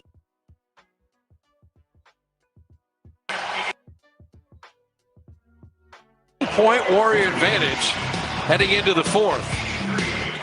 And if you like rookies, this has been kind of fun. The number 1 pick in the draft sent it down.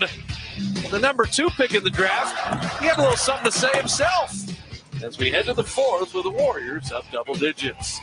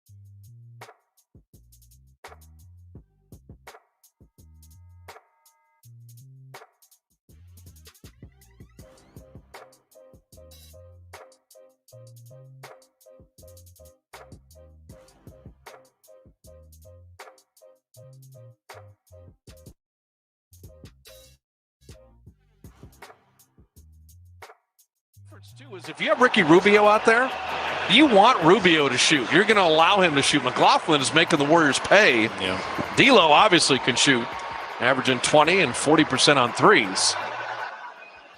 And Rubio's a good defender and can run the team, but McLaughlin is scoring so well that Ryan Saunders leaving him in. There you go. Oubre all the way to the rim. And an opportunity for a three-point play. Keep going to the rim. There's no rim protection really. And working out a pick and roll. Eric Paschall gets a piece of Layman, and Kelly Oubre just had the angle all the way to the rim. Jake Layman couldn't get back in front of him. I'm loving Oubre's game, Kalena, tonight because it's downhill. Well, it's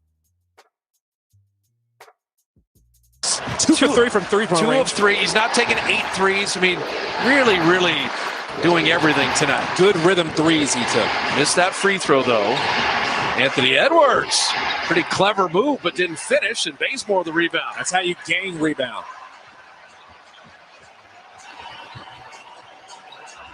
Bazemore told Paschall, get down there, I'll give it to you. Face up on Layman.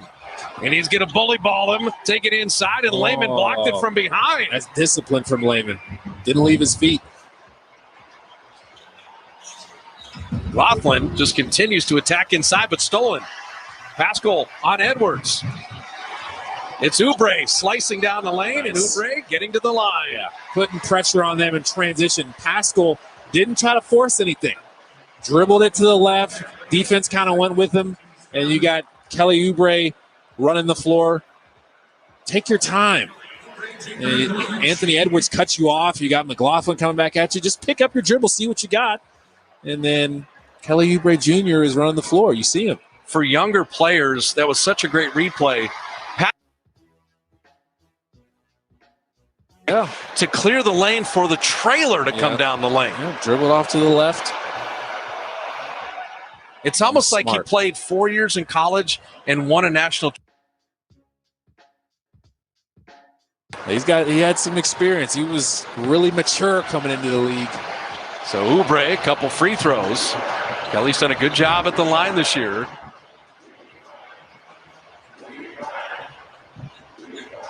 Wanamaker, his job is to slow down McLaughlin. The way he is driven and scored. Now Paschall's got the little man on a switch. Shot clock down to 4. McLaughlin to get a running start again. Tuck it down, get in the lane, flip it up and out, and Bazemore the rebound.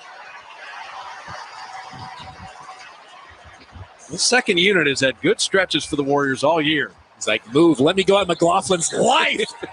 Paschall calling his own number. There you go. He will get himself to the line. Eric Paschall, you would not know is a second-year player who's the 41st pick. That's just great recognition. You got the small defender on you.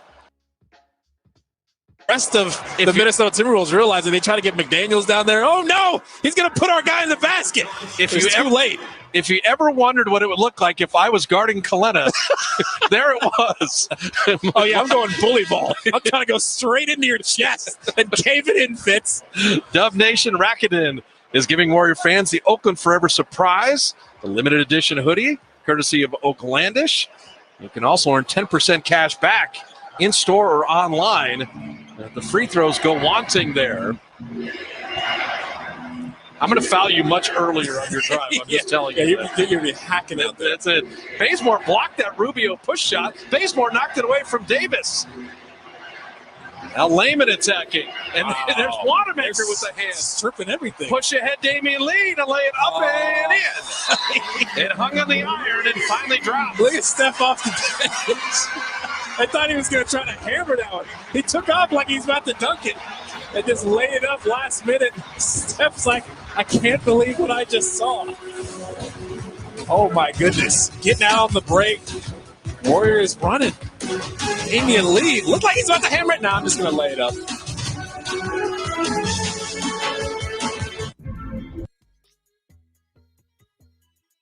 They're hybrid. We built a hard-charging 37-mile-per-gallon turbo hybrid with the range and power to find your next story. Wherever.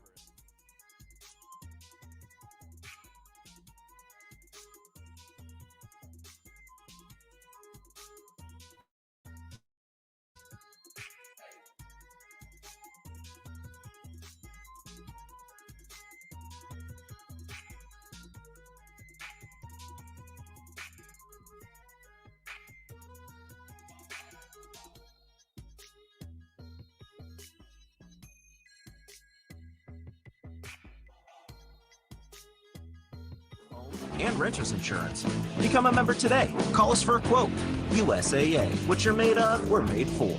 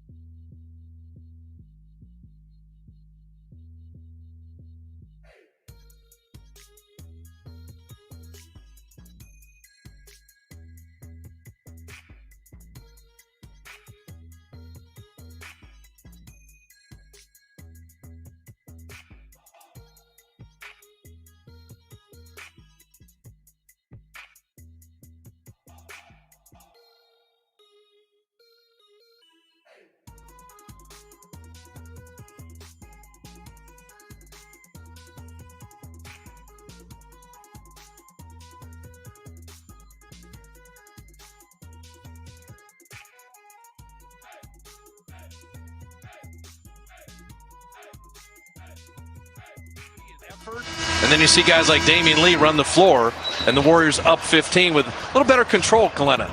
Yeah, I like this lineup on the floor. The Warriors are really small, but they're making it tough on Minnesota at the rim. And it's not just up top. They're stripping it down low, really crafty. So no defensive breakdowns, no blow-bys, help when you need to at the rim. It's a good start, like you mentioned, early fourth quarter. Do your work. You're this lineup. And once Steph gets back in there, you can finish. Bazemore picking up the foul on Malik Beasley.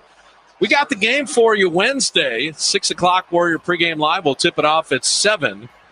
And then the Suns on Thursday and Detroit on Saturday with maybe a pretty phenomenal three-point shooter joining us on Saturday as well. That pass, Damian Lee stepping in.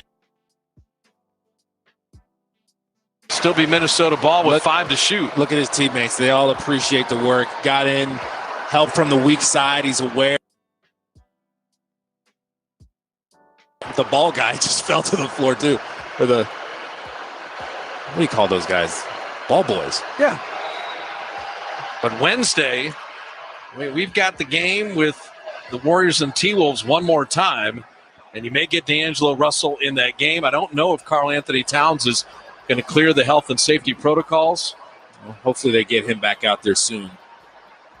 D'Lo's got a quad injury that he's trying to work through. He warmed up and took some threes before the game.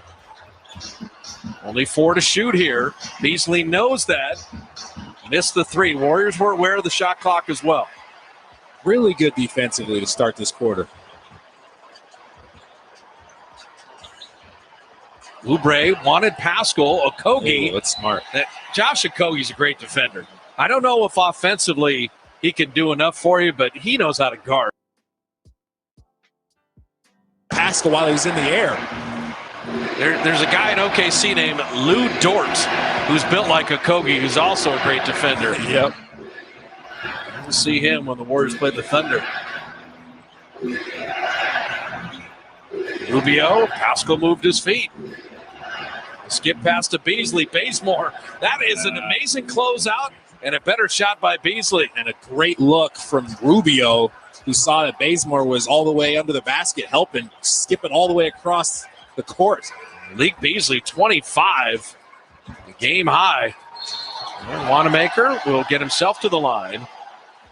If you look at that trade, Malik Beasley and Vanderbilt, and you're talking Keita Bates-Diop, and nobody who's left on the Denver roster. I mean, that really is a great Minnesota trade mid-season a year ago. You got some young building pieces.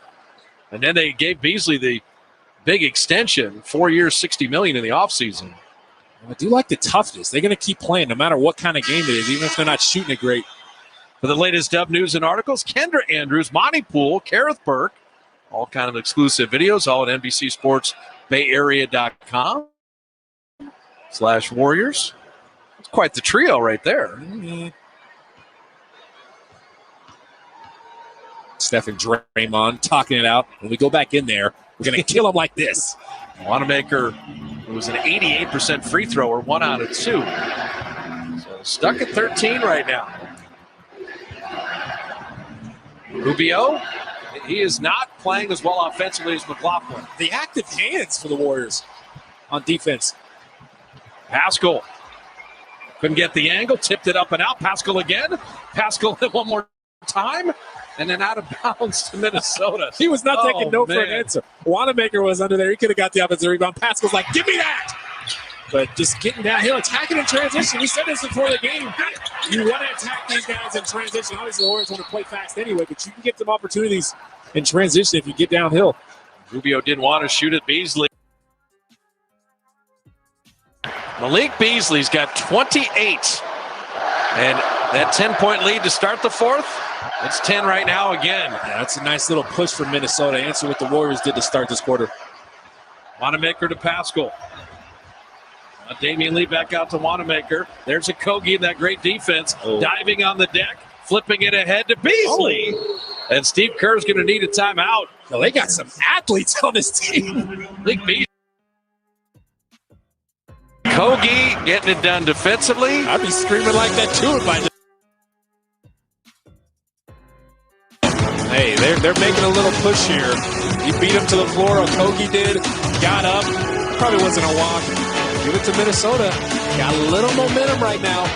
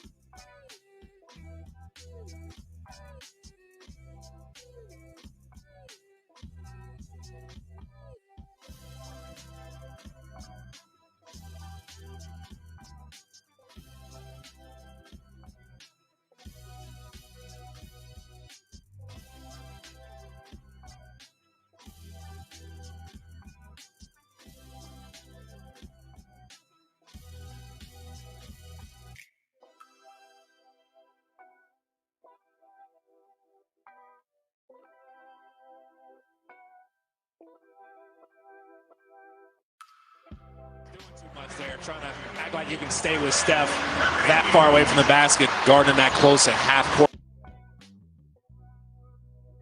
Steph and Draymond back in. 16-point lead trimmed to 8 in this fourth quarter. There's 6.5 left.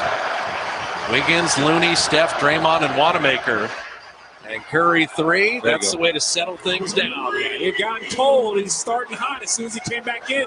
Naz Reid just wasn't close enough on that ball screen. Beasley's got 8. His career high is 35. Vanderbilt inside. So Minnesota, we've said it all night, they are not going away. Okogie. Whether it's Rubio or Okogie, they play Steph very physically, and for Steph, you almost have to accentuate the contact to bring it to the official's attention. I like what they're running there. They have Steph as the first screener in the stagger, and as soon as the man he's screen, and Okogie was just trying to fight over that. He was a little too aggressive, doing a little too much. Now Minnesota's already over the limit, and the Warriors have only one team foul. So that bodes well for the final 6:02 here. Yeah, they really set up defenders well, having Steph as a screener, because as the screener's defender, you're supposed to offer some kind of help. And if they help off of Steph even a little bit, that sets him up perfectly to come off the screen. A little full court pressure here. So Curry 5 quick. Beasley to a running Vanderbilt. They run Naz Reid off the line. And then Curry comes up with a steal. It was good awareness by Wiggins. And Steph, my goodness, shot it from the Ferry building. Drops in another 3. Look at him talking to the fan. Yo, shoot it from.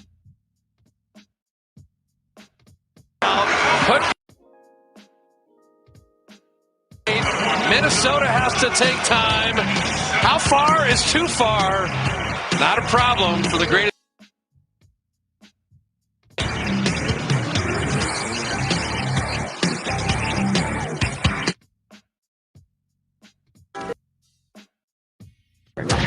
You really should. And if you've never tried Bolt 24 Restore with 10 grams.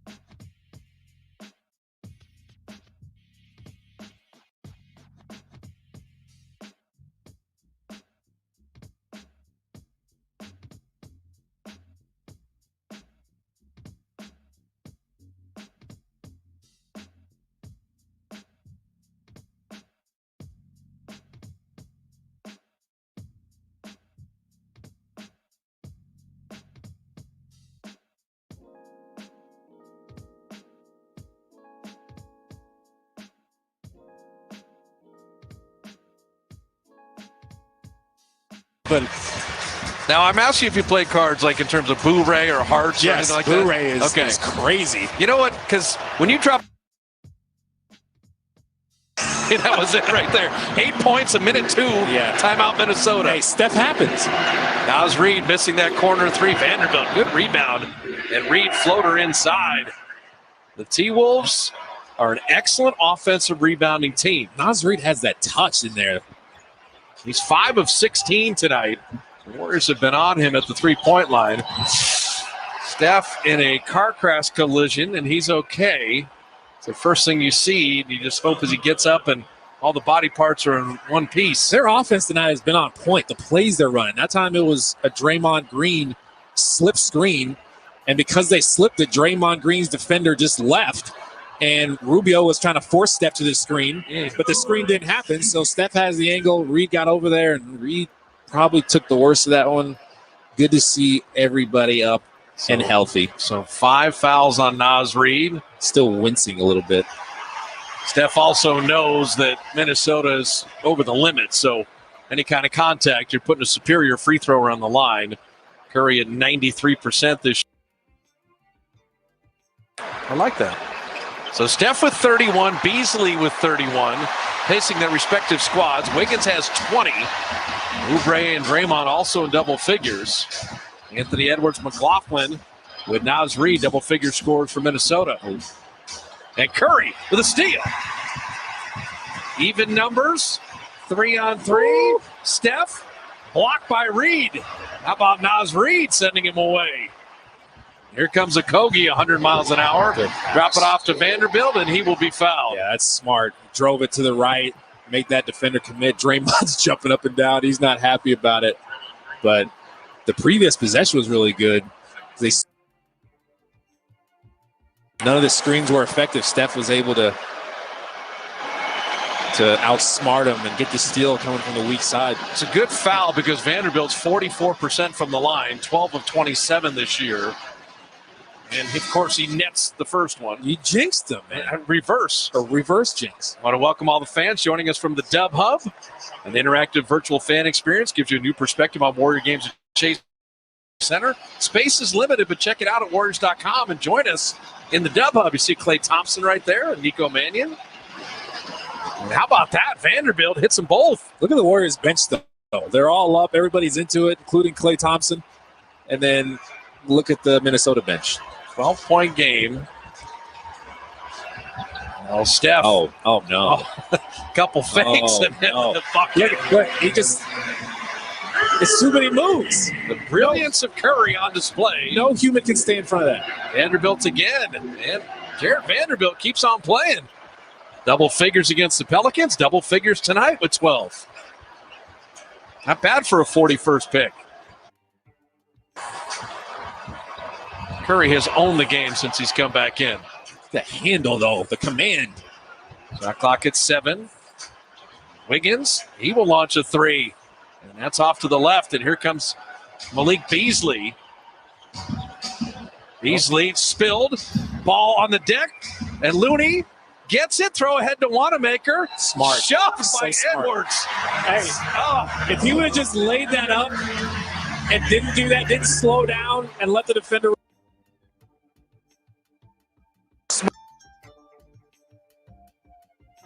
You stop his momentum, you stop his shot blocking ability and negate that. How many people have gotten on the floor tonight? It's all a matter of who wins the battle, who gets on the floor first, and the Warriors won at that time. Yeah, and the rookie, just a very silly excuse me foul. And you hit on it, the experience of Wanamaker lured him into that three-point play and push it back up to 15 inside of 4 minutes. We got these same two teams Wednesday night. Warrior pregame live coming your way at 6. We'll tip it at 7. Rubio inside. Naz Reid crashing the glass. But Draymond trying to break out of the pack. Look at the escape dribble. I like this lineup with Wanamaker out there. A lot of experience. Can play Steph off the ball a little bit, too. If he will back up and put him away. Curry 3. He tried to put Vanderbilt in the blender. The move wasn't even that good, but the jumper is so pure. The move doesn't have to be great. That's over length. Didn't get a ton of separation, but the quick release. This man's got all kinds of tricks. He's so good, so creative, so confident, supreme confidence. Look at the command. He's like, the move wasn't that good. But I'm going up to shoot anyway because my jumper is pure.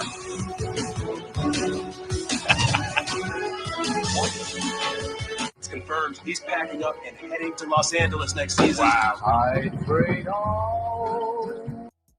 Miami is losing their star player. Ouch. This is going to rock the Western Conference. We can't stop him from being traded, but we can help you trade in his jersey. With Amex Jersey, members can get a free replacement jersey from the NBA store when their favorite players switches teams. That's the powerful backing of American Express.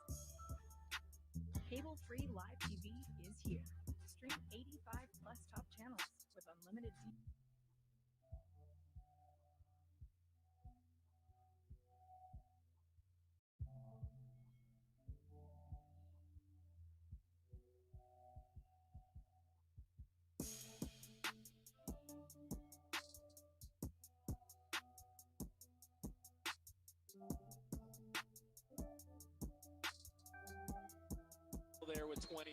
doing his work.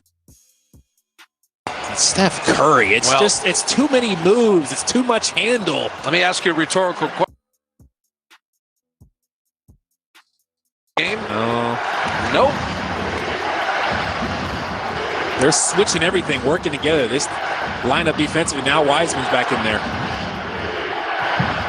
Give Wiseman some finishing minutes here. Edwards driving, and he jumped into the shot blocker, and Anthony Edwards will get himself to the line. They got him there. You know, Edwards, he's lured into these threes too many times. He's 27%. As a driver, this is his game. That was a great play. That was floppy action where the two guards or wings, whatever you want to call them, start under the basket, maybe cross, and come off of down screens on both sides.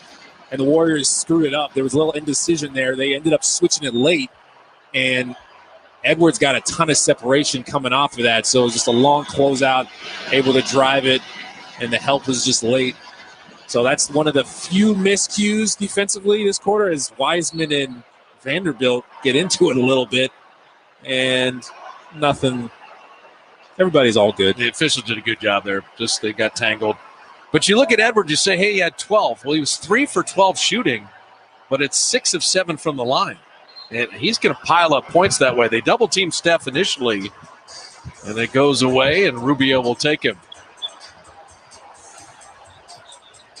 3 minutes away to put Minnesota down for Dude. And Wiggins does with 22 from Andrew Wiggins. Just under control, poised, small defender, no problem. And that time, Wiggins making sure Beasley stays at 30. The definition of a two-way player. Score on one end, block on the other. Curry's saying, I got Beasley. Told Wiseman to go away, too. Yeah, go at Rubio's life again. You just scored on him. Oh, knocked away. Back to him. Physical. Wiggins inside. Wiggins another rebound. Mine. At Rubio's life, and he didn't like it, so he gambled to try to get the steal, and then he paid for gambling. Look, here's the gamble. Nope, doesn't get the steal. That gives Andrew Wiggins a lane in the basket. Naz Reid gets over there, and Wiggins just wants it more. Quicker to the ball, second jumps, effort. Wiggins is doing work. So Naz Reid is fouled out of the game here. Thanks to Andrew Wiggins, that aggressiveness. Now, you know what we just saw at the foul line? Because we've been counting Wiggins' smiles. He's so stoic, and he's got a great smile. It's just fun to see him having fun. Yeah. Is he going to smile again? Oh, it looked like he's about to smile again. And this is an area that Chris Mullin talked about, that if you look at Wiggins at about 70%, he can be better than that from the line. But it's weird. The first one is usually flat, and then the second one has better arc, and he makes it. And there's kind of I don't know if there's a rhyme or reason to that. Maybe he's just a little tired after he worked so hard to get that. He exerted a lot of effort getting the offensive rebound. That was a lot. But he calmed down, made the second one. So Steph with 36, Wiggins with 23. This is how you close, man. This foul was to get Wiggins out of the game, get Damian Lee in. Yep. Get Nico Mannion and Jordan Poole in the game. It's a job well done. It's incredible. Steph, Draymond, these guys get in the game. Quick work. Now go sit down. You've done your job. Game's over with. Ashton Higgins, a 2-year player from Kentucky, is checked in. We got guys everywhere. Jaden McDaniels. And look at that steal by Mannion. And Nico Mannion had his first 2 NBA threes in front of his family in Utah. Played really well against Utah. Shot clock at 10 here. They're looking for Wiseman, and he's going to be called for an offensive foul. And for Wiseman, he was open on that post-up that whole possession, and nobody could throw it to him. And apparently, James committing the foul there. Steph and Claire just saying, hey, we'll do all the shooting. We're going to have that big kid with us next year. It's a feel-good night. Everybody's having a good time. Anthony Edwards, that 3 looked good. Of Anthony Edwards. He's going to be a good one. A lot of promise there. And Jordan McLaughlin knocked it off of Mannion. So final minute 39. You don't want it to be sloppy. Yeah, go ahead and run through the tape. Don't stop short. Play these same two teams Wednesday night. For you here on NBC Sports Bay Area. McDaniels for 3. And Jordan Poole, good box out.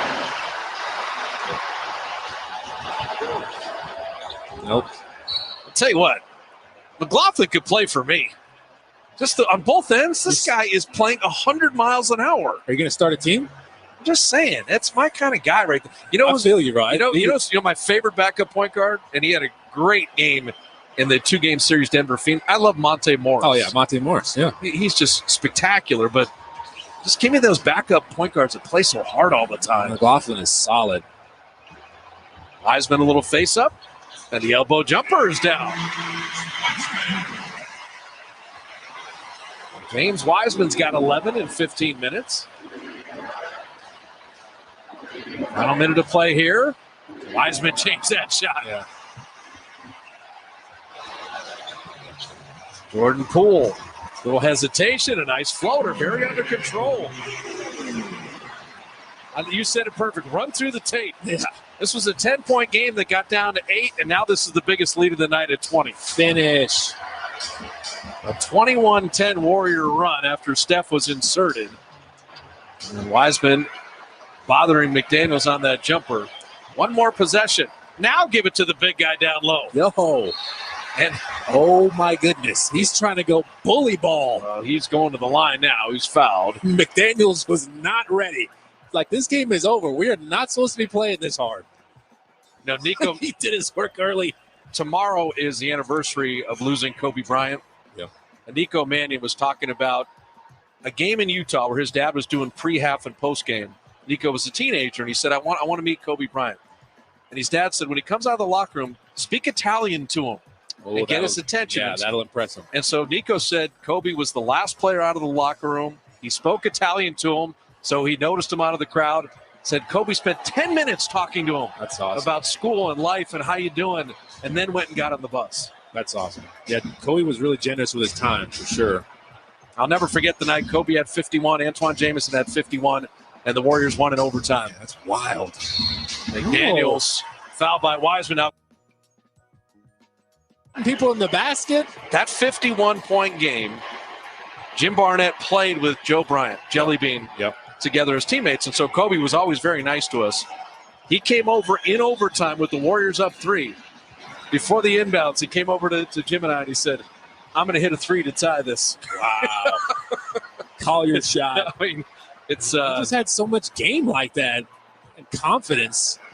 I'll always remember just talking to him while we were rehabbing together in L.A. I asked him everything I could. Probably got tired of me asking questions, but he didn't act like it.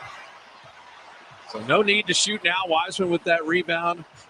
The Warriors are going to win comfortably, but credit Minnesota for their effort for the entire game. They cut it to 8, and Steve Kerr had to take a timeout. He inserted Steph Curry, and Steph went for 15 points in the next 4:20 and put the game away.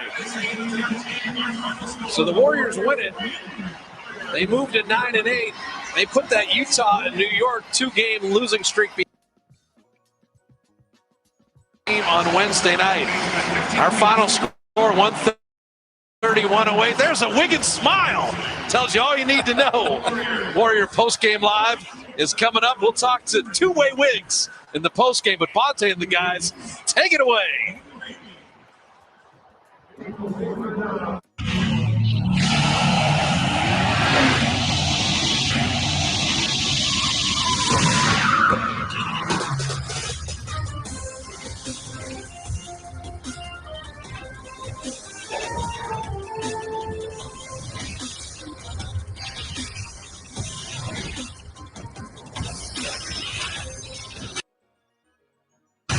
NBA fans, what's good? You are now rocking with the best. It's Bro Parrish here in Studio B. It is game time presented by Kia, here to engage, enlighten, and entertain with the all-star and champion Steve Smith right here. And, of course, right behind me, the most valuable CP Defensive Player of the Year, MVP champion. We'll just go down the resume. Google her if you would like. You're in the presence of greatness right now, and we were in the presence of greatness checking out the Lakers as LeBron visited Cleveland. LBJ 6-1 all time facing the Cavs. And early on, Candace, LeBron was locked and loaded.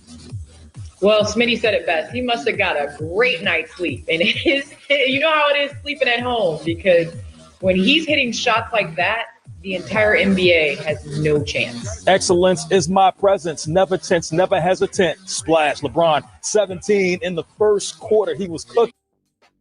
Yeah, he's excited. But, hey, he's a walking double-double. His name is Andre Drummond. Yeah, and Andre Drummond, obviously last year of his deal, playing well for the Cavs.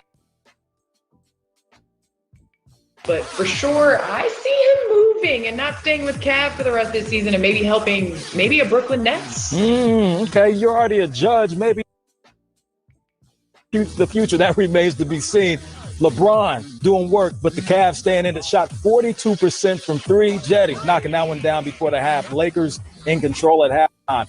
Hey, the young bull, Candace, he's been balling this season. 20 points in just about every game except the last two.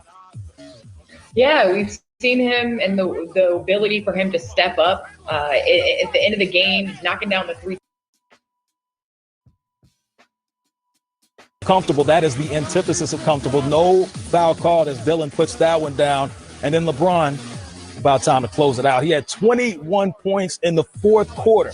The young bull, introduce you to the Matador. That is a rejection. Get that out of here. Looking like Candace Parker, the defensive player of the year. Yeah, bro, that's a rejection on Sexton, but Kuzma took the brunt of that. Was Kuzma taking a charge? What was that? What was that? How about what was this? The fadeaway. Like MJ, fadeaway. Perfect. What'd you say, Candace? Too small? Yeah, he's way too small, way too little. And when LeBron is that comfortable, there's nothing anybody can do. Let me just say this. As we celebrate the life of Kobe Bryant, LeBron James becomes the oldest Laker player to score 40 or more in a game since Kobe scored 60 in his final career game. LeBron is 36. Kobe was 37 when he dropped that 60-burger. The Lakers have won 10 straight on the road, which is a franchise record. But Smitty, just watching this performance right there, back at home, playing against his former team, your thoughts? Well, I just, just marvel how he plays at a high level still. And then also the stat you threw out as a team. They're 10-0 on the road this season. Some of the things the Lakers are doing, and I know they have the Clippers chasing them and everybody in the West and Utah, but for them, this team, to make a few changes, but still have the